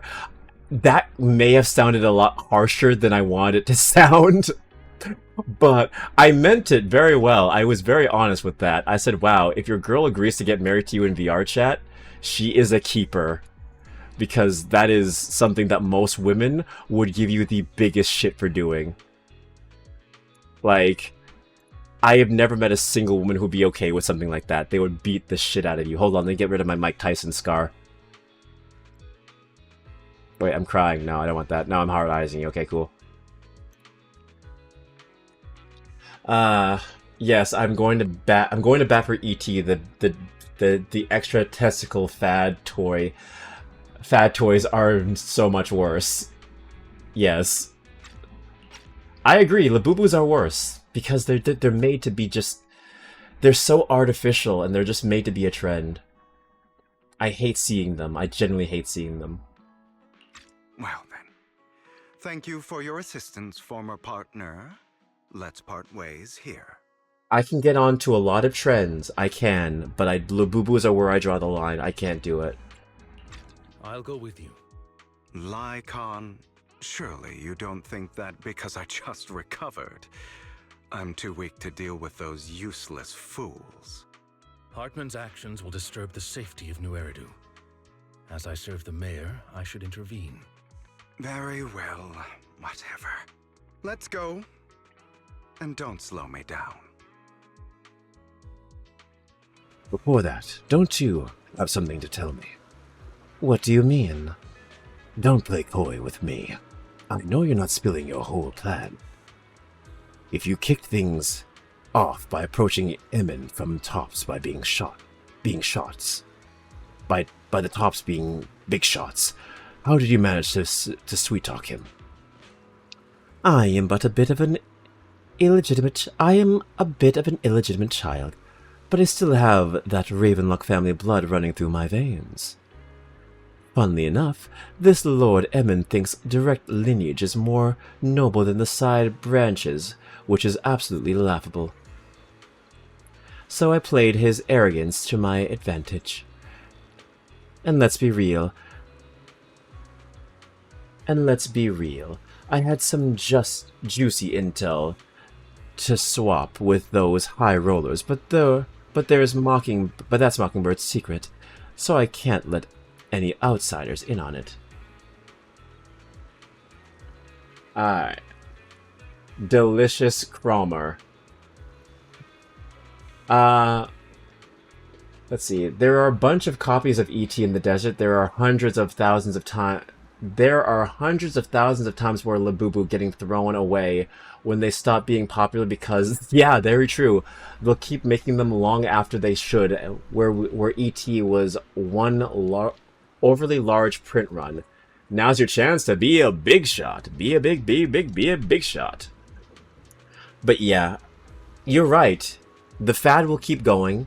People will keep creating the Labubus until eventually it plateaus. Where it's still going to be made. And then, yeah, it's going to be in a large landfill in, like, India or some shit. Yeah, it's... And so many people are buying them in droves. E.T. had the advantage because gaming wasn't popular back in the day. So much so that E.T. actually caused the gaming recession. Or the gaming, like, drought. Labubus are mainstream. Everyone is buying them. Normies are buying them. And if that's the case, we're going to be in trouble. That thing's going to be in the fucking shoreline. Was the sacrifice core from the mayor's lab your handiwork, too? E.T. was in fact not the sole cause. That's, revisionism. Ah. You could say that. The security there is no joke. So, I had to leverage Tops for some extra intel. After all, as you know, they've got plenty of moles planted next to your mare. And if it was you who threw the sacrifice core up for auction to lure in the Exaltist, you knew they'd be over it. Yep, I embedded the sacrifice core right into the robe of heroes. They actually matched pretty nicely, don't you think? Classic you. I knew that after the auction. They found a stash of counterfeit Denny's. Feel free to take wild guesses, but honestly, I think those Denny's would rather be out in the wild than sitting in those hoity-toity accountants. Then you found Hardman and talked to him into a partnership, getting your hands on more intel on the sacrifice and the Exaltus. After that, you shot that crime warning letter to the mayor, giving the city a legit reason to spring into action. Yep, that was spot on. Look at you, real genius over here. In the end, you fake your own death to pull yourself out of the means, and you use the whole show to redirect everyone's attention to Hardman, and the Ravenlocks keep the Exaltus on their toes. Hold on a sec. If that's all there, why did you let Hardman slip you the drug? I mean, you'd have a way to dodge that kind of thing. Like I've got something I've been keeping under my wraps. Actually, I've teamed up with your beloved mayor. What? When it comes to stopping the Exaltist, the mayor and I are on the same wavelength, so we can totally collaborate. What you should be wondering is why he didn't clue you in on this. The mayor must have his own reasons. If you can convince yourself of that, more power to you. Just know, if you ever want to swing back to Mockingbird, you can come beg me. I'll make sure to turn you down gracefully. Alright, enough chit-chat. We've got bigger things to deal with.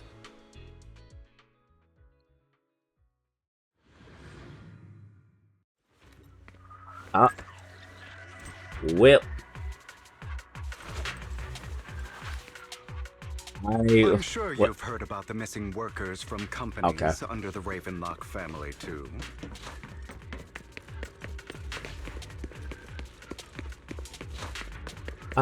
It was a combination of there being dozens of bad Pac-Man bootlegs, etc., consoles costing too much, and being treated like some secret third thing between a toy and a tool.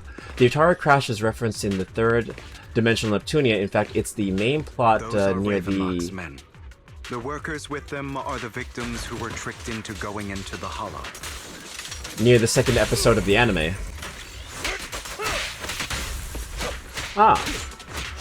Neptunia is pretty tuned in, given it's about the personification of the cancelled post-Dreamcast Sega console.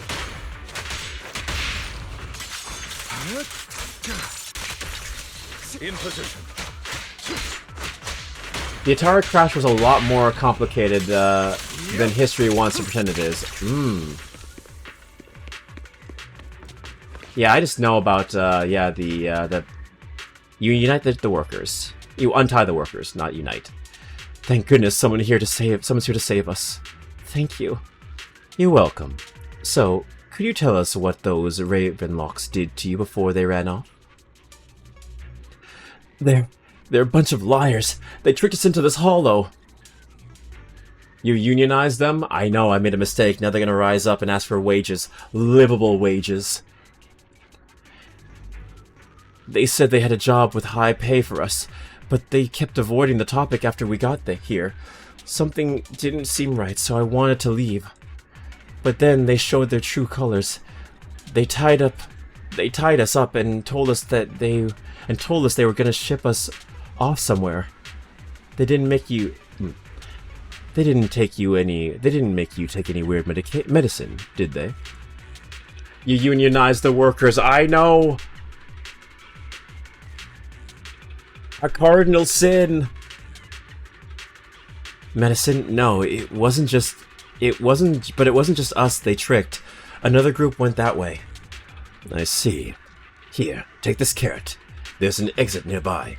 You should get out of here as soon as possible. I can't thank you enough. Let's go, Hugo. We must save the rest of them. You sure are eager.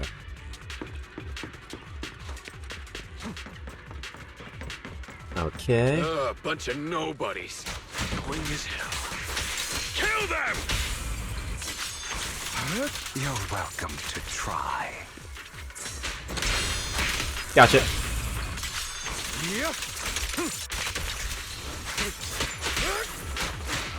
Come on.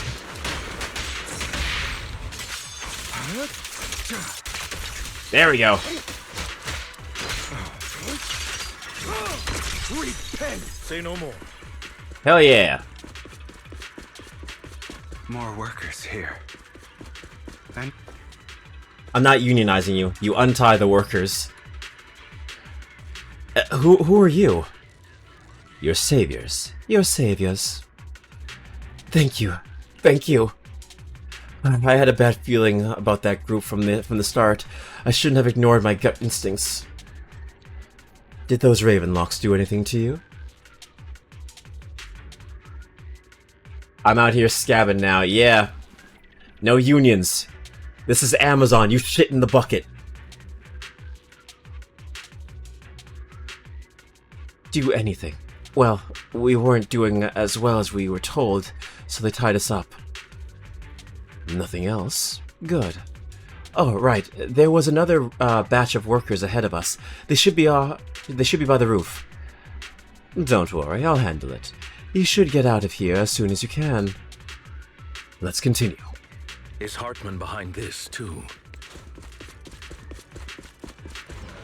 of course.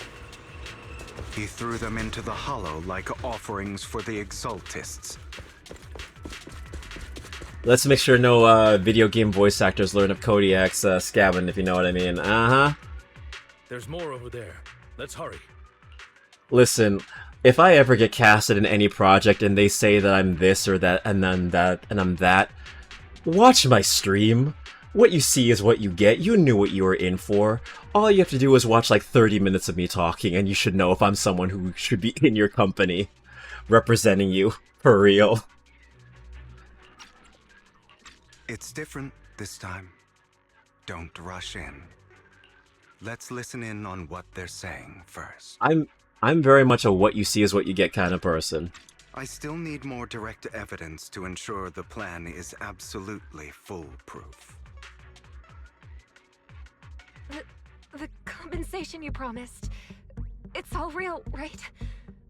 All we have to do is follow you into the hollow for some simple tasks and you'll give us a huge sum of dennies. It sounds real suspicious. What you see is what you don't get. I'm a guy who sounds normal, but I'm in fact a walrus. So I can pass in normie culture pretty well. Like I'm a weeb, I'm a nerd and all that different stuff, but I can carry myself pretty damn well, I would say. I can blend into society. Like Brendan Fraser. Shut your trap. You keep yapping and asking questions. If this is all so suspicious, why were you so eager to sign up for it? I mean, I want dinner at Denny's. That Grand Slam's pretty fucking good. Because I don't have a choice. My daughter was previously caught in the hollow disaster and suffered severe corruption. The treatment costs have completely drained our family's savings. So that's why... It's the same for me. A serious illness at a senior age. I need the money. Who would risk taking a job like this unless they were desperate? Bro, Denny's is like one step above a Waffle House. I know, but damn, their breakfast is good. I fucking don't like IHOP. IHOP's all you can eat pancake stacks is generally an unbeatable deal. Their pancakes are good though. I will say IHOP's pancakes are good, but I like Denny's. I'm a sucker for Denny's, alright? Y'all eat Little Caesars, y'all don't have problems with that. Let me have my Denny's. Sometimes dinner slop is exactly what you need. I agree with that. I'll do it. No matter how suspicious. As long as I can get paid, I'll do anything. Even risk my life. Wait, you people from the Ravenlock family, You're part of a big company in Tops. You wouldn't go back on your word, right? Don't worry, you'll get every dinny you were promised. Funny you bring up Little Caesars because someone here picked up stuffed crust pizza the other day and that shit went hard. Little Caesars, I had Little Caesars recently. It's not as bad as I make it out to be. It's not perfect. I would still get every other chain pizza place over Little Caesars. But for the price, shit fucks. But before we start, you all need to take this medicine first. It's hot and it is hot and ready. I was so shocked when I went into there. I ordered a fucking Fantastic Four pizza. That shit was like on the table in like 0.2 seconds. I'm like, oh shit, alright. It's so funny that the currency in this game is named after a subpar restaurant. How you shut your mouth. You shut your mouth, Escape. The fierce man pulls out a bunch of white pills and gives one to each worker. Another Ravenlock family member seems a bit doubtful and leans in to whisper. Bro, should we really be doing this already? These workers keep talking. We're wasting time like this. What do you mean you sat down at Little Caesars? I didn't sit down at Little Caesars, but like they took it out and they put it on the table. That's what I mean.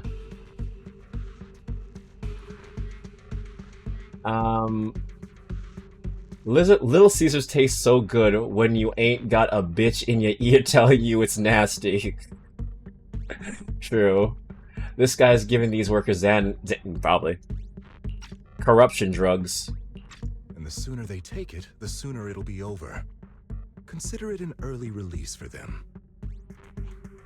What? You didn't say anything about having to take pills before. I mean, I haven't had Little Caesars in years. I don't even remember eating it. I don't even remember having it. So, like, when they say hot and ready, I did not expect it to actually be there hot and ready, you know? Like, that shit was not false advertising. I once applied to 2 Little Caesars a few months ago, didn't get hired, should have sacrificed my Saturdays for new employment. Well, hopefully you get a job eventually. Look, this is good stuff, alright? It'll increase your ether aptitude. There's tons of people who'd kill for something like this. Oh no, those are corruption drugs. You'll be working in the Hollow for several hours. This is essential medication. You have to take it before we continue. If you refuse, then you can forget about the job. Of course, you won't receive the compensation either. Oh no, McDonald's is absolute dog shit. I will stand with you on that one. The only thing that's good about McDonald's is their fries. McDonald's fries hit different. Especially when they're hot and crispy. Bro, that shit tastes good, bro.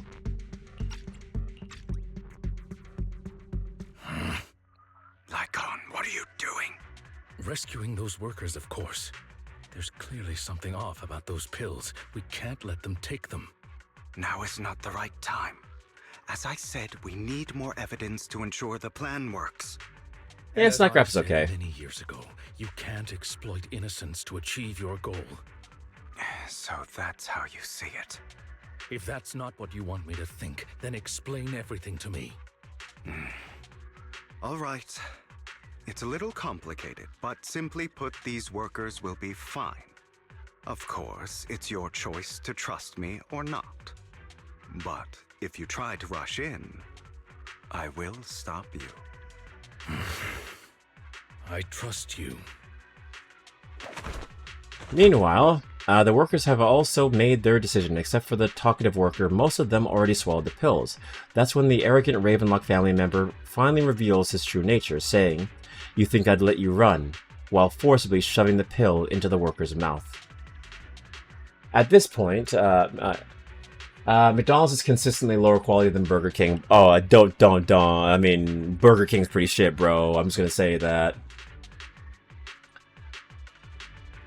The fuck is even going on in this story anymore? It's going places. At this point, I'm going to have to find a new job soon, especially since I need to get a PS5 before April 2026, because Genshin is not going to be on PS4 anymore. Really? I wonder why. After clearly capturing everything, Hugo lets out a sigh of relief. All right. That's the evidence. Now we can go and beat them into the ground as much as you want. don't forget you owe me an explanation. Also, don't overdo it and kill them, even if they're the worst of the Ravenlock family. Their food has female hormones? Your What? Holiness, Saint Lycon. Those were... Who the hell are you? Okay, I didn't know Burger King food had female hormones, but alright. Become girl, escape. Become woman. Can't remember the last time we worked this well as a team. Graham, your legs, how are they feeling? The Force Femme Whopper. To be honest, I think I prefer the way you used to fight. Let the party begin. Honestly, I'd say the best fast food restaurant for me is Wendy's. Wendy's hits different when you need it to. I merely learned to Wendy's hits different, bro. I like Wendy's. The two defeat the Ravenlock family's members. Damn it! Who the hell are you? How dare you mess with the Ravenlock family? I think one of their burgers is high in female hormones. Either way, I don't trust the Burger King. Yeah. That's where I was going with this. Wendy's beats the shit out of the other two normal burger places. Yeah, Wendy's nuts. I can't eat Wendy's. It's an instant laxative for me and my brother. Ooh, I am sorry to hear that, because Wendy's fucks. Ravenlock. Savor the name while you can, for it will soon cease to exist. Fresh and never frozen beef, fresh and never frozen shits. The Whopper that's high in estrogen is the Impossible Whopper. Everything that uses Impossible meat. Oh, so it's their Beyond Meat has estrogen. Interesting. Well, there you go. Don't eat Beyond Meat. Yeah. You can eat Beyond Meat, just don't eat Wendy's Beyond... Just don't eat Burger King's Beyond Meat, because it has that kind of shit. What's that supposed to mean? It means exactly what I said. I think this might be good for you. Or if you do want that, yes. You still have a chance to walk your own path. The family's honor comes above all else. Is that really what you think? I saw the compassion on your face just I'm now. 90% sure that Beyond Meat is made from the main people. family, right? That's why you were assigned to these trivial tasks. But in reality, there's no need for you to keep playing this boring game for them. The one guy was confused when you said Beyond Meat. What's that supposed to mean? Beyond Meat is made out of like beets and like algae and shit from the ocean, you know. So yeah, that's why it probably smells rancid, because it literally comes from the ocean. I don't have a choice. From the moment I was born into the Ravenlock family, You always have a choice, if you're willing to act.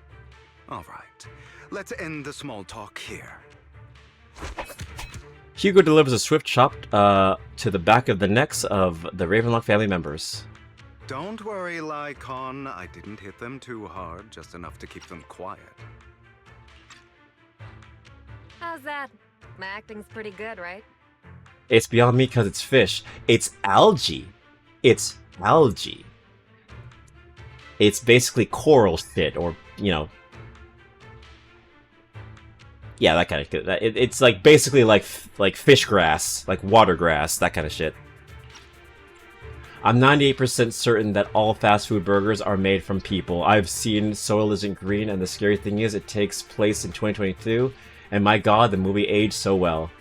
I will not watch that movie because I do not want to have to think about it. As always, a certain someone should take some lessons from you. And if that's the case, people taste damn good. Everyone I've seen who was known to exist on Soylent has gotten so fucked up in the long run. Ooh. Yikes. I'll leave the rest to you then. Okie dokie. The workers carry the Ravenlock family members away. Now only Lycon and Hugo remain. I'm pretty sure it fucks you up way more than just physically. Wow. If it is people, then I better have a a kakuo at this point from how many people I ate. Oh.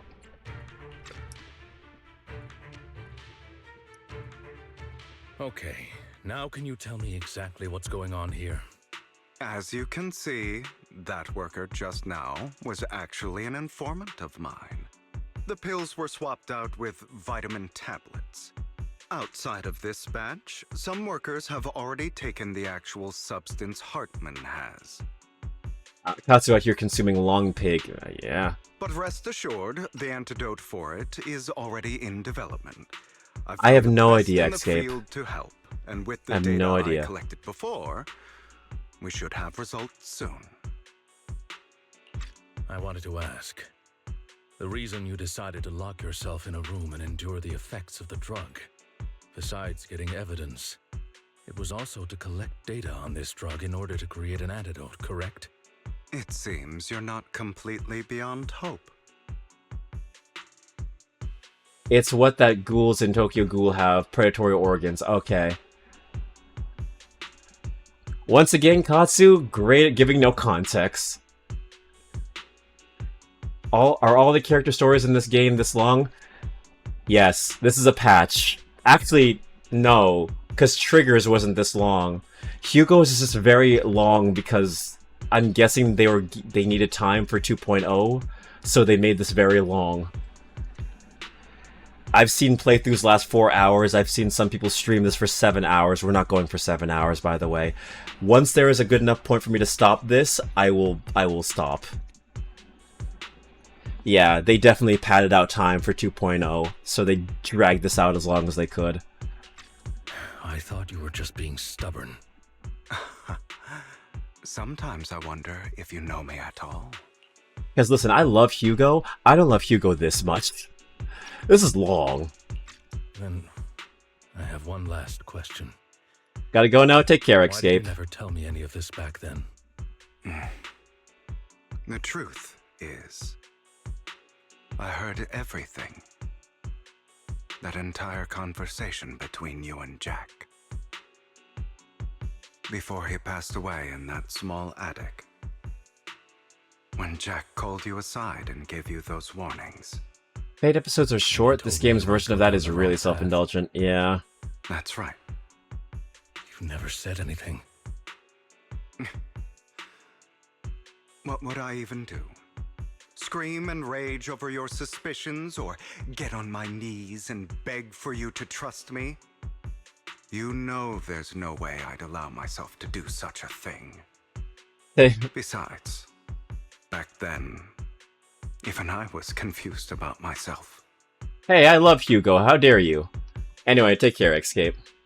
The voice acting in this game is really good. It is very good, though. Very high production value. Jack, he... It's all in the past. You don't need to explain anything to me. Enough. We should get going. If we're going to reminisce over the past, we should find a more suitable location. After leaving the Hollow, the two arrive at a place with nice scenery. Nikon? This seems to be like where we're wrapping up. Then. I didn't do it. It was a scheme Hartman devised to take over the family. It was Hartman who killed my father, too. I only discovered the truth long after the fact. I did indeed attack my father, and I thought he was dead. But he wasn't. I couldn't kill him. We've gone through this dude's whole fucking life at this point. There's no way every character gets this much attention. No, you're completely right. Because I played this game. They're not this long. I swear to God, they dragged this shit out so long just to give 2.0 time to breathe and cook. Because holy shit, this is long. This is actually long. Like, yeah. And even before that, if I hadn't hesitated, none of what followed would have happened. This is a telenovela. Even now, I still think they deserve death. Welcome in, Jojo. I But see those redeems. I'm doing them no now. longer care to personally deliver that fate. My shoulder. They're beneath me. And I have more important things to do. You. I know we may never agree on that point, Lycon. I once wanted to fight against those ugly truths that defined me, but I discovered that the more I rejected them, the more painful it became. So, I could only accept that crazed, hateful, and malicious side of myself. Welcome in. As long as I know I will never become like my father, like Hartman, that is enough for me. You've changed. But I think that might be a good thing. Don't patronize me. You've changed a lot too, compared to before. I still disagree with Jack's words, and I won't forgive your betrayal. I will walk the path I believe is right, even if I must tread over thorns and through the mud. But I will also allow you to walk your own path, Lycon. Should I say thank you? You're welcome. Come to think of it, we haven't talked about your legs and eye. It was just an accident, not your fault. I'm doing well now. I hope you are too.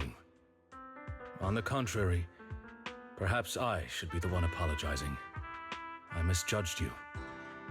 I used to think you wanted power, that everything you did was for your own ambitions. I thought you wanted the power to pass judgment on all in this world like a god. I am a god. I am my own god.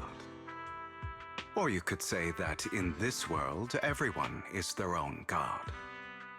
There are many things that we are powerless to change. But there are also many choices we can make. Just as I said before, I am the only one who can kill me or save me. I'm glad you think that way. Let's go. I still have one last thing to do. Okay, to so witness the end of Ravenlock. you're gonna let me go now, game, right? Let me go now, game. Let me go. Let me go. Oh, fuck me. Oh, fucking... No, let me leave. Let me leave. Let me fucking go. Speaking of that, you know what? I wanna go. Where's the break? This is a gotcha game on my phone. How do I fucking leave? Speaking of that, you know how people say wrestling is a redneck soap operas? Luca Underground is that, but a Spanish one, and it's set up in a coherent seasons, possibly the all-time greatest wrestling show, but it was killed because of its own format. No one plays their usual canon character. It's a completely separate wrestling canon, except Rey Mysterio is there for some reason. It never ends. Dr. Bones' wild ride. I wanna fucking go. Why is there no I need to go button? As someone recounts, whoever creates gotcha games, if you're creating a gotcha game, let there be an option to be like, hey, I need to go home, or I need to end stream. Just so that they know, like, okay, we'll wrap it up for you. Your progress will be saved, you can go. Like, Rochette is under a mask using the name Prince Puma. As Hugo recounts the process of gathering evidence, Hartman, unable to listen any longer, slams the table in anger. You really think you can take my place if I die? Never, you filthy bastard! Yeah. Your little tricks mean nothing. As long as the Ravenlock family stands, I can still get back on my feet. You still don't get it, do you? This was never about avenging my father. And I don't care about taking your place. I didn't come this far just to kill you. That'd be pathetic. Right on cue. Why don't you take a look at this, Uncle? On behalf of TOPS, I'd like to clarify that we had no involvement in the Ravenlock family's actions. TOPS is officially terminating all partnerships with the Ravenlock family, effective immediately. We will have no further affiliation with them. Are you crazy?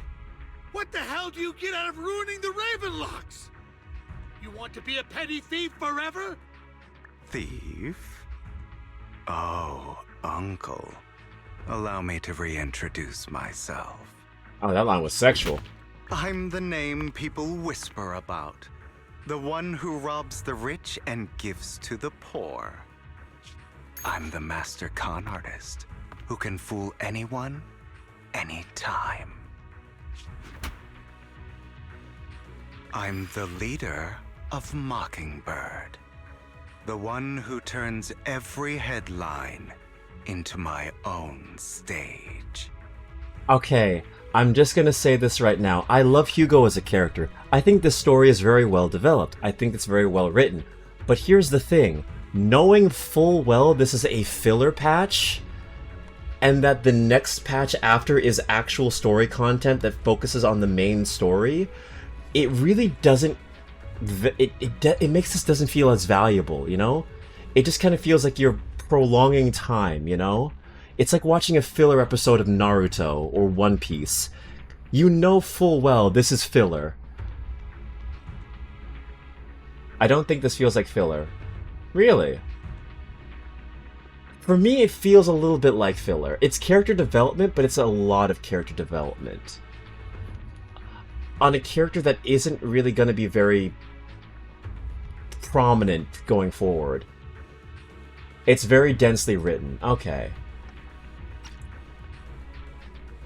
I feel like filler has a specific connotation. Okay, well maybe that's the better word I could use to describe it. It's very densely written. It's very densely written for what should just be a filler patch. Then again, I think this was very... I think people were waiting a long time for this patch to come out, so... I have friends who'd catch me if I fall, partners who'd shed tears for me, and allies who always have my back. Like, again, I don't hate this. I don't hate this at all. Don't get this misconstrued. I don't hate what I'm experiencing. I just think it being very densely written is kind of making it feel a bit long in the tooth. You know? I feel like you're cramming a lot into this patch. Like, it's not spaced out very well. I think it's good. I think it's good. It's just like, yeah. I am Hugo Vlad. You're the one who needs the Ravenlock name. I never did. You ungrateful bastard! You should have never been born. You flatter me. Same goes for you, Uncle. I think a good example of this is when, for those of you who play Zenless Zone Zero, the Astra Yao event, that was also canon and that was story content. It was not as long as this or as densely written. And if it was, and that was like the New Year's event, and that had all right to be a lot more dense in its storytelling. This is just, it feels like a completely different, like, plot that we're paying attention to. Yeah, this is extremely dense and isn't actually that important to the overarching story. No. Wrestling is funny because we don't know who Pentagon Jr. or Phoenix really are, past them being luchadors, but we know they're brothers, and that's about it. And that's it, though.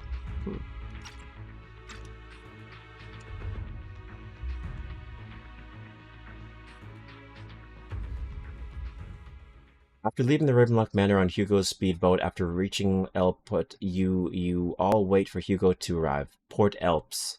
You've done well, Vivian. You had better give me an explanation. And here I thought this would be a touching reunion. What's with all the anger? Hugo, I'm a member of Mockingbird too, and I mourned your death.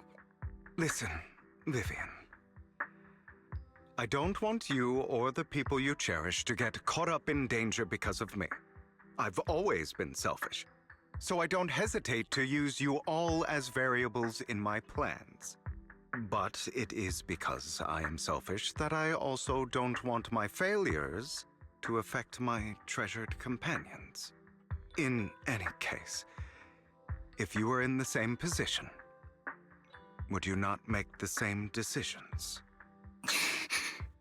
Lycon's taking care of everything outside. We should go. Also, Belle, thank you. And I'm sorry for the whole act where I threatened you. It was the only way for Hartman to drop his guard against you and leave you be. I, Hugo Vlad, am forever indebted to you. With Lycon's assistance, you successfully leave the Ravenlock family manor and return to the video store. Master Proxy, although it is late, there is some important intel that I must give you now. Do you know about everything? So, Lycon, you knew about Hugo's plan to fake his death?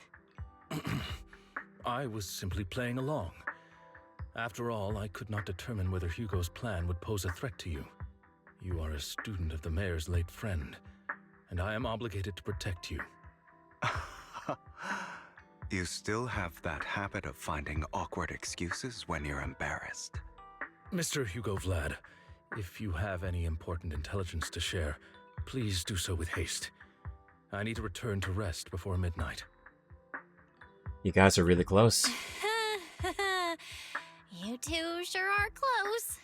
Almost like your For the sake roommates. of a certain old fossil's sleep schedule, I'll keep it brief. I learned from Camille that Dina intends to embed the sacrifice core into the sacrifice. Apparently, it will make the sacrifice much stronger. Sacrifices created this way will not retain their minds and will indiscriminately attack all living beings, including their creator. So the Exaltists don't do this. It would bring them no benefit. But Dina's concoction can control people's minds. If a person takes the pill and is injected with the serum Landon left behind, the sacrifice would be under its creator's control. Although the dormant sacrifice has been destroyed, Dina found a batch of that serum her father created and wants to create new sacrifices. You two must be pretty close roommates if you only own one bed. Yeah. We have no idea where the real core is. Never mind the sacrifice. Hartman's sacrifice core is a fake. We don't know where the real one's gone. The real core has always been here. Here? In Lord Phaethon's video store? Vivian, do you remember when I suggested you give that collectible to our dear Proxy? I remember. But that was just an ordinary pendant. And I've met the person who submitted it. She has absolutely no connection to the Exaltists.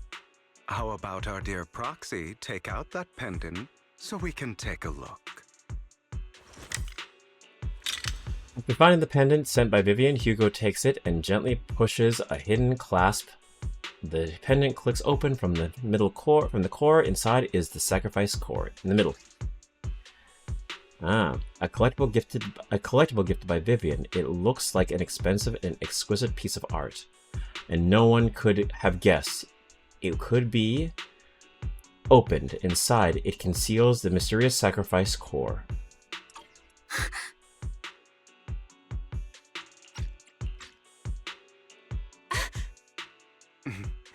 I'll take your surprised expressions as a compliment for my little trick. I will hand over this core to the mayor as agreed, since he fulfilled his promise to protect Vivian and the manager while I was pretending to be dead. I won't go back on my promises. No wonder the mayor would promote rhetoric favorable to Mockingbird. I can't believe I thought he was actually being sincere. We don't need to worry about the core, sacrifice core now. Since we have the sacrifice core, all we have to do now is stop Dina from using innocent people to make more sacrifices. Yes, and we need to destroy the last batch of Landon's serum. Hopefully with no options left, Dina will give up her obsession. All right, that's the important stuff. I'm going to go and confirm where Landon's serum's been stashed. I'll contact you again once I have something. What's wrong, Lycon? Weren't you in a rush to go back and rest? You act like you're gonna turn into a werewolf after midnight or something. How are you feeling right now? Relax, I'm not kicking the bucket just yet. But you look a bit more run down than before. Just getting over something nasty, that's all. Risking your neck like that wasn't exactly smart. Maybe you should have. Lycon, remember what I said back when I faked my death? For a permanent and absolute victory, we must ensure the pain of cutting away rotten flesh, and preserve those through the darkest hour before dawn. Not wrong, sure, but it was arrogant enough. Instead of playing a god and picking who lives or dies, I'd rather just do what I can. Because at the end of the day, a person can only shape their own destiny, nothing more. Remember when I said I faked my death? That was a lie. You've really come a long way. Well, I appreciate the compliment. Hugo, you've got a lot of explaining to do. No more secrets. I will. I'll lay it all out. Promise. After a little chat, Hugo and Vivian say their goodbyes and take care. Back in your room, you drift off to a deep, nice sleep. Belle, Hugo sent a message earlier. There's a new progress on the sacrifice situation. They found a large bunch of unused sacrifice serum. He wants us to be their guide. He, Vivian, and Lycon will be heading to the Hollow with us to destroy the serum. And I'll use the HDD system this time to head into the Hollow with you all. Tell me when you're ready and I'll remember to bring Eos with you. And remember to bring Eos with you. I am not ready. Wait a moment. Oh boy. Oh, that would have been a fucking... Oh, no. Okay, so... Okay. We ended. We're done. We will play this more next time. Thank you. Okay, we are done. We are free. Okay. I was not intending to go this long. We've been going for almost 5 hours. I was not expecting that at all. Thank you all so much for staying with me, though. I appreciate that so much. Let me get the music going. I need the music. Please don't stop the music. I don't want to get copyright striked. Let's see. Give me something good. There you go. Perfect. Okay. Alright. Thank you all so much for being here. I appreciate you all so much for coming. It means a lot.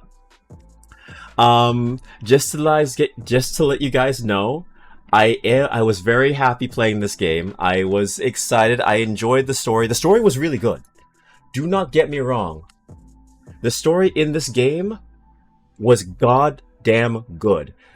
However, it was very dense. And my critique is that it kind of needed to trim the extra fat or at least space things out a little bit better because you were cramming a bunch of shit into one patch, and it could have used some breathing room. We're not done yet though, but you know, we'll finish this next time. I thought I was trying to get it all finished in one stream. These things didn't happen, but it is what it is. Next time I'll try and stream this game sometime maybe next week, if not this week, but we'll see what happens with scheduling. It's not guaranteed, but I want to still finish this patch because I still want to do the summer event on my own time because I have a lot to get through and I need to use my time sparingly. Otherwise, I'll be missing out on that outfit for Belle, and I needed that outfit. You don't understand. I need that outfit. Goddamn Tokai Teo being so speedy. Ooh. Well, Katsu, I'm so glad you brought that up. Because guess what? Guess what, Katsu? Oh, wait, I forgot this thing does that. Okay, sorry. Guess what, Katsu? Fucking stupid shit. Stupid shit. Aha! We're rolling in Uma Musume. 2 10 pulls. 2 10 pulls and then we're done. Okay? That's the rules. 2 10 pulls, that's it. We're done. 2 10 pulls for the new banner. Okay, that's it. And then we're done. Y'all thought I was over? Y'all thought this was over? No. Free scout. Eh, bullshit. Alright. We're gonna roll the new unit. Hold on. Wait. It's this one. Yeah, this is the new one. Not this one. This one. Okay. 2 temples. You know the rules. 2 guarantee. Okay, there it is. There's a free one too. Oh, okay.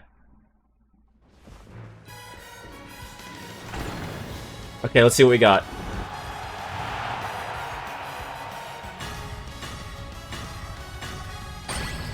Oh! Oh, shit! Oh, shit! Yo! Yo! Okay, okay. Sakura Bokushin! No shot. No shot! Aw.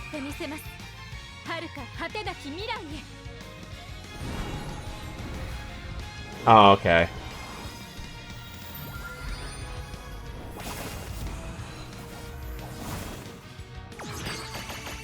End of the Skies, Michiro McQueen. Winning ticket. Winning ticket. What? How did I get 2 of the same one? Double McQueen. But it's not even her banner. Same horse and 1 tenor? That's wild. Air Groove. Bokushin. Haru Hara. Agnes Tachyon. Daiwa Scarlet. But she's not even featured on the banner. She's not even featured on the banner, but okay. We need this one. Oh, there's a free one. Okay, I didn't notice that. This game is kind of nice because once the banners go, the girls. Oh. Okay, that's it. That's not it. Okay. This game is kind of nice because once the banners go, the girls get put into the general pool. Oh, so it's like Nikkei. That's nice. They go into general, so that's really cool. Like McQueen was in a banner with Teo. Ah. So 1, 2 plus guaranteed. Okay, let's try this one more time. Like I said before, 2. But that's their alternative outfit. Okay. Okay. 1.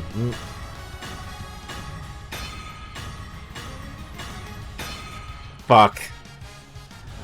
Well, we tried. Howdo. Da. Vegeta Ryan. King Halo. Nice Nature. Gold Ship. King Halo.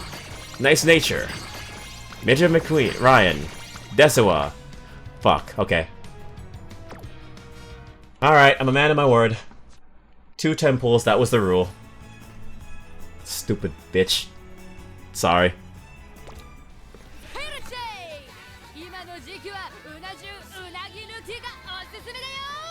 Ah well, we still got Bokushin week, so it is what it is. Okay. Alright. Oh. Shut up, Bokushin. I mean, shut up, Gold Ship. Okay, well, that wasn't a total waste. We got 2 5-stars in 1 10 pull. And it was a copy, too, so that makes her even stronger, which is awesome. Alright. But that's it. That's it for me. In terms of what will happen, I am a guerrilla streamer, but I'm gonna try and see if we can start DMC5 on Wednesday. I'd like to see if we can do DMC5 on Wednesday. I'm gonna take a break tomorrow, You are getting closer to... You are closer to getting her 4-star. Ah. Oh, gold ship? Probably. Cool. Actually, yeah. Let's check something. Oh, okay. What are we checking? What are we checking? Go to the enhanced screen. Ah, alright. Oh, that's not it. Ooh, I almost sent you guys to the Ether Realm. And Star Unlock. Alright. Alright, let me just, Alright.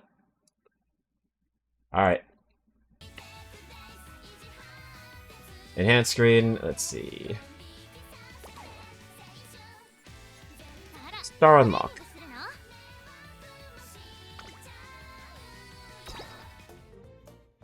Yep.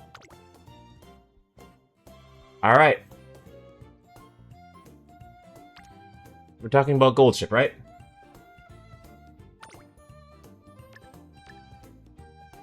Oh, I can get a 5-star.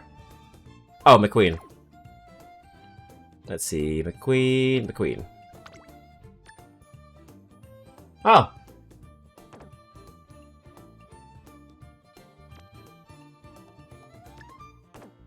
I need more star pieces, apparently. Yeah, so for 4-star, you need 200. So you're close now. Oh, okay. Yeah, we're gonna get there soon. And then I guess we'll be able to 4-star her. Cool. Well, there you go. I don't know if she's a good unit, but cool.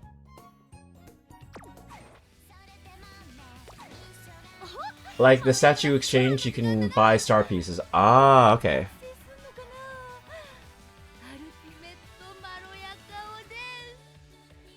Cool, okay then.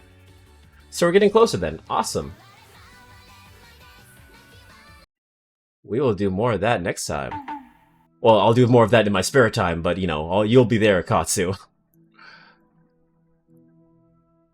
Cause I only have 90 because I got her once during her banner. Oh, so if you get the more 5-stars you get, okay, gotcha. You get more star pieces. That is crazy. Alright. Let's see. So like I said before, Wednesday I am most likely going to be streaming Devil May Cry. Devil May Cry 5, but we'll see how that goes. I'm not going to be streaming tomorrow, and then after that, maybe there will be a stream on Saturday for Stellar Saturdays. That one is up in the air because weekends on every other Saturday can sometimes be dicey for me. I would like to finish this Zenless Zone Zero event, but because we spent 5 hours here, I'm considering doing that one next week. But we'll see. Nothing is set in stone. I might do a second Zenless stream this week to just finish this up so that I can, do the summer event on my spare time. Whatever happens, you'll be the first to know if you follow me on my Twitter, my Blue Sky, or if you just have the little bell notification here. You'll figure it out. We'll figure this out as we go. I'm a guerrilla streamer after all. We have no schedules. You got 60 each time you pulled her. Oh, cool. Oh, awesome. So yeah, we're gonna 4-star her really soon then. That's cool. So yeah, you guys already know the schedule. You know how things are gonna be going. There's one man who I've been hoping to raid into. Now there is a man streaming Umamusume. However, Flynn is also streaming, and he's streaming Final Fantasy XIV, the story mode. So I think I'm gonna raid you guys into Flynn. So I'll send you guys over there. So we'll send you guys over there. So of course, here is the raid message. I'm gonna go get something to eat because I am hungry. I've been streaming for 5 hours. And this is the sub raid. So yeah, just copy and paste whichever one you have, and yeah, you're gonna be all set to go. So I will start the raid right now. I'm just seeing all the people playing Zenless Zone Zero today. Ooh, a lot of people. A lot of people playing Gacha games today. Cool. Coolio. Alright. Let's get you guys raiding into Flynn. Okay. Let's start the raid. He is doing Final Fantasy XIV spoilers, so just keep that in mind. But yeah. As I said before, hopefully this week... Thank you guys. Actually, hold on. Let me cancel the raid. I want to say this. Thank you all so much for being here and spending time with me. I appreciate that a lot. Today was a very stressful day of work, so I didn't know what to really do with myself. So it's nice that I had you guys to talk to and unwind. I really appreciated that. Streaming is always like fun. It's never a guarantee anyone's gonna show up. So, hey, I appreciate you guys just being here and just stopping by and all that fun stuff. It's chill. You guys put me in a better headspace. Tough day at work, and it's gonna be an even tougher week. I have a lot of harder shifts happening this week, so we'll see how that one goes. But hey, I appreciate you guys spending the time and being here. I really do. So, yeah, I want to let that one get out of the way before I send you guys off. So, again, I'm going to start the raid. Wait, hold on. Wait, hold on. I didn't send you guys off. I didn't send you guys off. No, you guys are still here. Cool. Let me send you guys off properly. Okay, start the raid. There you go. We're still here. Good to know. Thank you all. Thank you for reconfirming, because when you're raiding on Twitch, it's weird. Even when you cancel the raid, it still sends you to the channel, at least for me. So yeah, it's weird. But yeah, thank you so much for everyone for being here. Thanks to you, Dex Treason. Thank you, Katsu. Thank you, Jojo. Thank you, Thank you, Wizzy for the bits. Thank you, Snowy VT24 for the follow. May Mert for the follow. Royal Panda for the follow. Juniverse for the follow, and also for the raid of 13. I appreciate you all so much for coming. Thank you, Escape. Thank you. To anyone else I may have missed, if I missed you, it is not personal. It is not personal at all. It means I just fucking hate you. I'm joking. It just means I forgot. And thank you to D-Reason. Dex. Oh wait, I got your name wrong. Sorry, Dex. So thank you, Dex Treason, and also thank you to the Reason. Thank you so much. I'm going to keep a mental note of that so I don't forget for the future. Of course. Because I hate it when people get your name wrong in chats. It's a boy to Reason. Yeah. That's an actual chatter in here, by the way. Anyway, we're running out of time. I'll see you later. Take care. Have a wonderful rest of your night. And goodbye. Hugo's story was long. Bye.